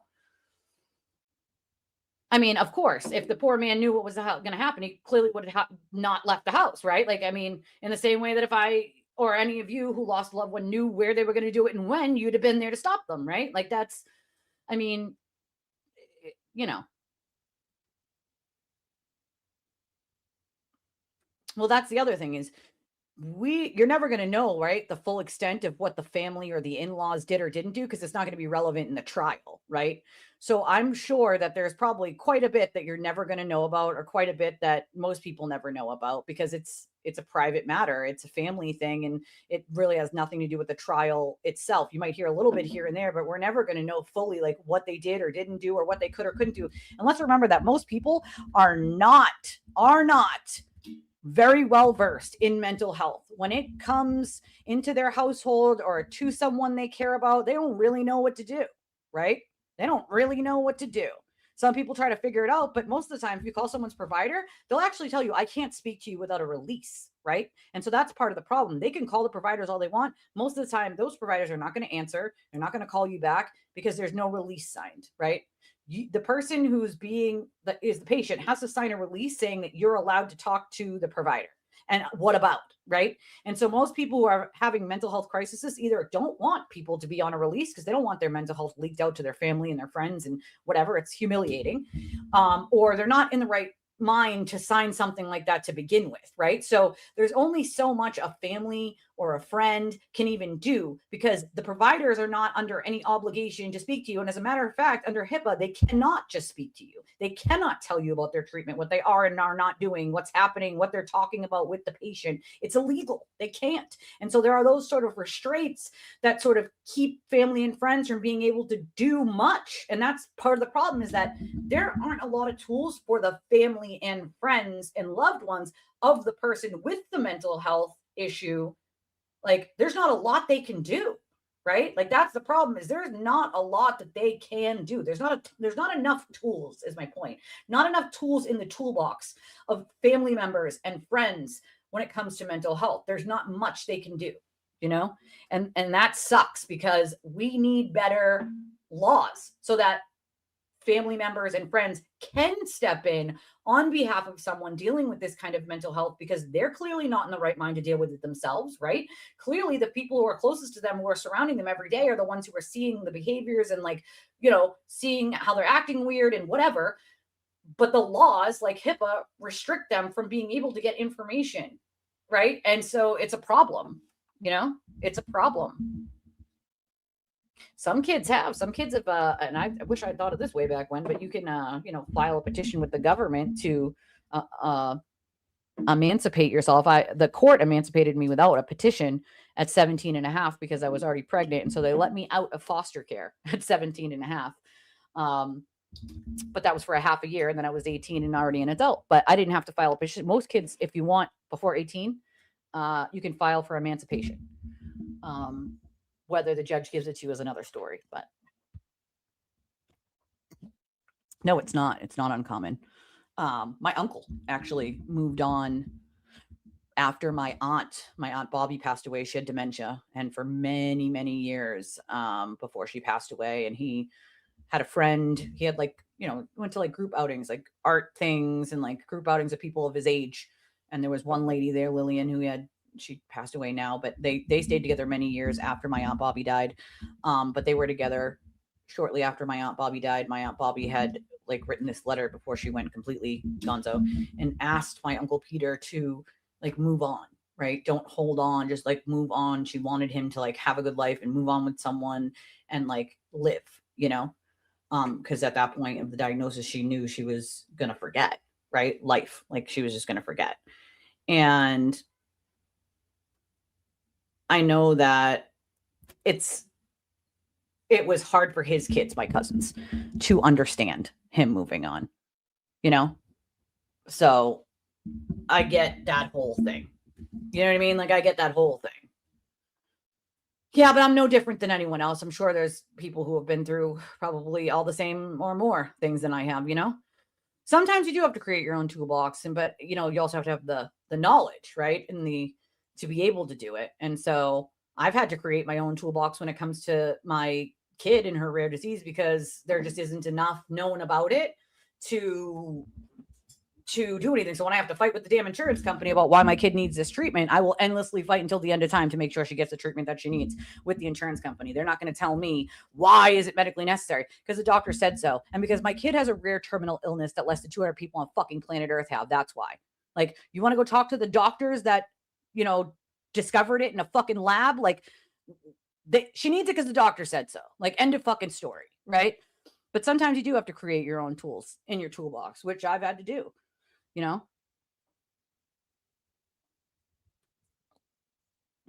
Well, that's the other thing. If the professionals aren't doing their jobs, how can we expect lay people to know? You know? Like it's a double-edged sword, you know? Oh, absolutely they would be, you know? Oftentimes families choose to ignore loved ones' mental health challenges because they don't have the skills to help. Well, that's the other problem that happens. Additionally, mental health challenges don't happen in a vacuum. No, they do not. Family systems and the environment are often contributing factors. Stress is a contributing factor. Poverty is a contributing factor. A lot of those things are contributing factors. During COVID, as Free said earlier, mental health exploded. People being in their homes all the time literally sent people with anxiety off a ledge, right? There are lots of contributing factors. And I've seen this happen where families choose to not get involved in an adult, you know, child's mental health or whatever, either because that person is so angry and screams at them about it, like, this is none of your business, blah, blah, whatever, or because they don't know what to do. They don't have the skills to help. They don't really know what to do. So, I mean, I've seen it one of 100 different ways, you know? And that's why I say, like, of all people to shit on, Patrick Clancy ain't the one. And so now I can't even listen to her talk about Patrick Clancy because I might lose my ever-loving. And boy, they were spotted here, and this was long before, and they went to Costa Rica together 3 weeks after. God forbid, you know, he might want to not be in his own Men thoughts. are taking a look too, like, no wonder, you know, most men will be like, why is she acting so goddamn crazy? My freaking wife is crazy, or my girlfriend's crazy. Like, she's being a bitch, or she's doing this, or why is she so goddamn tired? Yep. Like, you know, men, step up to the plate too. Don't be afraid to say something. Sometimes you just got to take the reins and just, you know, do something for your wife. Take the kids out. If you got, having 3 kids is a lot. Having 4 or 5, it's just. Right. Well, that's what I'm saying. Like, he deserves happiness too. You know, he deserves to live life too. Just, it's a lot. It's a lot when you're people expect. Right? Sounds like your daddy. People expect people's expectations of what should happen don't match what does happen, right? People have these wild expectations of what should happen. Do you think a husband taking his wife's kids out, like taking their kids out, is going to somehow solve the depression? As a matter of fact, no, it's going to actually be worse, because now she's just going to be by herself and depressed, right? Getting her out of the house to do something would be probably one of the proper things to do. Not just, oh, take the kids because she's overwhelmed. Okay, great. You can do that too. But depression doesn't solve itself. Once you take the kids, it doesn't solve the depression problem, right? Like, there's still a problem. You know, it's still a problem. Lack of sleep, you're having depression and everything. And another thing that people don't talk about with women, and I'm going to say it here, as women, you know, guys grow up, they're young men, and they get their hormones rage, and they get acne, and they act all weird. But then us women, we get our periods, then we have childbirth, and then we have menopause. So our hormones are so out of whack, and you want Okay, I'm not blaming anything on fucking hormones. Listen, when I get my period or I have hormone issues, I just say I'm in DEFCON 5. Stay away from me. All right. This bitch is in DEFCON 5. So if I snap at you, it's not my fucking Paul. And I had acne. Like what? Listen, does she realize that men have like changes also in their biological hormones? Like, you know what I'm saying? Like their hormone levels often do drop to the point where they need medication to up it, right? Like they also have what's like a menopause, but not exactly menopause, like when they get older. Like, I don't think that's any different. Sorry, not sorry, but I'm not blaming shit on hormones. I've had plenty of fucking hormone out of wax, right? And again, if I'm in DEFCON 5, just stay away from me. But I'll be fully prepared to tell you I'm in DEFCON 5. Step away, sir. Step away. Unless you want me to snap at you, step the fuck away. Step away. I wonder why we act a little kooky sometimes. We can't help ourselves. We can help ourselves. We actually can. That's the difference, is we can. It's not easy being a woman. It's not easy being a man either. Like, what? It's not. What? I You know, and people got to take that into account. I got 3 daughters, okay, and they're all in their 20s. So we've been through all the. No, good for you. Good for you, bud. My mom's name. Okay. And we're then doing tattoos now, hold huh? on. Okie dokie. All right. All right, Love love it. and peace. Boston legal correspondent for Hot Mics, Dina. Did he just call her a legal correspondent? I can't even. All right, I'm done taking him seriously right now. I can't fucking do it. I can't. You just called Dina a legal correspondent, sir. I can't take you seriously at all anymore. Like, not that I did, but I definitely can't now, because that's just bullshit-taki. Like, that is, you just called her a legal correspondent. There's nothing legal that she even knows. What the fuck are you talking about, sir? Yes, exactly, Shan. Exactly my point. Their testosterone drops when they age. Like, they still have the same thing. I have Law Talkers, thank you. I have a $10 donation for relating to you. Thank you, Law Talkers. Sends $10 on Cash App. Thank you so much. I appreciate you, my friend. I appreciate you. But yeah, they have the same hormone drops, you know? Yeah, dementia is what my Aunt Bobby had. My Aunt Betty has it right now, but she's had it for many years. But my Uncle Peter moved on. His kids kind of got mad at him too. And it's like, that's what my Aunt Bobby wanted, and she had it for many, many years before she passed away. But you know, it's not here nor there. One of his kids got over it. The other ones are still holding a grudge all these years later, and she's already passed away. The girlfriend, Lillian, she already passed away. It's just wild to me. There's so many things going on here. Like, what is happening? Like, why? Okay, first of all, why are 3 grown men calling people's jobs and trying to call their licenses? Like, is that a thing now? Like, okay, not normal, people. Not normal. Not fucking normal. You know? Weird. My test dropped when the doctor cut off one of my friends. Yeah, see, that happens too. My ex had testicular cancer. They cut off one of his 2 friends down there way back in the day. He was very young when that happened to him. And interesting. Hold on.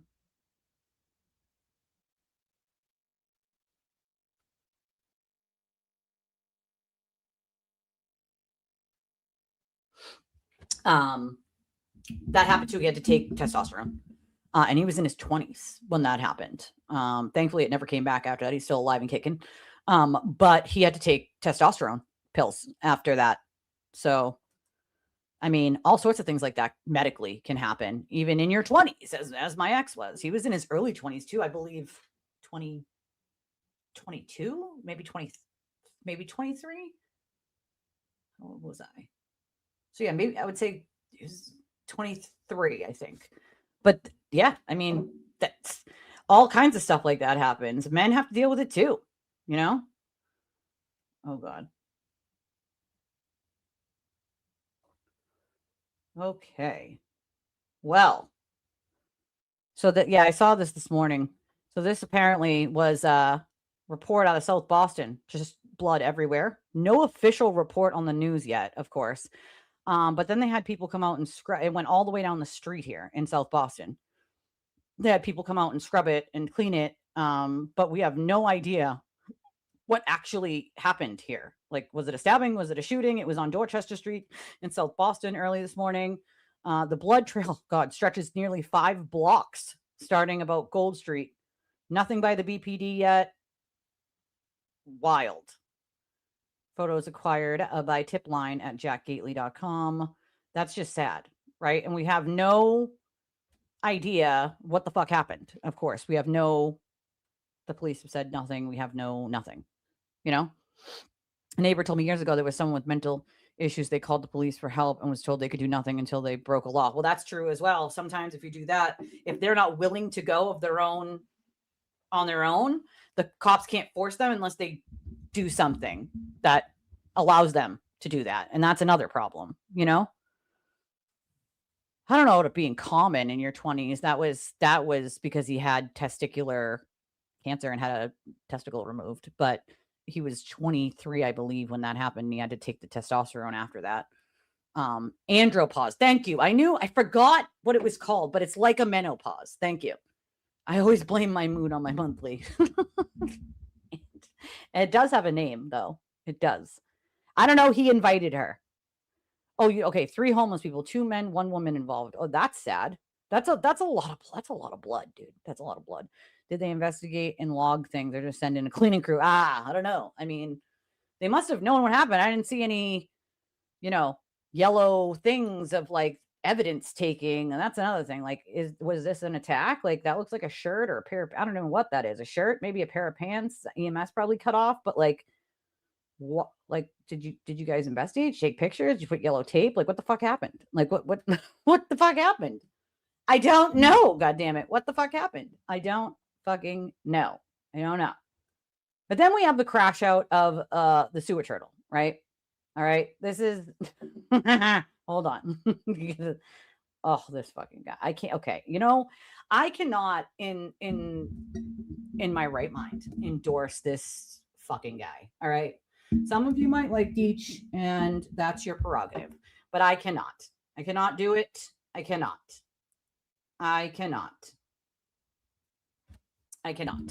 He is too shady. He has made several answers to questions that he's been wicked elusive because he knows there's nothing he can really fucking do.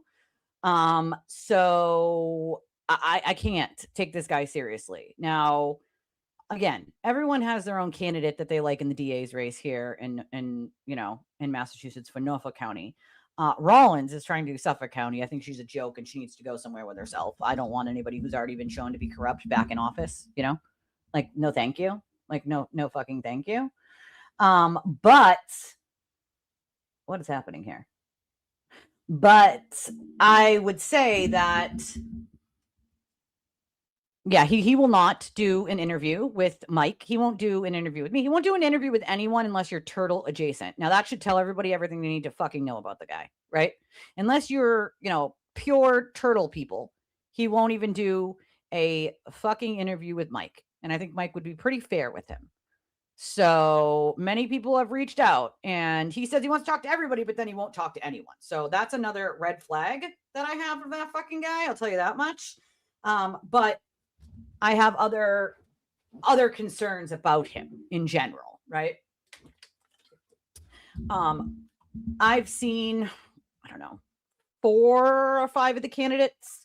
I have a favorite too. Connor and the woman that was on, and I know her name's on the tip of my tongue. She was on Mike's show, and I found her to be very very upfront about certain things, even including things that had to do with Deech's answers to certain things. And she was honest about it. And that got my attention. But she's not likely to win. So I wouldn't waste a vote to split it, because she's not likely to win. If she was, then yeah, sure. No problem. But she's not likely to win.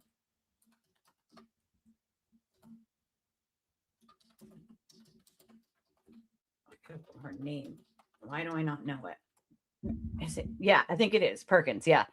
I like her, but she's not necessarily going to win. So the problem that I have is like, you don't want to split your vote when it's not likely, right? So for me, it would have to be Connor for multiple reasons. I can't get behind Deitch. I can't get behind anybody who claims that they would take a look at Aiden's case, knowing what they know, especially the publicly available information, especially since some of them would be conflicted out and they wouldn't even be able to touch it, right?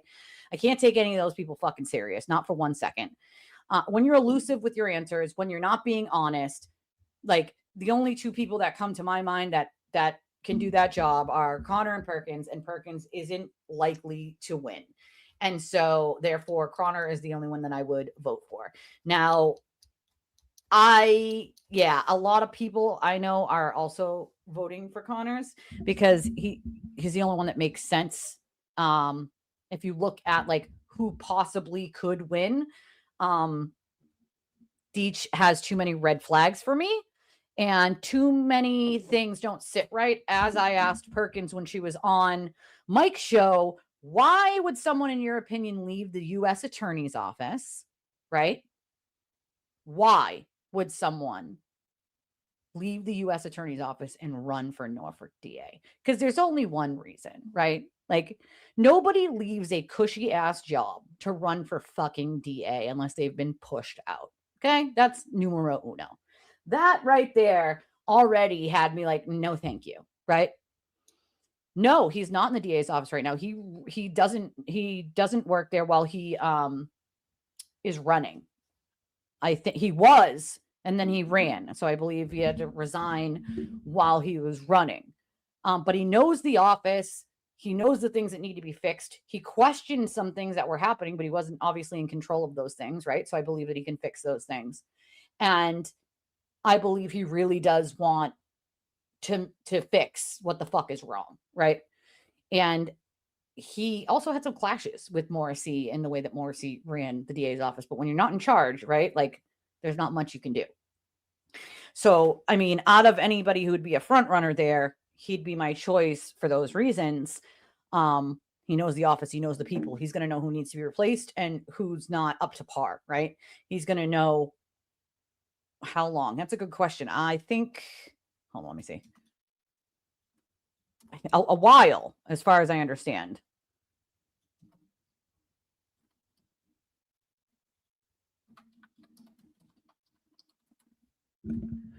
Craig Connor, I believe. Yeah, there is no set age when it drops. It just does, you know? But yes, after 40, it's more likely, you know? I'm about to be the 40. You guys are just reminding me I'm fucking getting old, you know? About to be 40 this year. God damn it. God damn it. God dang it. He was 2024 Prosecutor of the Year in Mass. He does have 25 years of experience in a district attorney's office. I'm not sure what capacity each one was, though. He was like an intern at first. I know that. And then he was like chief trial counsel. But in between, I don't know what the in-betweens were. He did help with the drug court and stuff and veterans courts. And he does have a vision. You know what I mean? Like, he does have a fucking vision on what he thinks needs to happen. You know? He wants to expand drug court and vet treatment. The only thing I don't really agree with him on is sort of the expanding of the drug court in its current capacity. In its current capacity, the drug court is a setup to fail for people who relapse, which is part of addiction, right?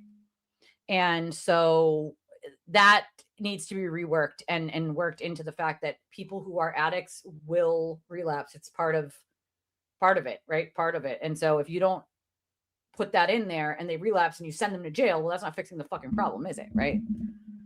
I'm just a baby. I'm just a little tiny baby. That's me. Just a little baby. Just a little baby, just a little one. Just a little one. But, I mean, he did work in the office for quite a long time.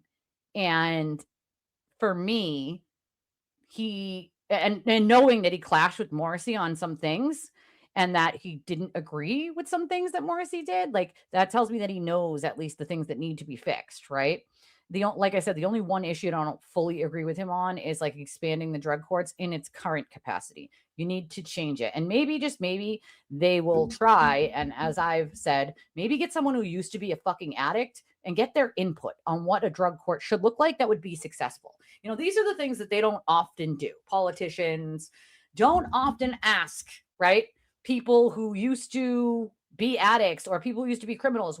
How's the best way to catch a criminal? What's the best way to make sure that people are successful in getting clean or sober, right? Like, drug court basically like demands that you do like AA or NA, but the Supreme Court has said that you cannot demand that someone do AA or NA because it's faith-based and there's a separation of church and state. Well, Quincy Court continues to force people to do AA or NA with no other option. That's illegal. You're violating people's rights, right? Are you going to fix it?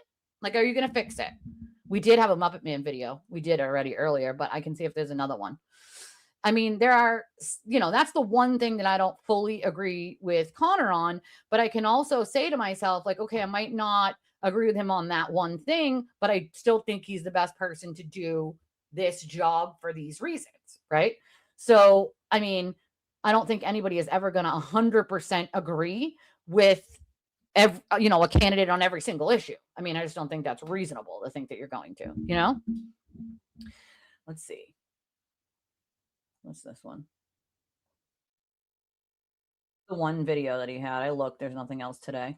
But there was that one video. But I mean, what in the actual, there's a lot that needs to happen. Rollins, listen, there's a video. Hold on, where is it? This is Rollins. Okay, I can't.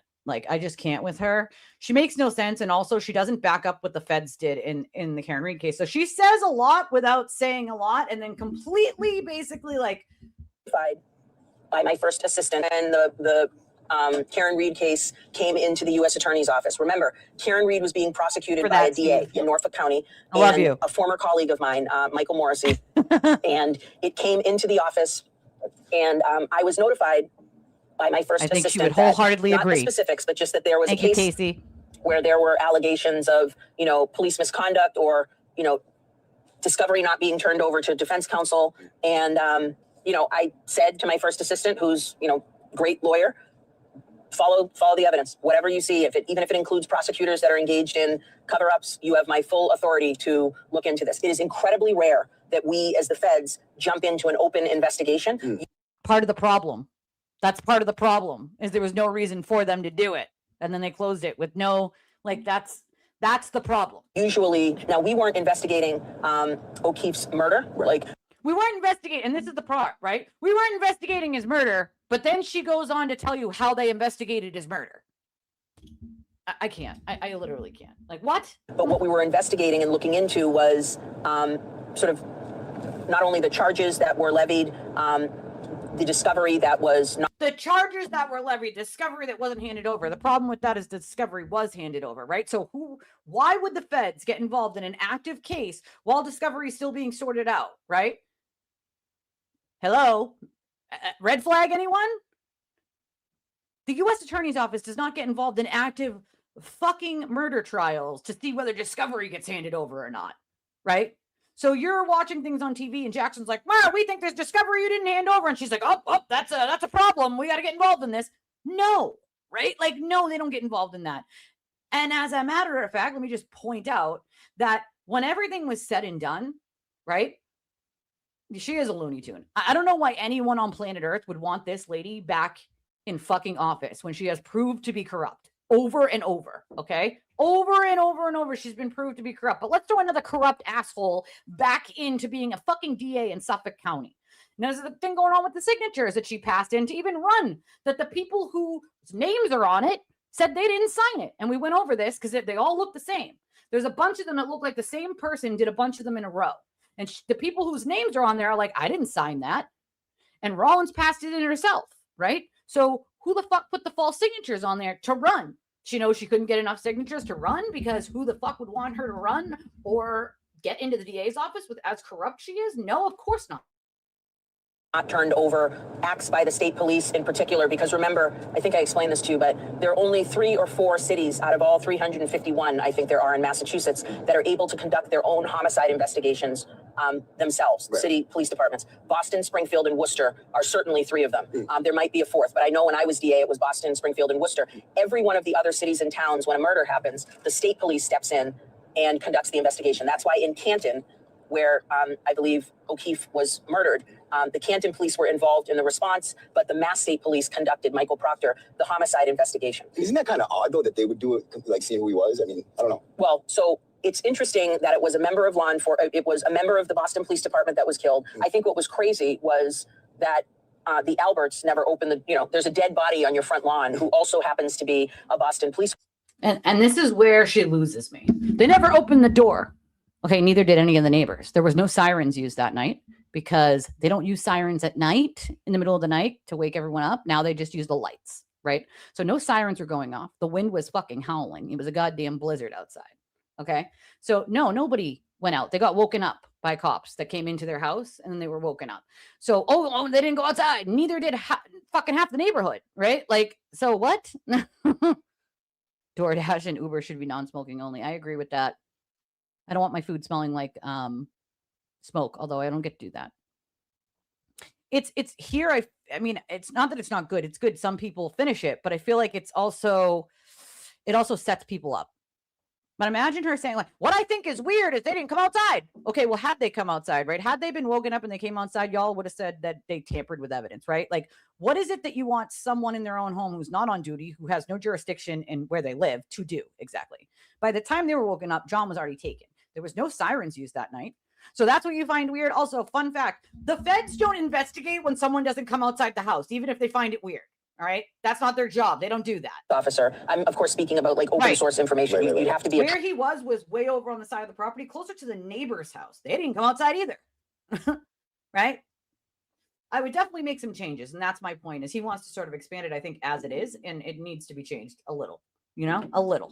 Troll that wasn't alive, living underground to not know every almost detail of this case. But so I'm not giving you like inside baseball, but just there were several shocking things that happened. So they were shocking because a turtle said they were shocking. See, that's my problem. Someone who worked at an U.S. attorney's office, like, you shouldn't be being like, oh my God, this thing is shocking because the sewer turtle said so. And we know that she leaked information on the Monica Cannon Grant stuff to Aiden. So do I want someone working high up in an office like that sending out information to an unethical hack to put on a website so we can torture people? No, thank you. No, thank you. I would say no. I'm going to go for no for 700, Alex. No. There was a 220-page, I think, report on her corruption. The favors she did for the people she liked, all the shit she did that she wasn't supposed to do, right? While in office. I don't know anyone that would vote her in now. It's a fucking joke to even pretend that anyone should vote you in now. I think, whether maybe they could have said, I think the Mass State Police are claiming, no, it was appropriate for us to conduct the investigation. Well, it was. It's an unattended death. They would have taken the investigation. With an unattended death, that's what the state police do. Unless you're Springfield, Boston, or maybe Worcester. I don't know. There's 3 big areas. Everywhere else in the state of Massachusetts, if there is an unattended death, the state police take that investigation. That's the law. That is the law in Massachusetts. If it was a member of law enforcement that was killed, I do think also the fact that the Boston police didn't really show up for John during the trial. I get it. Is she for real? Hey, Rachel, you want to know why they didn't show up during the trial? Because they didn't want to be harassed like the witnesses. They didn't want their families torn apart. And they didn't want Turtleboy showing up on their front lawn. That's why they didn't come in their, uniforms to the trial. Did you know that? I bet you didn't know that. Imagine saying you find that to be the weird thing. To the point where the feds don't get involved because you find that weird. Feds don't get involved because somebody didn't come outside. Feds don't get involved for any of these reasons. Okay? It's not a thing. There are plenty of times I didn't wake up outside. I have blackout curtains. So if someone near and my window to my room is at the front of the house. So if there's an ambulance on my street, unless my kid sees it from her window and tells me, or someone's coming in from outside and they see it, right? Or it's during the day and the curtains are open, like I'm in my room, right? Like I'm not going to know if they don't use the sirens either because I have blackout curtains in my room. When I'm sleeping, I might hear it if they use the sirens, or if there's like when I lived in the apartment complex, there'd be like people that would congregate. So I'd hear that because there'd be other people talking. So you'd hear that. When people would congregate, right outside my window was the front door to the building. And they were thin walls. So, and the windows weren't sealed good. They were always leaky. And so, yeah, I'm going to hear that if people are outside, right? Right outside my window, congregating like 30 people from the whole complex, because there's multiple buildings. People would just come and check out, see what's going on, right? But not in a neighborhood with one house, right? Like, I'm not going to hear just the EMTs coming or going out of the building. You know what I mean? Like, I'm not going to hear that. The front door to my apartment was in the front, like, of the house. Like, we're in my living room. My bedroom was in the back. And if they're coming up the stairs, they usually use that chair when someone needed like help from my apartment complex. They would use that chair. They would put people in that chair and then bring them down the stairs. So fun fact, my daughter has several dogs, service dogs at that. And they don't always bark, even if they hear a noise. Not every dog barks when they hear a squirrel. If the dog hears regular outside neighbors coming or going, cars coming and going, they don't bark, right? Not every dog barks when that's happening, right?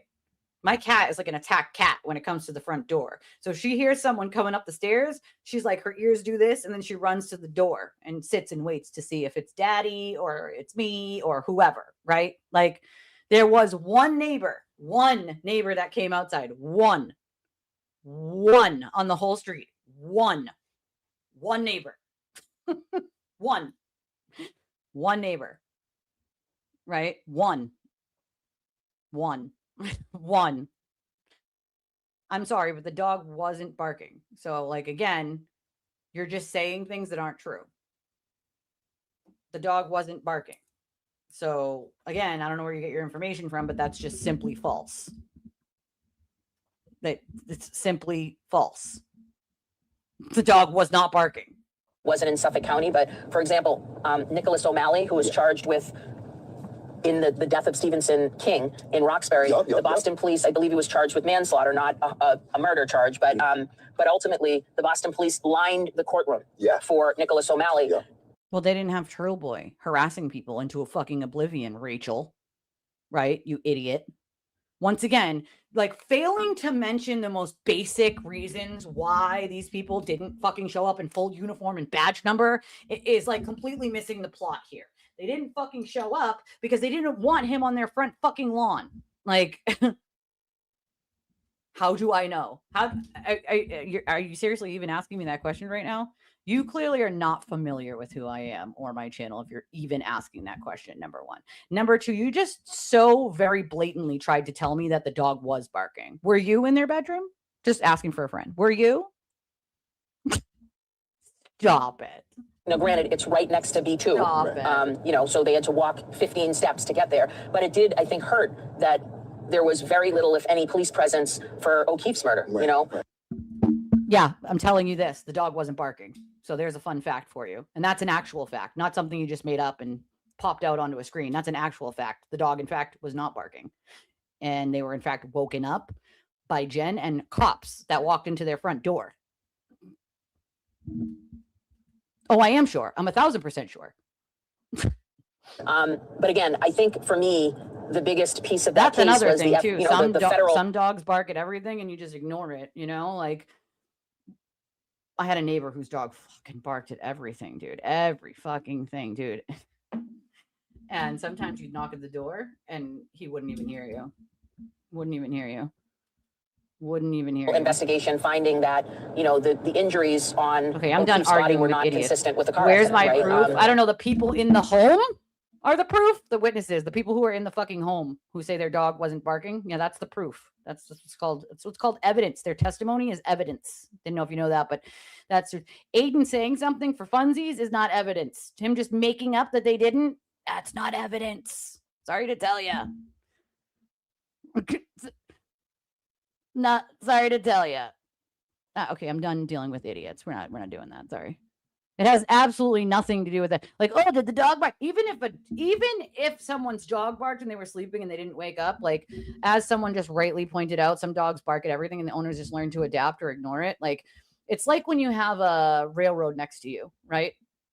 And you sleep, but the railroad is next to you and you don't wake up when it comes by and blares its horn. It's because it goes by every fucking night, right?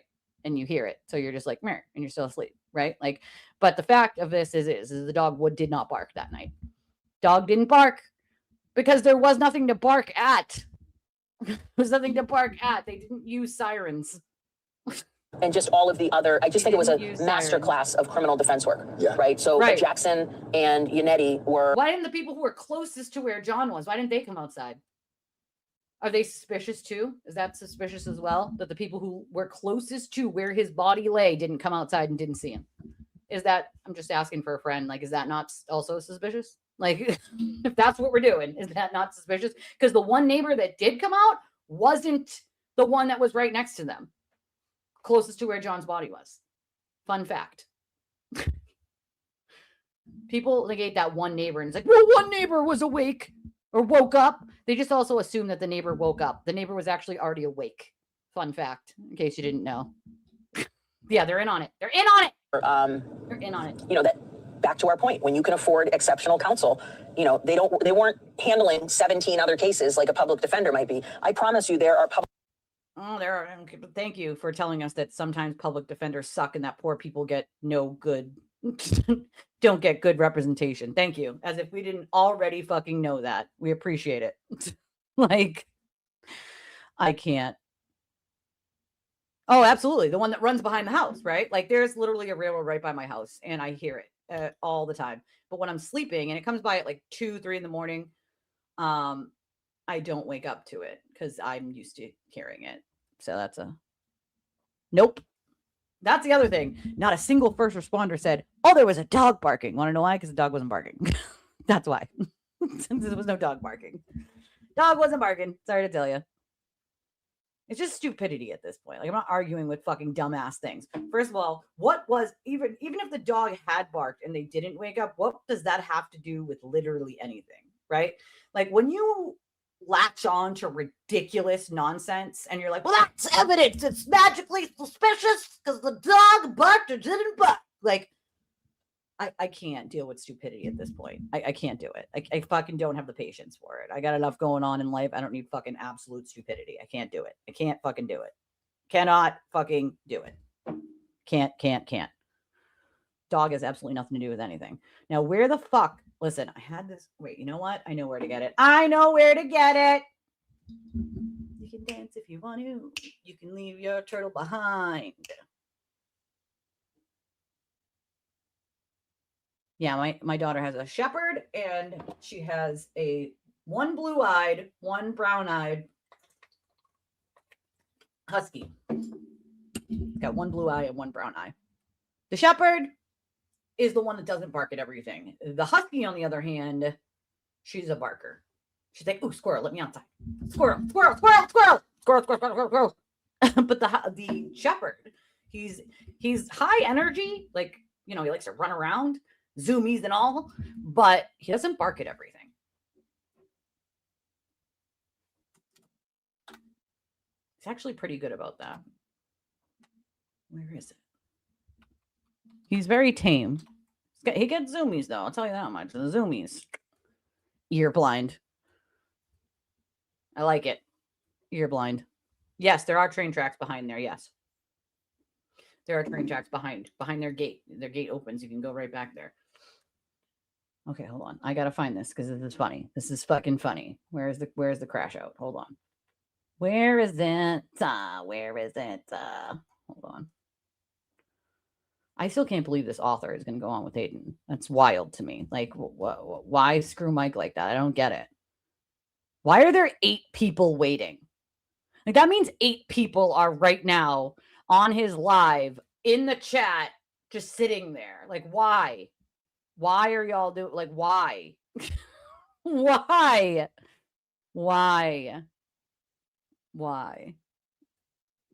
My one sister's a neighborhood Karen, so I know for a fact she would have been outside. It's her nosy nature. Nobody ever considered that maybe that one neighbor was a fucking nosy Nancy. Maybe she was an asshole, you know? She was already awake, though. She wasn't sleeping and then was woken up by anything. She was already awake. Okay, yeah, kind of like ear blind. I like it. Ear blind. All right, hold on. Where the fuck? Did he take it down? Stop it. No way. Stop it.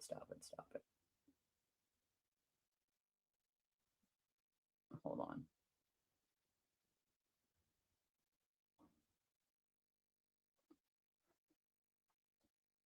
Okay, hold on. Okay, all right. This was this was after the sewers depot. He was very upset. Okay. He was very upset he had to answer questions. He was upset about it. He was not happy that he had to answer the questions. Okay.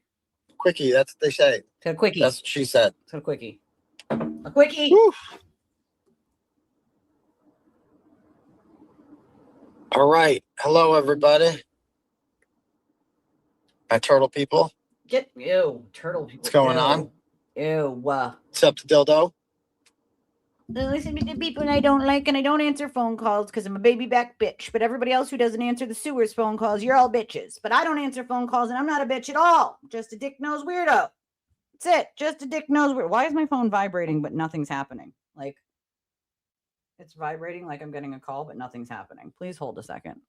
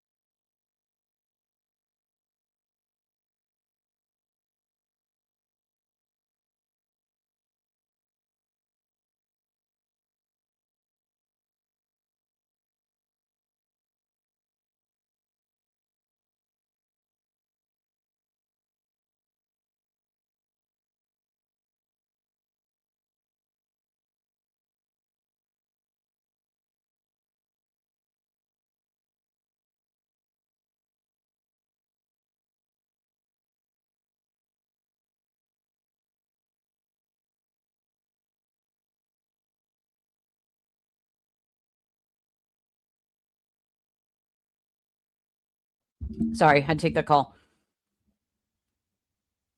Yeah, I feel like we just kind of know, especially when, like, I feel like that's the kind of thing that we know, you know? His ear must be great now, you know? He doesn't have tinnitus of the ear anymore. Disaster. I don't know how people do this shit. I hate Boston. Anyway, how's everybody doing? So yeah, let people stroll on in here. This is an impromptu. An impromptu. And it's an impromptu. It's not an impromptu. It's an impromptu. You know? It's an impromptu. He's got an impromptu, guys. want to kill myself. I mean, just you couldn't be a more boring person than him. Oh my God. So I'm going to go over it more tonight on sex cults. So join Turtle Club if you haven't joined so already. $15 a month. You got access to Thursday streams that no one else gets, and you get ad free on the website when you go read the articles. We all know how much a pain in the ass those things are. God. So yeah, you can go back and go join. I'll be going over the whole thing. But no, I didn't get to eat. I ate nothing. So I'll give you a brief overview, and then we'll get more into it tonight. It's all going to come back to me. But holy shit. So basically, my sister also apparently has spidey senses. She knows to call me right when I'm going live practically every time now, you know, practically every fucking time. You want a list. I think she means like when her kid is making like noise, just regular noise, it's easy to ignore. Like if my kid is playing with her Barbies and she's talking back and forth, right? Like obviously I don't need to go in there and be like, what are you doing? Because I know what she's doing, right? But if she was screaming and had a night terror, like I'd be, right on in there. I think that was what Rose's point was. He tells how long it takes to mow everything. It's going to give you anxiety, but he has to do it. He's got to do it. He wants to know. he knew my barn was. I bet he did. I bet he did too. They just know, and they're just like on it, you know. I'm telling you, my cat thinks she's a dog. She's like an attack cat. She's like right at the door if she hears the downstairs door open, and that could be my neighbors too. But she's like right at the door, just waiting, just looking, just waiting for someone to come up the come up the stairs. The first 2 hours, it was me talking about myself, just asking me. Oh, it was like fun. The first 2 hours was fun. We got to talk all about people I know. my journalism, my history. He said my journalism. What he really meant was my journalisming. His journalisming. He had to talk about his journalisming. He also had to talk about fupa slots and how credible he is and where he gets any information from. Because, of course, as we know, he doesn't source shit. You know? He knocked on the door and said you were robbed. He has no cell phone. Like, damn it. Why couldn't you run over while I was being robbed, motherfucker? Listen, sometimes it's good to have a neighborhood Karen, and sometimes it's not. Sometimes Karen gets mad that your kids are outside playing and starts screaming that your kids are outside playing on your own lawn. I've seen videos. It exists, you know? I'm telling you. My cat definitely people watches from the window.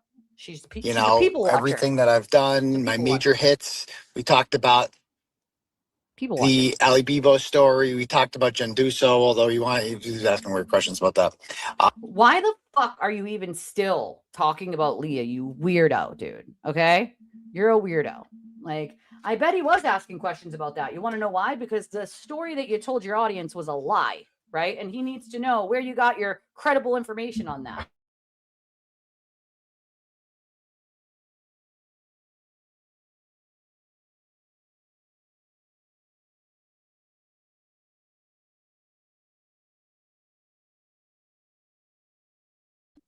Sorry. Like, that's why. I guarantee you that's why Diller was probably asking him those questions, is because you reported on this story that you keep talking, but he keeps talking about the story about Leah Genduso, right? Like, he keeps talking about that. But what he doesn't tell his audience is the information he gives them is false. He fucking made it up, right? She had nothing to do with drugs. She didn't get caught with drugs. She's not been charged with drugs. She's not a felon. Like, all those things have come out of his mouth, though. And so I guarantee you, Diller's whole point was, oh, you brag about this story that you did, but we have the real information on that, right? Like, and what the fuck is this? Like, well, the shit you're telling people just, it doesn't line up, bub, right? Like, leave Leah out of it, you fucking weirdo. Like, weirdo. Absolutely. I would not have left him alone. I 100% agree. No worries. I know you guys are behind. I can tell. I can tell. No worries, my friends. No worries. No worries. Of course not. Of course not. That's my point. You know, I feel like that everyone would have to. I mean, not that we don't feel guilt anyway. When you lose a loved one like that, it's tough, but shit.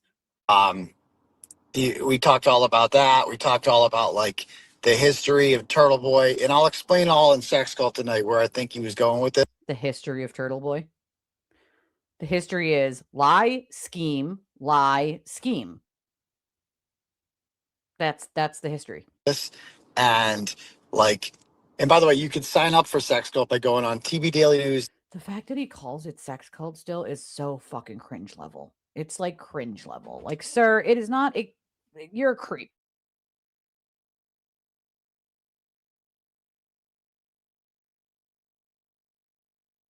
Like, what?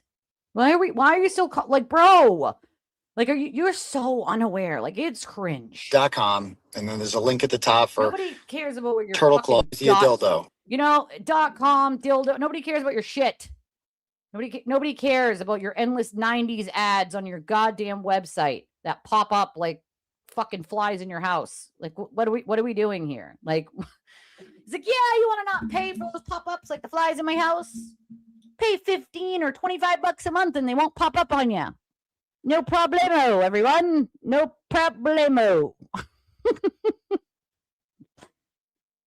Oh, God, it's so cringe. Well, if you want to donate to my channel instead, where I don't just scheme like a loser like him, and I give what I think on my opinions, and then give you the facts of the case as they're laid out, you can do so. One of a bunch of different ways.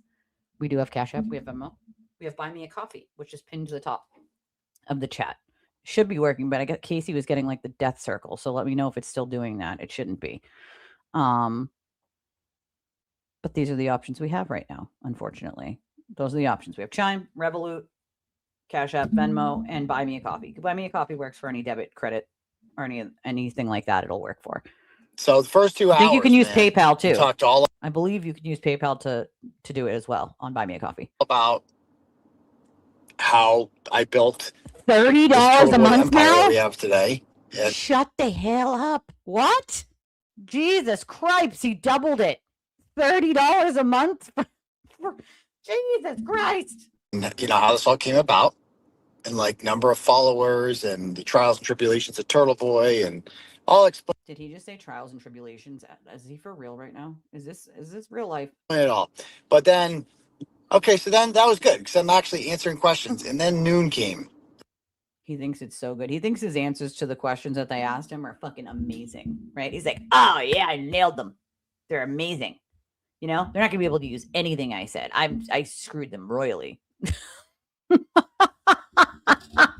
I guess so. I mean, once upon a time it was $15 a month. Someone said it's up to 30 now. I mean, I wouldn't be shocked if it was, but it was $15 a month on his website. If it is 30 now, that is just fucking wild. That is wild. Okay. And then he was like, at band camp. then came the Karen Reed questions. Oh boy. Which is what we're all here for, right? Again, I don't know what any of this has to do with He me. could name it literally anything else. It's a members only. That's what it is. It's not fucking sex club. It's a members only. The fact that he calls it that just tells you everything you need to know. Like, you're a creep. You're a creep. You're creepy, bro. It's creepy. Okay.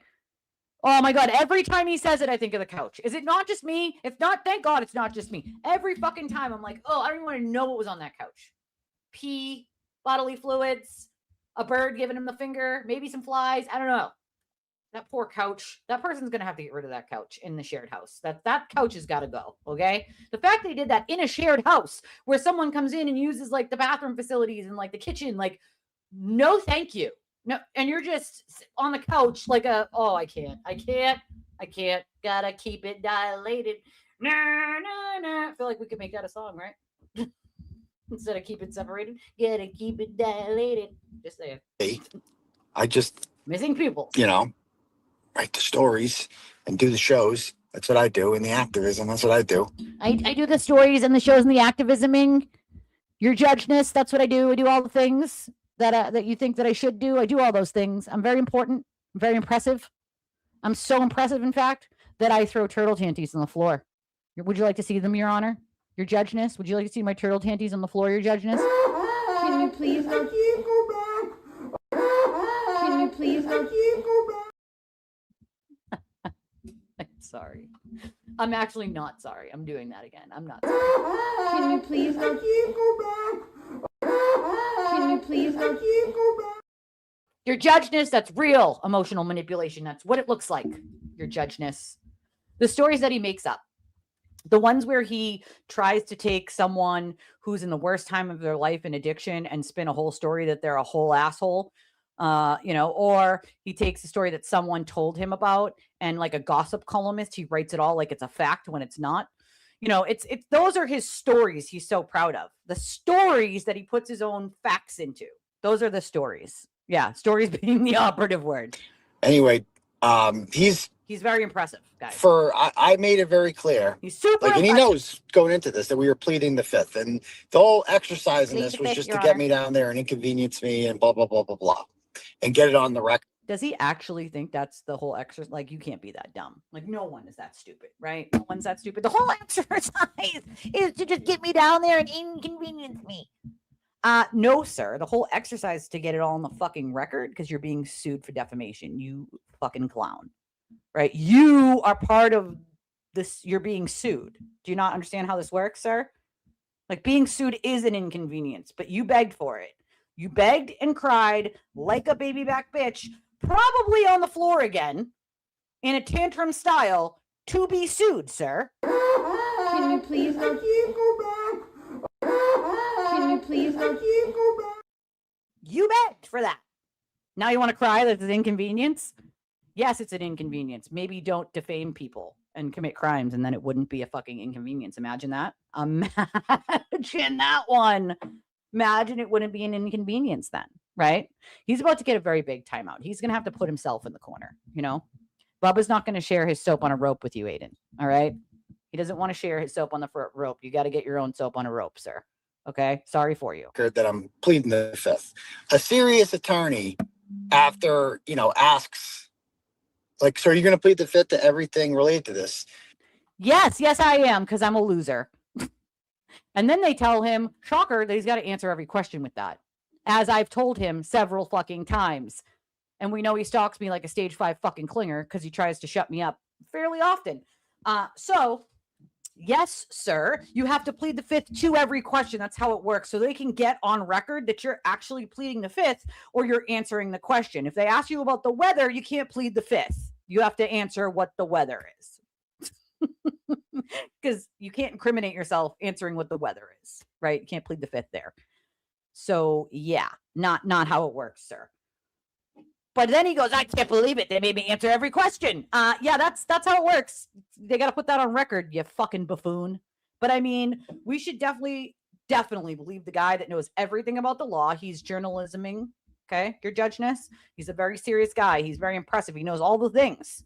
But he doesn't know that this needs to be on the record for every question, as I've said fucking a billion times over. So we don't have to waste everyone's time, not just his time, because he was there with 2 associates. How many people's time has he wasted? He certainly wasted my fucking time, right? How many of your time has he wasted? Steve wants a refund, right, Steve? Steve's like, can I get a refund on supporting this fucking buffoon, right? How many people's time have you wasted with all your lies, sir? Just wondering. I'm just asking for a friend here. I'm also asking for your pupils that ran away from your face. And I'm asking for the flies, all right? I'm asking. Yes. You know, he does everything correct. And so how dare they inconvenience him by suing him for defamation that he begged for? How dare they do such a thing? How freaking dare they? They should never, ever do such a thing.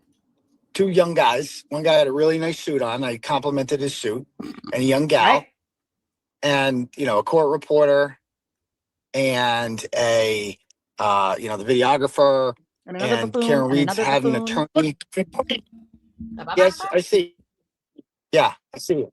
Bop, bop, bop, bop, bop. He's loving it. Okay. Yeah, we'll stick with that. Yeah. So, yeah, it's good to do road work right now. 5:00 is a great time to do road work. Is he bitching about road work? Sir, is there anything you don't rage about? I would like to ask. I'm asking for a friend. Is there any certain things that you don't rage about? Yes, they do road work at 5 p.m. They also do it at 5 a.m. Yeah, they often do roads like highways in the middle of the night to do less inconvenience, but sometimes they have to do it during the day. So yes, sir, they do in the summer and the spring and a little bit of fall because they can't do it in the fucking winter, right? But yeah, let's shit on people doing physical manual labor because C's and D's get degrees and all, These people are out here working hard and you're bitching. Cry me a fucking river, dude. And the Mass Pike, great idea. Who thought of that one? Anyway, so he's like, yeah, he starts asking me questions and right. Then he talks about it. He's got my whole phone extraction, right? That he just got, that we didn't. He got it from the interwebs in the same way that I got it. I got the whole thing, the whole kit and caboodle. It's a lot. A lot of pages. A lot of fucking pages. A lot of pages. There's a lot of shenanigans in there. Let's just throw that out there, okay? It's a lot of shenanigans in there. And yes, they have your full phone extraction. Imagine that. So they get to question you on all the shenanigans, all the lies, all your tactics that you've been using for many fucking moons, right? He is a Karen. He's like really a Karen. Like, Bohemian. What? And who the fuck told him polo shirts were like the new thing? Did you throw them in the bag? The question is, did you throw the polo in the bag, sir? I'm just asking. I'm asking for JFK if you threw it in the bag.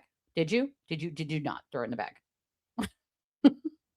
Thank you, Mishi, for your loot box. I appreciate you. 1,000 jewels. Thank you. Did you throw it in the bag, sir? I'm just asking. Like, who the fuck told him this was like now every day I'm just going to look presentable. I'm going to wear polos every day. I'll pop this collar, bitches. I'm not salty at all. Not even a little bit. It's going to be Nike polos or golfing shirts every day. really oppose, really. He's like, go ahead, knock yourself out. He's got Natalie's phone extraction, and we go through all my messages with Natalie. That's what we did for like 5 hours, just go through my messages with Natalie. I think we got like through like 3 weeks worth of messages. Cool. And he's just like, so, yeah, like when you said this, and you would think this guy's representing the McAlberts. Everything was about the McAlberts. Like, is he fucking stupid? Is he dumb? Does he not know how this works? Does he not know how this works? You need to keep them in the bag. Keep them in the bag, damn it. Don't take them out of the bag. Return them. Get your money back. I'll actually get everybody else's money back. you represent the O'Keefes. We finally got to the O'Keefes like by the end. And it's just like a real lawyer, when you plead the fifth and just asks you like, okay, since we have all these people here, okay, who are getting paid, everyone's getting paid except me. And then we have like, everyone's getting paid except me, he says. Then he goes on to do another fundraiser. Yeah, everyone's getting paid except you, except you're still getting paid, right? When your websites get hits and people buy shit when you're not live, you're still getting paid, right? Like, cool. I actually thought about starting a Substack as a second stream of income here myself. But unlike Aiden, I choose to work in facts. And if it's an opinion, I say so. the attorneys for C.F. McCarthy's, who was on Zoom, the attorney for the Waterfall on Zoom. You had Damon Seligson on Zoom, and of course, Paul O'Keefe Gawkin, he was on Zoom too, watching this whole thing. They were not there in person. Okay, so what? And they don't have to be because they're not the ones being deposed, you idiot. You're being deposed, right? They don't have to be there in person. You do. There's a big, big, big, big difference. Oh, a regular attorney would say, if you're going to plead the fifth to everything, cool, we'll just write that down. No, that's not what a real attorney would do. A real attorney would ask you every single fucking question and make you plead the fifth to every single fucking question. So they can go back to the judge and say, see, he pled the fifth even on questions that have nothing to do with incriminating yourself, Your Honor. That's what a real attorney would do. Your hack attorneys obviously told you otherwise, sir. Don't know what to tell you. I don't know who the hell's paying for this shit, but holy shit, what a waste of time. Fucking brain. A real attorney asks you like, okay, so you're after 3 or 4 times, like, so you're just going to plead fifth to everything? Yes. Yes. And then, okay, cool. Thank you. Noted. Still out. We're done here. But no, he wanted to go through every. He still thinks that's how it works. Like he's actually hanging out with Methany if he thinks that's how it works. Right? Like, bro, no. No real attorney is going to say, oh, you're going to plead the fifth to everything? Cool, we're done here. That's not how it works. That's not how it fucking works. I totally forgot to text you. That is my fucking bad, dude. Listen, I'm not in the swing of things still. My brain is still on like freaking escape delete mode. Single question. And then I'm like, bro. In office. No lunch. He didn't do any lunch. No lunch. He's mad he didn't get his chicken nugs 2 for $20 at Chili's, and he couldn't bring Bettero, and he didn't get to bring his baby seat. He's very upset about it. Free the chicken nugs. Okay? He wants his chicken nuggies. He didn't get his chicken nuggies. You know, I'm surprised he didn't get on the floor of the lawyer's office and throw a tantrum and get his nuggies. Can you please go? I can't go back. Can you please go? I can't go back. Yeah, you know what a real attorney would do? They'd tell him to shut the fuck up. Any real and non-hack attorney, Aiden, would have told you 72 years ago to shut the actual fuck up. Shut up, sir. Shut up. Shut up. Shut up. Shut up. Shut up. Shut the fuck up, shut up. I love that he just closes everything because it's like, bro, what he doesn't seem to grasp yet is you won't answer it under oath, but she'll talk about it here. That's going to fuck him 7 ways from Sunday. So just keep talking, sir. I suspect this is why they haven't revoked his bail yet. Like, just let him keep burying himself, you know? Like, let him just keep digging his own hole. He loves holes so much, he's dug his own. He's dug his own goddamn fucking hole. Like, I can't. He's so incompetent. His attorneys are fucking incompetent. You're telling me that your attorney or attorneys told you that if you were going to plead the fifth, that they should just write down that you're going to plead the fifth and that's it? Like, no, that's not the way a deposition works, especially in this scenario. You need to answer that you're pleading the fifth to every question.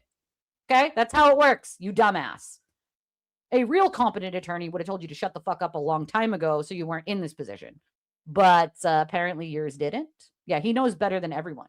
He knows all the lawyering and journalismings and your judgeness. And it's boring, but he knows it all. He's smarter than everyone. He knows it all.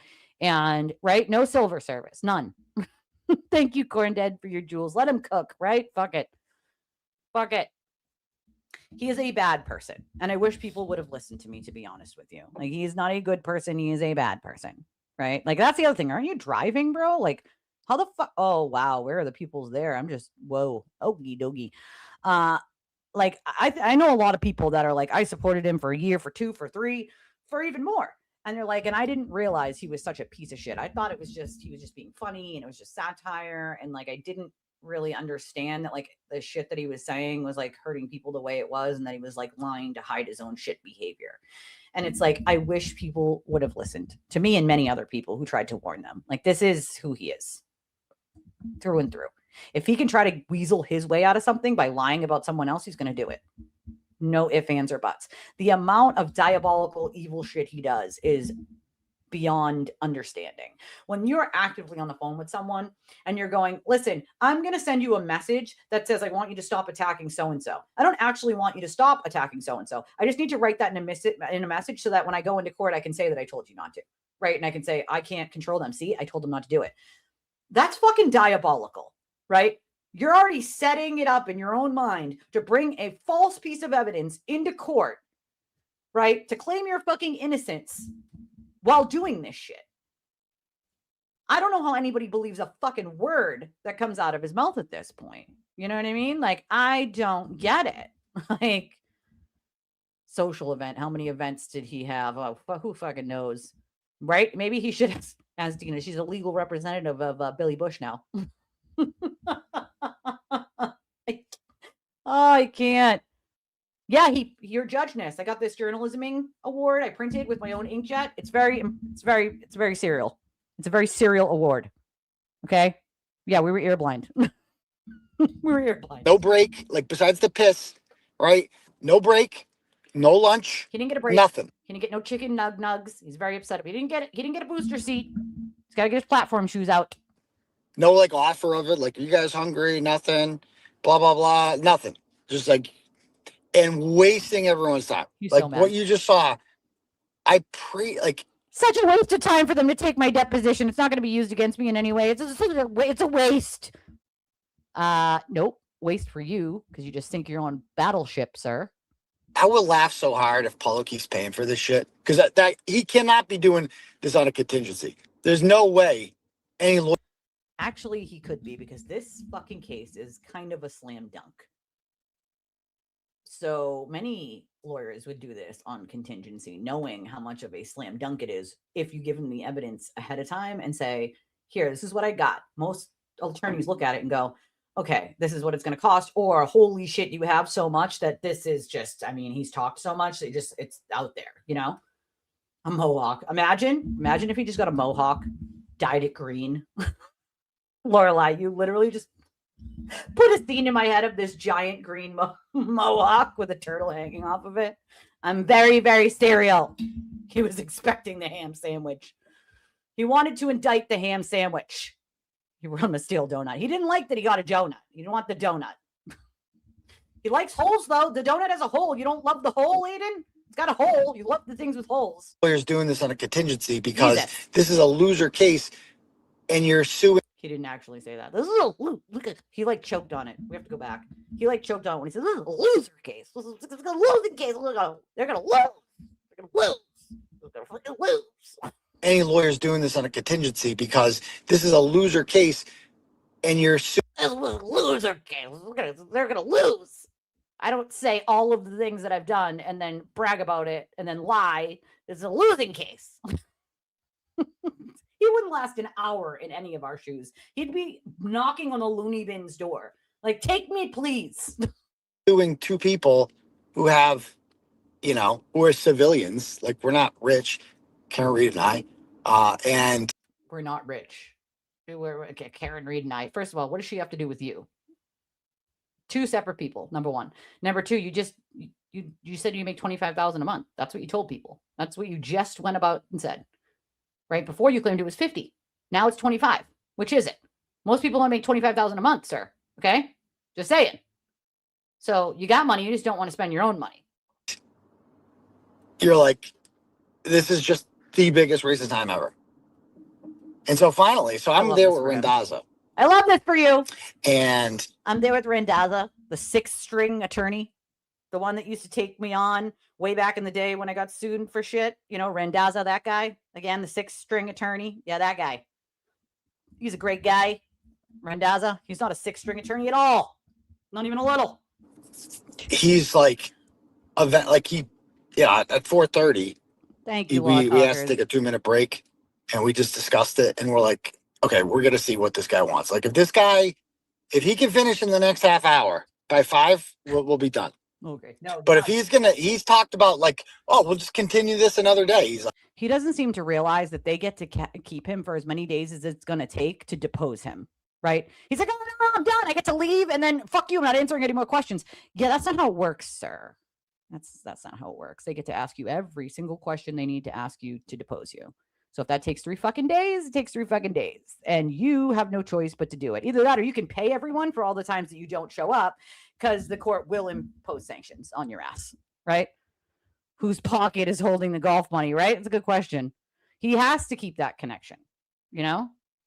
Oh, I love that. Look at it. Look, I got it. I love it. That's awesome. I can't go to the other screen to see who got it because I have this one up on the big screen. So if I take it down, it'll be smaller. Thank you, Law Talkers. Like, if that's the policy, you'll just continue another day. We're out of here. We are out of here. We're leaving. And, finally, Randazza is just like, I've kept quiet about this. I have bit my tongue. We've been civil with you guys. Bit my tongue? Sir, that's his job. He did call Karen the C word. Then he wiretapped her. And then he lied about that endlessly. And then he tried to spin it against her when he put a little tiny clip that he sent to Machado, had her leak that one out to try to make Karen look bad. But it showed what a piece of shit he was, of course, anyway. But in his mind, that was the best clip to leak out because that part would make her look bad, not him. That's what he was thinking when he did it, right? I mean, look at how many times he denied the wiretapping, right? Like, if people don't think that that's what he endlessly does with other shit, I don't know what fucking planet you live on. Like, that's what he's been doing. But like at this point, this is like just abusive. Like what you're doing you're just fucking with us. Like, this is a waste of everyone's time. The dude talks like Eeyore. He talks so slow. Every question starts with the same shit. So is that your phone number? He's so dumb. You have to get it on the record that that's your phone number, and this is you, and this is the person you're responding to. You are in blue, and the person you're responding to is in green. You have to have that on record every single time, so there's no disputing who said what or when. He's so dumb. He's like, every question started and ended. Like, yeah, they have to, you dumb fuck. Yeah, the R and an R ends up wrong, and they leave early. There? Yes. And so you're in the blue, and this is you messaging the phone number for Natalie Wiki. Yes. And this is the time and date of May 15th at 4:10 p.m. Yes. And in the message, you are saying Karen Reed is telling you to write about Paul O'Keefe. Objection. Like, Karen Reed's lawyer objects. I gotta wait for them to object because the court reporter didn't like when I talked over him. And the court reporter, very nice lady who was hungry too. They didn't offer her a lunch. 3:00, she asked for a break so she could 5-minute break so she could eat her soup. She packed soup. He wouldn't let her eat her soup. The lovely court reporter, Tony, female, Tony with an I, wouldn't let her eat her soup. She had to eat it in the hallway fast. Right? Because Dildo wants to waste everyone's time. Yep. Yes isn't pleading the fifth. And it's like, it's an answer. Every question was going through those stupid messages and be like, did you say this? Yes, I said that. Okay. And this is you telling Paul O'Keefe, you're telling Karen Reed, or is this Karen Reed telling you to write about Paul O'Keefe? And that's when I assert the fifth. So he'll answer some, but then he'll assert like that's not going to look good for him. I don't know. He doesn't seem to quite realize that in a civil case, when you answer some of them, but you won't answer the other, like it tells them everything they need to know. Like they don't need you to answer it at that point. We obviously know what the answer is. He's so fucking stupid. That's why I answered the fifth. It's a losing case, though. It's a losing case. I don't want to answer that because I did it, so I plead the fifth. Made it clear to him. He's like, no and you have to tell me why you're asserting the fifth, okay? Aiden started screaming, "No soup for you! No soup for you! No soup for you!" I will tell you why I'm asserting the fifth. Teeth.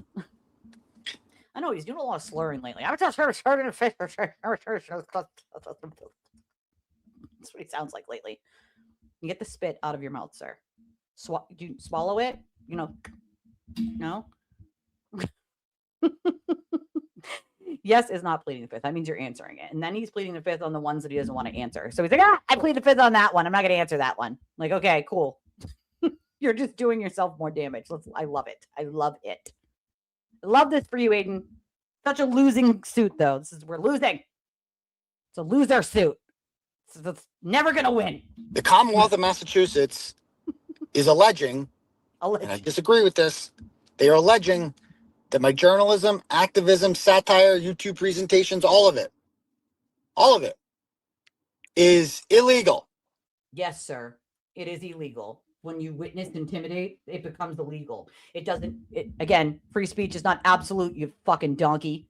Same reason why you can't go into a crowded theater and scream fire when there's no fire, because you can cause people to hurt themselves or other people by trying to get out when there's no actual fire. That is not freedom of speech, as the Supreme Court decided a long time ago, right? Your speech can be criminal. I cannot call someone and say, hey, I'm going to come kill and stab you, because that's threats to kill. The charge for that is threats to kill. He doesn't seem to quite grasp this is how it works. He just thinks like you can say whatever and it's speech, so it's freedom. Freedom! Like, so, no, sir. No, right? A fundraiser for his highlights, for his highlighting. He definitely dyes his hair. Like, I'm sorry, but what is happening here? Like, sir, where's the real Slim Shady? Please stand up, okay? Please stand up, sir. What is happening? Right? Turtle soup. That's what it is. It's turtle soup. Nah, boo-boo. I'm not answering that. That's basically what he does. But I'm going to get on my live stream and I'm going to answer it anyway. It is against the law, they say. Because of that, because they are saying that all of my journalism pertaining to the Karen Reed case is illegal. Oh. I cannot. Oxymoron. Thank you so much. Oxymoron sends $50 and says, much love and support to you. I appreciate you, my friend. I appreciate any and all support. Thank you so much. That was very generous of you. Thank you. Well, he disagrees with anybody who says he's guilty. Remember that. He's definitely not a comedian. That's the other thing. My satire, my journalisming, my lawyering, your judgeness, it's all very serial. I got all these things that I do. I'm also an advocate. Right? That man wouldn't know how to advocate for someone if it punched him in the face. Okay. Advocating for someone does not mean shitting. Like, for instance, I have advocated for many domestic violence victims. That does not mean shitting on the abuser, right? I am advocating for the victim, right? That's my job. And I have to stay within the bounds of the law, right? So I don't get to go and blast the abuser all over social media just because I want to and I think they suck. Right? That's not how that works. He wouldn't know advocacy if it punched him in the fucking face. Advocacy is going and testifying in front of our lawmakers, answering their questions, having a speech written out that fits 3 to 5 minutes, depending on the day, right? And talking about the thing, whatever the thing is that you're trying to help change, right? Aiden doesn't know how to advocate for anything other than, I'm not guilty, Your Honor. Journalisming. I'm an award-winning blogger. And that's the other thing is he keeps calling himself a journalist, right? But journalists, even independent ones, often use things like ethics, right? He clearly does not. I don't think anybody can consider this man a journalist of any stretch of the fucking imagination. And they don't just make shit up, right? And I don't know in what fucking la la land he lives in that this is a losing case. This is a slam dunk case against him. And he knows it.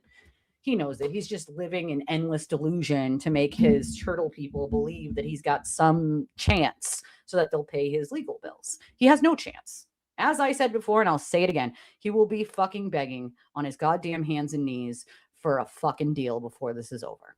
Okay? I would never want someone like him advocating for anything. Look at the way he behaves in his everyday life. He calls everyone else a ratchet while being the king ratchet himself. He talks about other people cheating on their wives and cheating on their boyfriends while he's done that for years to his ex-wife. Talks about whether someone's a good parent while he refuses to pay for his daughter's cheerleading so that his ex-wife has to get a second job to do that. All while he makes $25,000 a month and clearly can afford it. He undercut her on child support and claimed he made less than he did. Come the fuck on, dude. Like, who the fuck is he to call anybody a ratchet? That's the king ratchet right there. His whole life is a giant dumpster fire, yet he has the audacity to talk about anyone else. What he used to do is say, look at the criminal record this person has. It didn't matter if all the things on that person's record were dismissed, which means they were never found guilty of anything.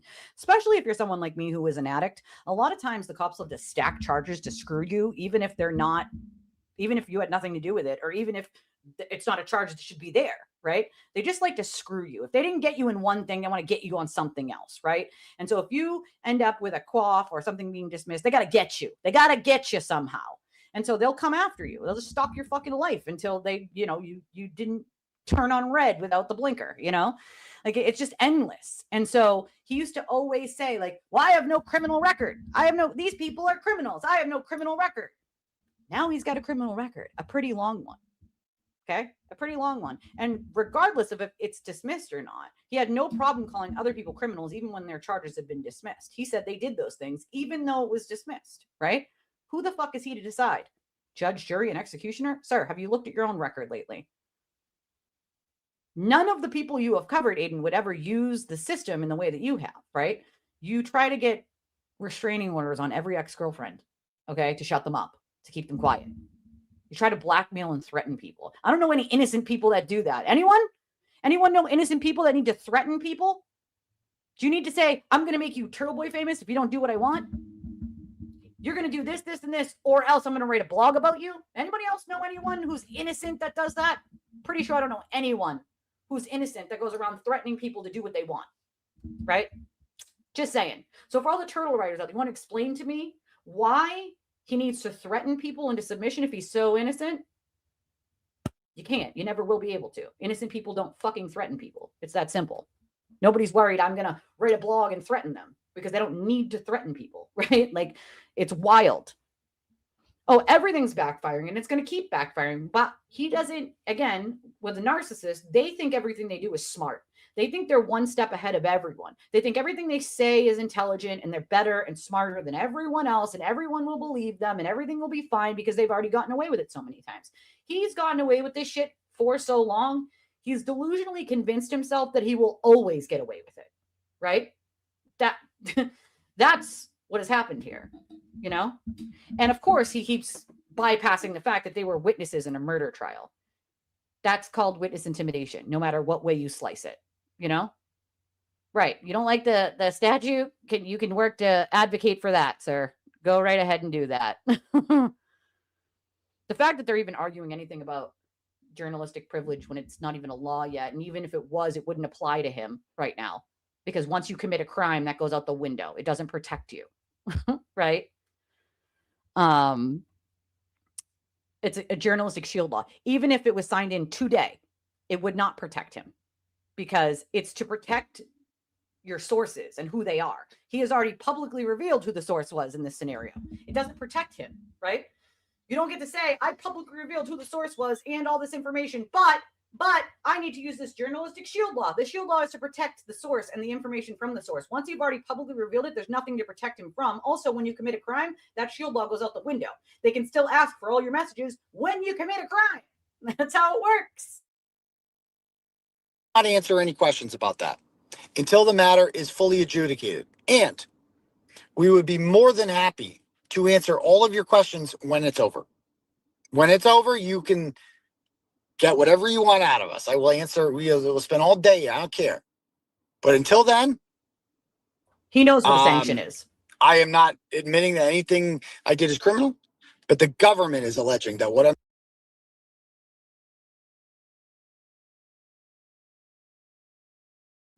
He said, I am not admitting anything I did was criminal, which means you know that he knows it's criminal, right? Instead of saying, I am innocent, I didn't do anything illegal, he says, I'm not admitting I did anything illegal. That tells you everything you need to know.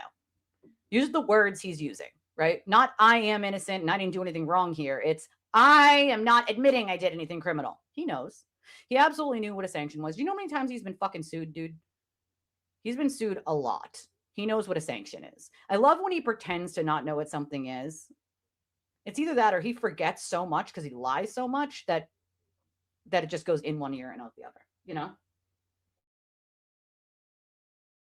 I think it will never be over for him because plenty of people can sue him still. Doing is criminal.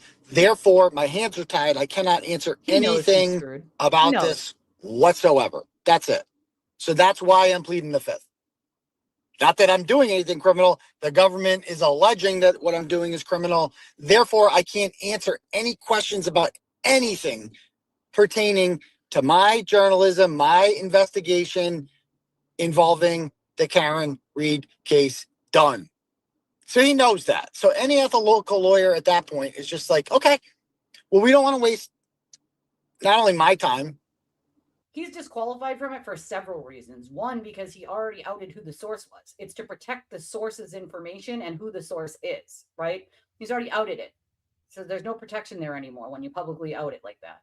Number one.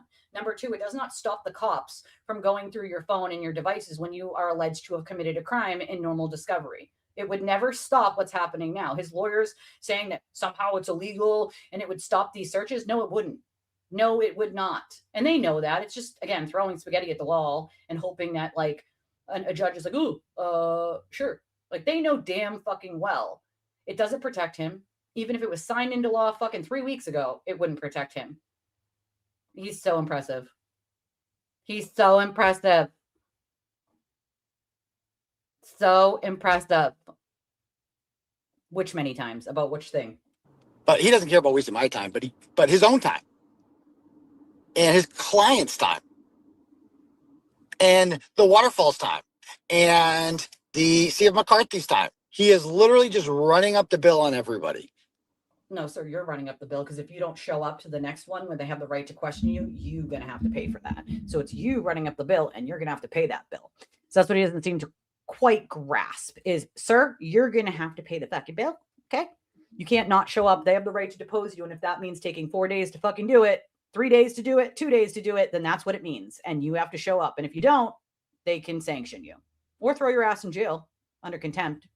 Choice of the judge, really. But I would love for that to happen because it just shows like he thinks that he runs the show. He can't quite grasp that he's not running shit. And having a good time doing it because God knows he can't get real. Oh, they called him many places have called him a blogger. The post-verdict tape, Fox News called him a blogger. Many other people, many other like actual entities or news entities have referred to him as a blogger. He played it the other night, I guess. I don't know. I don't think it's under, oh, maybe it was. No, I don't think it's under members. It could be under members only if he played it on a night that he does members only, but I'm not sure. But most people have, called him a blogger, right? And in one of the decisions from one of the judges in one of the motions to dismiss from his attorneys, they in fact told him like, this is not journalism. Like that's, so he's going to have a hard time sort of getting past it being journalism. You know what I mean? Right? Where's Maza? It was Rat House that did the fundraising for him the other day. It could be members only. I don't know. When they interviewed him on the courthouse steps with Meredith in the background. Oh, he might have played. I think he did play that the other day, but I don't know if it was in like a members only or not. Work. And you're like, oh, how much time does he put into this shit? Like, bro, there is no way. It's their job. Who is financing this shit? Like, that's what I want to know. Is he really even asking that question? Who's financing your shit, Aiden? Who the fuck's financing your nonsense? At least they don't have to lie to get people to help them out, right? You have to constantly look into that camera and lie to get people to help you out and pay for your legal defense. I don't know anyone with a right mind who'd be like, well, let me donate to this guy's legal defense fund. He just bought a $700,000 house and put almost $200,000 cash down on it. But let's definitely donate to his defense fund. If you can afford to put that kind of cash down on a fucking house, then you can afford to pay your own fucking defense. Like, I'm sorry, but that's called a scam. Meanwhile, he calls everybody else a scammer and a grifter and a this and a that while he's pulling a fucking scam. It's quite amazing to watch in real time. Like, everyone else is a scammer and a grifter. I work for every fucking penny I make on my show, dude, right? I don't have a legal defense fund while buying a home. I'm also a poor person, so there's that. But like, what the fuck? I would never ask people to pay for a defense fund if I had that money myself to pay for a down payment of a home, right? Because that means then I have the money for the defense.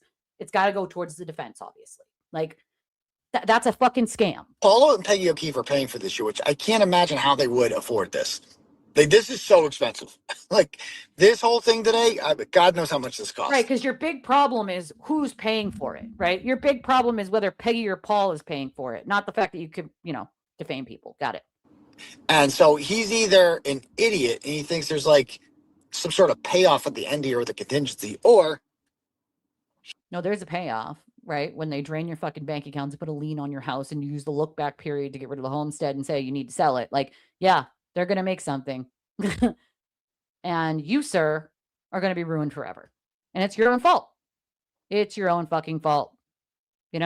he is running up the bill on some idiot clients. I don't know. Anyway. Yeah, that's what's happening. Or he just likes my company. Whatever. Yeah, that's it too. So he thinks we're coming back. I'm sure he's going to file some motion. He thinks we're coming back. No, you are.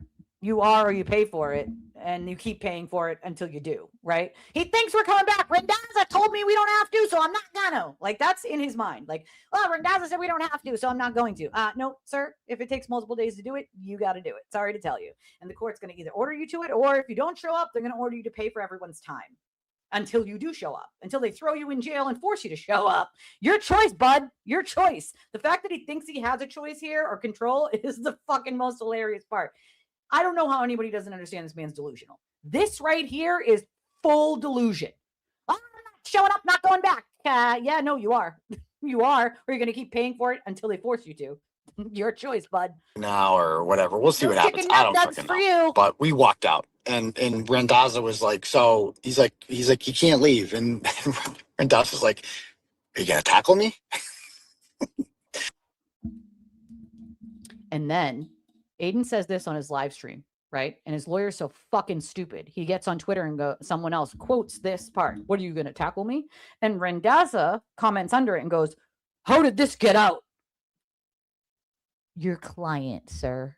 Your idiotic fucking client who can't shut the fuck up. See the laugh he's making there while outing the information? Because he's not smart. And since you're not giving him proper legal advice, I don't know what to tell you. If you actually told this man he doesn't have to show up again, like, you're a fucking actual idiot. I know you're a sixth string attorney, but come on, man. It's full delulu. Like, come on. Come on. I can't.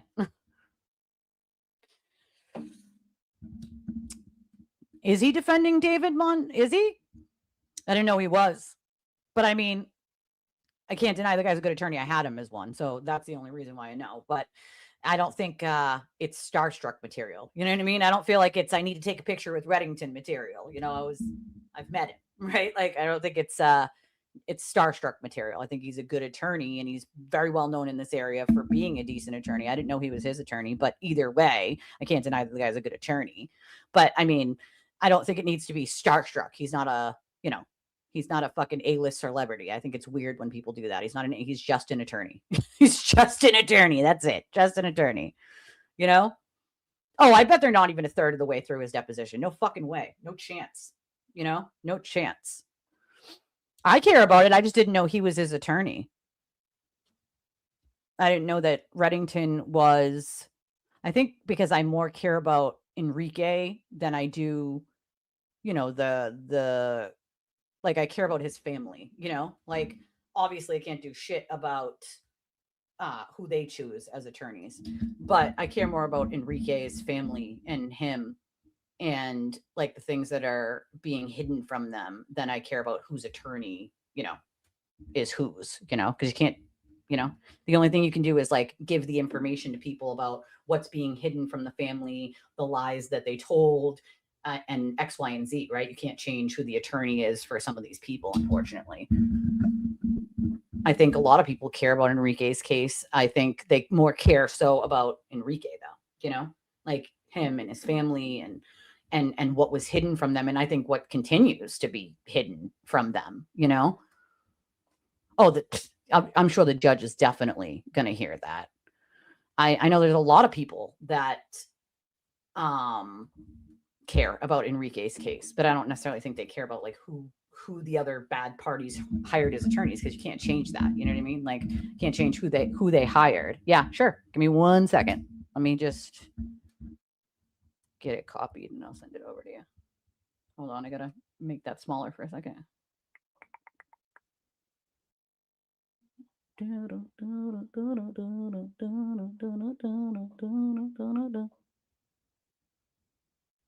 sent it to you on Twitter. Bye. Boop. Boop. Not all YouTubers, lawtubers will care about all the same cases. I think it's hard. He was my ex's attorney. We hired him for my ex, but I was a witness, and I mean, he was very like chill with me as someone who was a witness, and like he was like made sure that I understood like what it was going to be like, on the stand or whatever. And he did a good job when it came to my ex, and so I can only speak on my experience with Reddington, not anyone else's. Hi, Brian. Hey, how are you? Oh, good. Same shit, different toilet. Yeah, I hear you. I'm sorry to kind of pause your stream. You're go on a ahead. good run here. I haven't been able to do any work. I've been very, very short staffed and been working like 12-hour days. So it's been not fun for me. I've been working about 13 days straight, and I have another week. I have another week of this that I have to do 12-hour days. So that's fucking comes with the ugly. territory. It's why I guess they pay me the big bucks, right?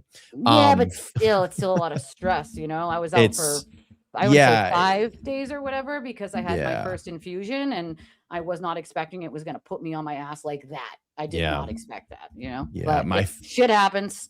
Yeah, I was going to have a stream tonight to go over the recent findings in Carmelo Anthony's case, and I apologize to anybody that may be watching here was, expecting that. I don't have the energy to do it. And there's still a little bit more research I need to look into, but hopefully I can get to that this week. But no, my main reason for popping up was, I was watching a little bit of, I kind of scrubbed through your stream when I got home. And I saw, oh shit, it's been on for like 5 hours. I saw the Billy Bush Dina interview, and I laughed because she's all starstruck about Reddington. It's like, but weren't you just like a year ago freaking out about? I said that. Well, yeah, and freaking out about and standing behind Enrique Delgado Garcia. Now, this is where I asked, like, do you know that Kevin Reddington is defending David Montanez, and he has every right to do that? Okay, right. But go watch my videos. Reddington said probably one of the most tone-deaf statements out there about comparing Enrique Delgado Garcia's case to A Few Good Men, and quoted quote, "You want me on that wall. You need me on that wall." Now, wait a minute. What happened in that movie? They killed a recruit. Yeah, they did. Yep. Why would you even say that? It's so tone deaf. And maybe I have a personal crux against Reddington because he that's is pretty tone deaf. Montanez. Listen, I can admit when something's tone deaf, it's fucking tone deaf. That's pretty tone deaf. I can only speak from my own experience with him. I had him as an attorney back in, I say one in 2012, maybe. Right. My ex said he got pulled over and they charged him with like a DUI. He had one beer that night with me at dinner. We had already went home, watched a movie, went to sleep, and he got woken up to go do plowing. And the cop just like lied throughout the entire report. Like, dude was just being a dick. Like, And back then, Reddington was still very well known and a good attorney, and we paid Mhm. him over 10 grand. I don't know how much Right. more than 10 grand, but a lot more than just the 10 grand. The 10 grand was just for the like judge trial we did. Right.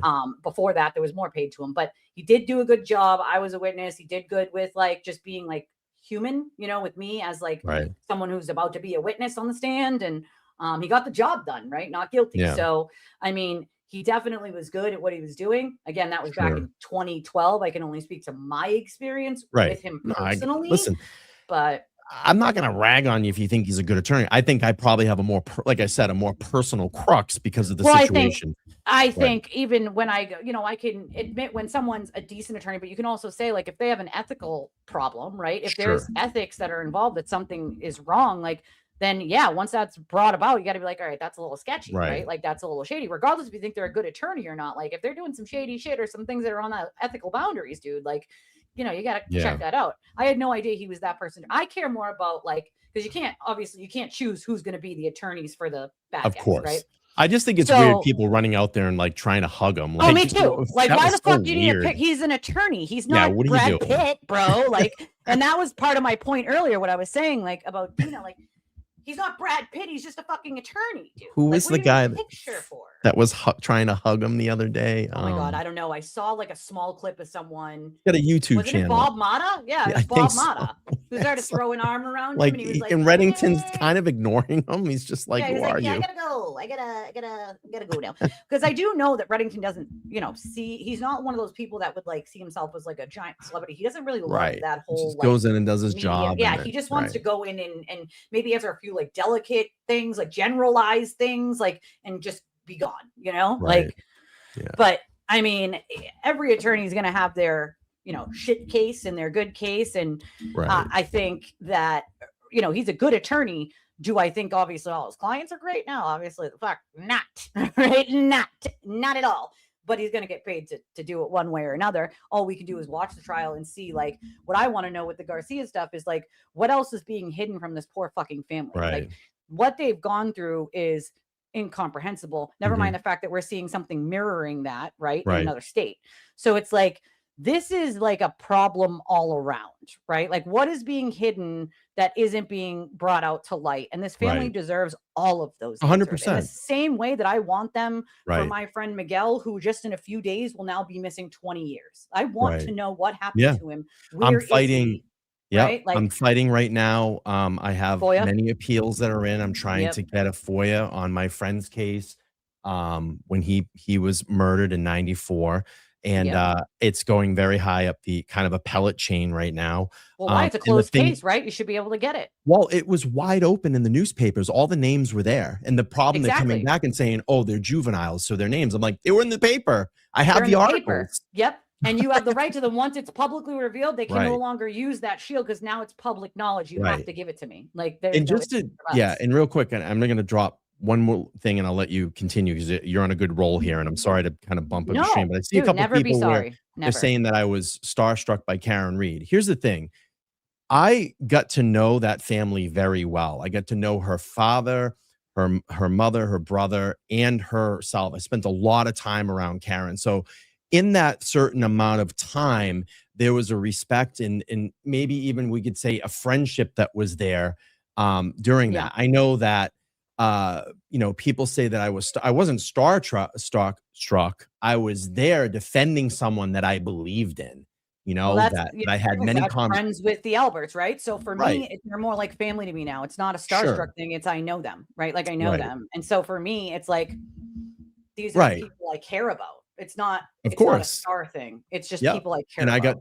got, and I had a lot of conversations with Nathan during those two trials. I got pretty close. I wouldn't say close to him in the sense of like, we're going to go hang out, but around that courtroom and in those settings, him and I used to talk a lot. So I got pretty close to him in and around that setting and got Yeah. to understand, and learn a lot about, things that he could fill in about Karen, her life growing up and things like that. In Right. between, all of this courtroom stuff and just to learn about him and his family. So Right.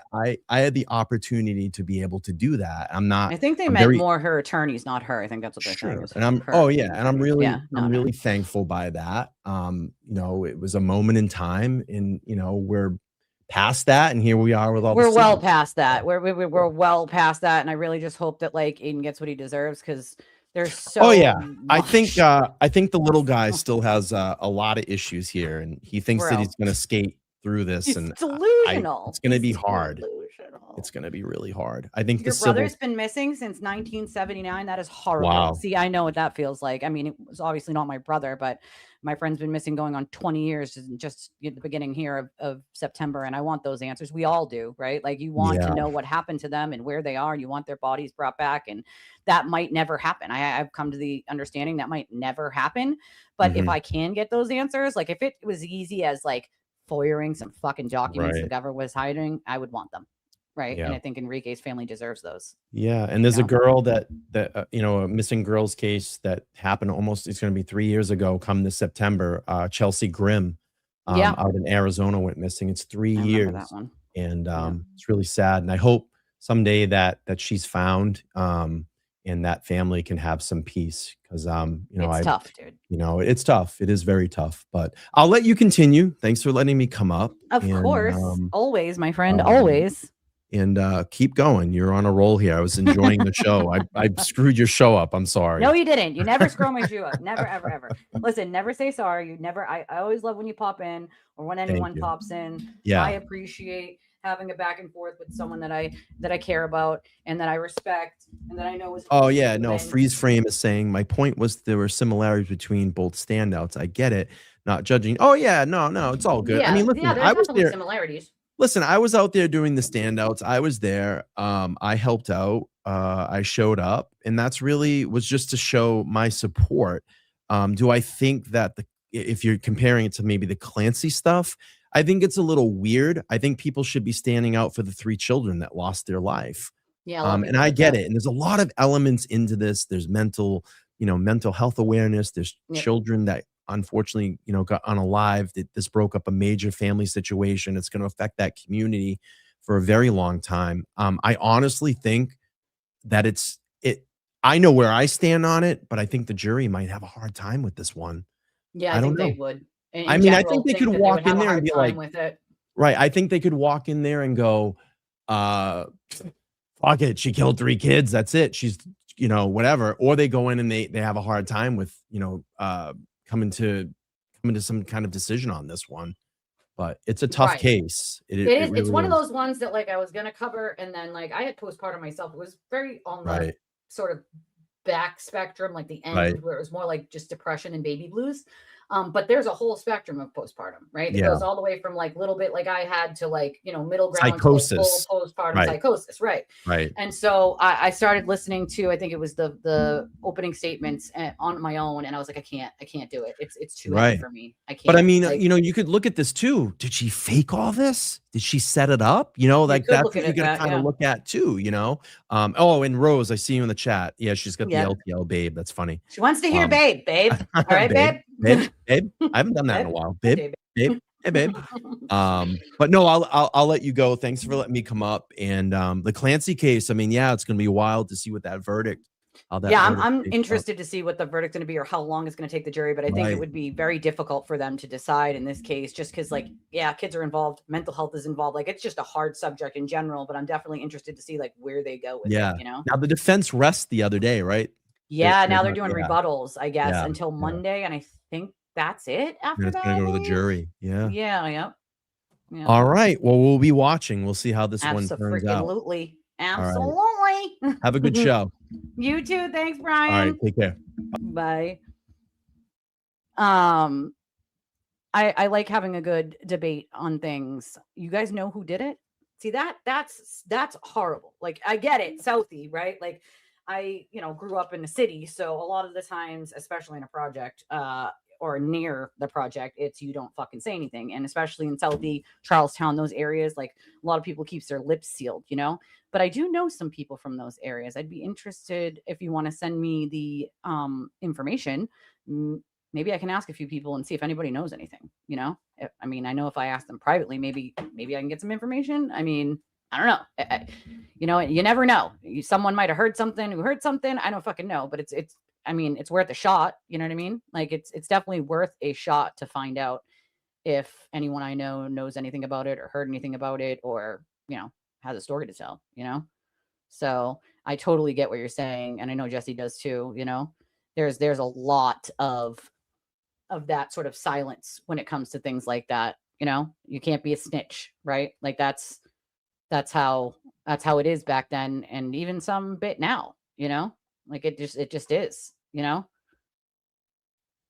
yeah, it's too much. It was too much for me, And yeah, definitely, Brian, they want to know if there's a way to help Delgado's family, to let us know. That's definitely something that I wouldn't mind doing, because they deserve answers as well, Yeah, you gotta look at it from all ends, like that's the point of a trial, and that's how the jury is going to be asked to look at it. Oh, I'm gonna write it down. Hold on, I see it. Write down your brother's name and see if I can dig anything up. I mean, maybe I don't dig anything up, but I think it's worth a shot, ask a few people I know that still live in the area that are from there and see what I can find out, if anything. I mean, that silence, at least for the cops, like, it breaks down sometimes when you talk to people like one-on-one. You know what I mean? Like, sometimes if you talk to someone one-on-one about it and they know something, they might tell you. Maybe not, but it's worth a shot. They can get very personal, especially for people, who have been through something similar or know somebody who's been through something similar, Well, that's the thing, right? Those are the things that the jury is going to question and think about, and they're going to take all the pieces of evidence that they're given. Some things that we weren't able to see, like the 911 call, which, I mean, I know what was on the 911 call, but it didn't get played for the public. So I think mental health awareness is always important, no matter what. I think that we got to do more than stand outside of a courthouse, though. I think we got to go to the places where the people who can change these things matter, State House and all that stuff, It's hard. The whole thing is just hard, A lot of people have been found, and there's still bodies in the quarries, in the Quincy quarries. Like, there's still bodies in cars and in the Quincy quarries that have never been dug up, right? And if it was in the 70s or 80s, there's a good chance that your brother may have been put there and his body was just never pulled up, right? There are bodies in there still, we know, that they haven't been able to get to. There was too many like car on top of like pole on top of, and so the divers couldn't go to all the things that were down there and find. We know that there's people still down there, which is horrible. Well, that's what I'm saying. Like, they might not talk to the cops, but they might talk to someone else, Yeah, you know what? Your brother doesn't have to be an angel. My friend Miguel was no angel, right? He was an addict. He was no angel, but he didn't deserve to die. He didn't deserve to go missing, And those ones really sit with me, especially because of my friend Mickey. Like, Mickey didn't deserve to die. He didn't just, deserve to go missing. He wasn't an angel either, right? He was a good human, though. Like, he had a good heart and a good soul, and an addiction doesn't make someone a shitty human being through and through, right?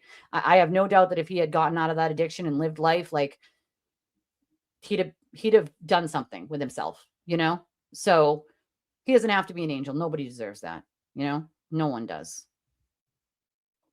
He did 36 years for a murder he supposedly didn't do. See, that's the thing. You got to dig into that.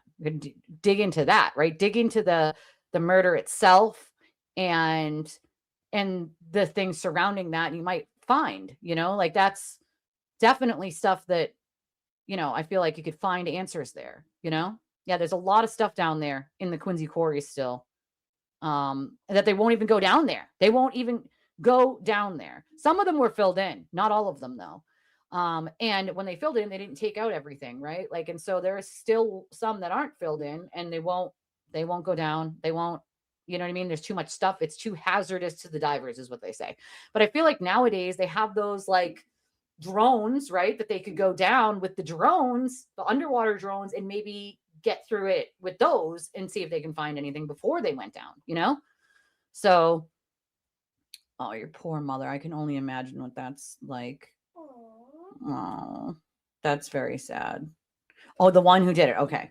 Well, if you feel comfortable to send me like all of the names of the people and who they are to my email, I'd be happy to see if I can try to find anything out, at least, I grew up in Quincy, not far there, obviously, from Southie and Dorchester. And actually, before we moved to Quincy, we lived in Dorchester. So I do know plenty of people in that area. And, you know, maybe someone's uncle, dad, you know, which end up being like family to us as growing up. Everybody's uncle and dad was like just another dad or uncle for us, you know. But I'll put my email here in the chat, and if you feel comfortable, I'd be happy to try, you know, see if I can find anything out.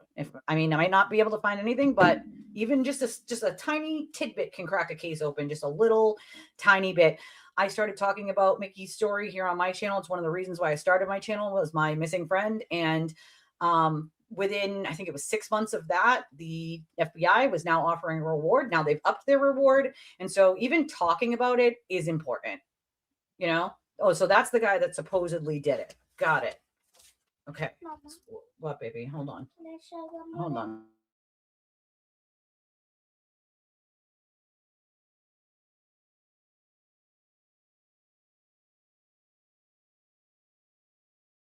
Go ahead. Show them what you made them. So it's. You got to hold it up. Wait, it's one thing all together. Let me get up. I heart you. Let me see.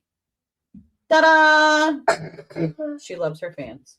Yeah, I love you guys so much.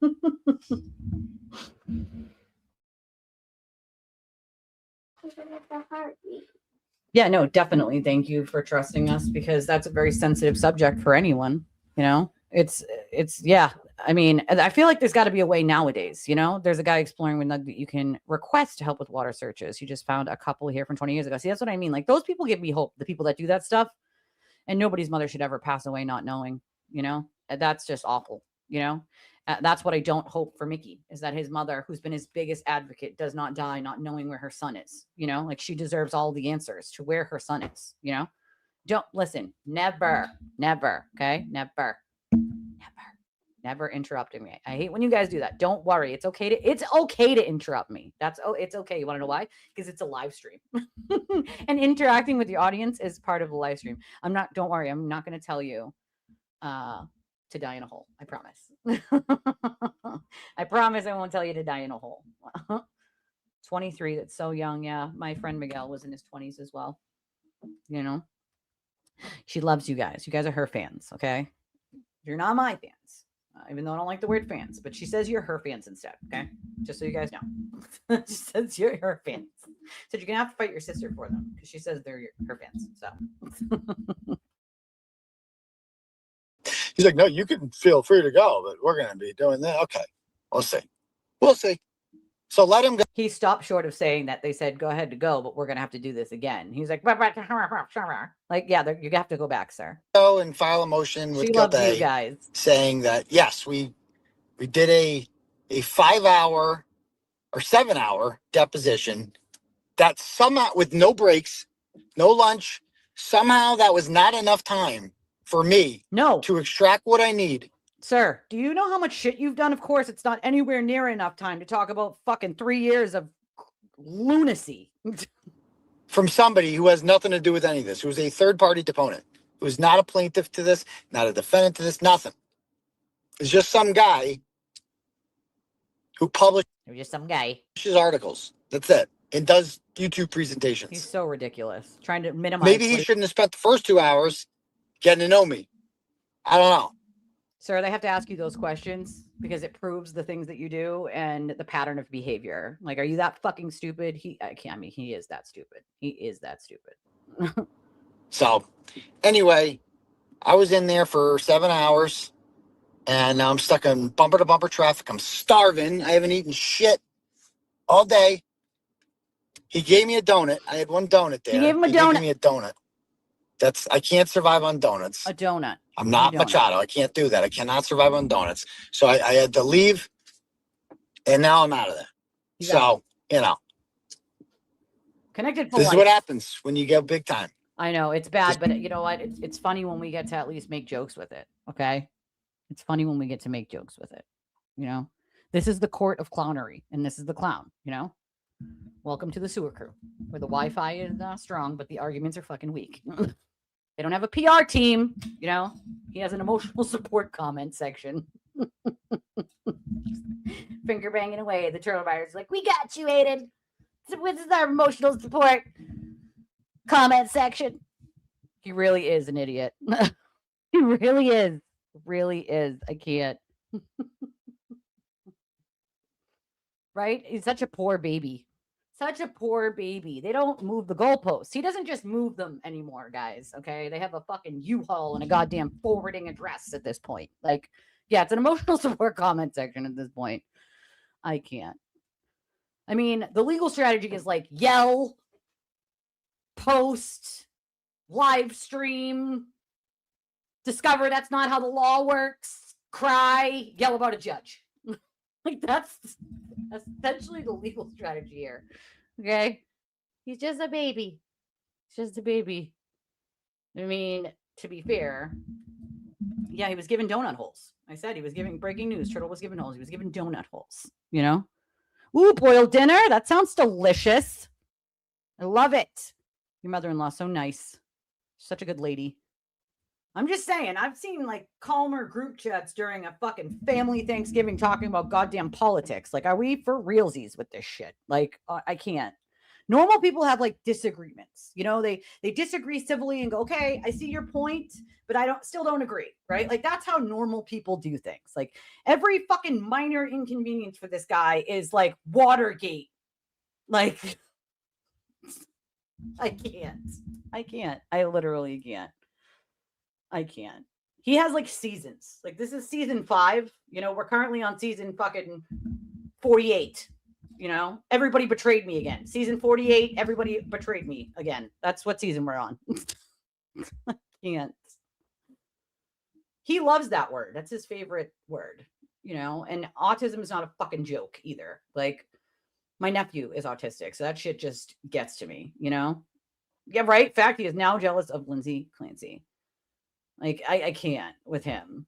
Everything is sad for him. You know, everybody is like, oh, we got you, Aiden. Don't worry. You know, I'm sure, you know, people with autism actually seem to have experience in having a lot more knowledge than the normal bear. They can hold and retain so much knowledge, especially on something they really like. They can be very, very well educated on that subject. And I guarantee you, any autistic person would blow out of the water 5 minutes of reading the law of what he knows. Yeah, season 48. We're at season 48. Season 48, everybody, it's called Everybody Betrayed Me Again. That's the season. It's the name of the season. I have no control. Ads are set to normal. They're always set to medium. I always set them to medium. It's just because I'm longer than normal, I think, today. Where are the donut holes? Glazed, sir? Are they glazed? No, they're jelly. Nobody likes the jelly ones. Like, no one likes the jelly ones. Yeah, there's a lot of Corys. A lot. You don't get ads on the other channels when you watch when they go live? Yeah, I have no idea. Mine are set to medium. They're supposed to be when you're live. They're supposed to be when you're live and when you're not live. They're supposed to be both. If you set them, you can't set them to like when you're live and when you're not.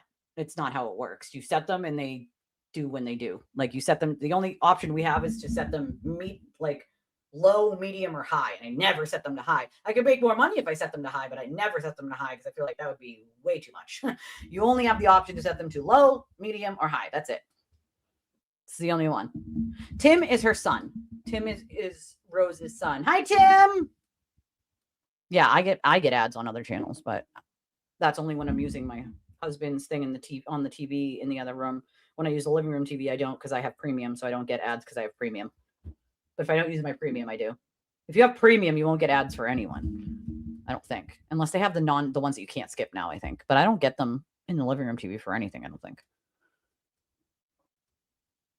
He's amazing going into junior year and all regular. Oh, that's awesome. I love it. My nephew's only 6, but Munchkin's gonna munchkin. Yes, it's the TV season finally. Finally. He chooses chaos when he wakes up every morning. He's like, yeah, today I'm gonna do chaos. You know, today is a good day to just choose chaos every single day. Every single day. All right, I gotta wrap this up, guys. I gotta do dinner and all this nonsense, but we'll finish this. We'll finish this because this is a fucking comedy show, okay? It's a comedy show. I have to finish this because it's a comedy show, but I'm not going to finish it today. So I'll see y'all tomorrow. I got some things planned for tomorrow. I love your stinking faces. Like, subscribe if you like to donate to the channel. we would appreciate that. We have a Amazon wish list, which I put some of the school stuff on and school snacks for school for the little. And that's in the description of the video, along with our Cash App, Venmo, Buy Me a Coffee, and Revolut and Chime. I love your stinking faces, and I will see y'all tomorrow. Bye.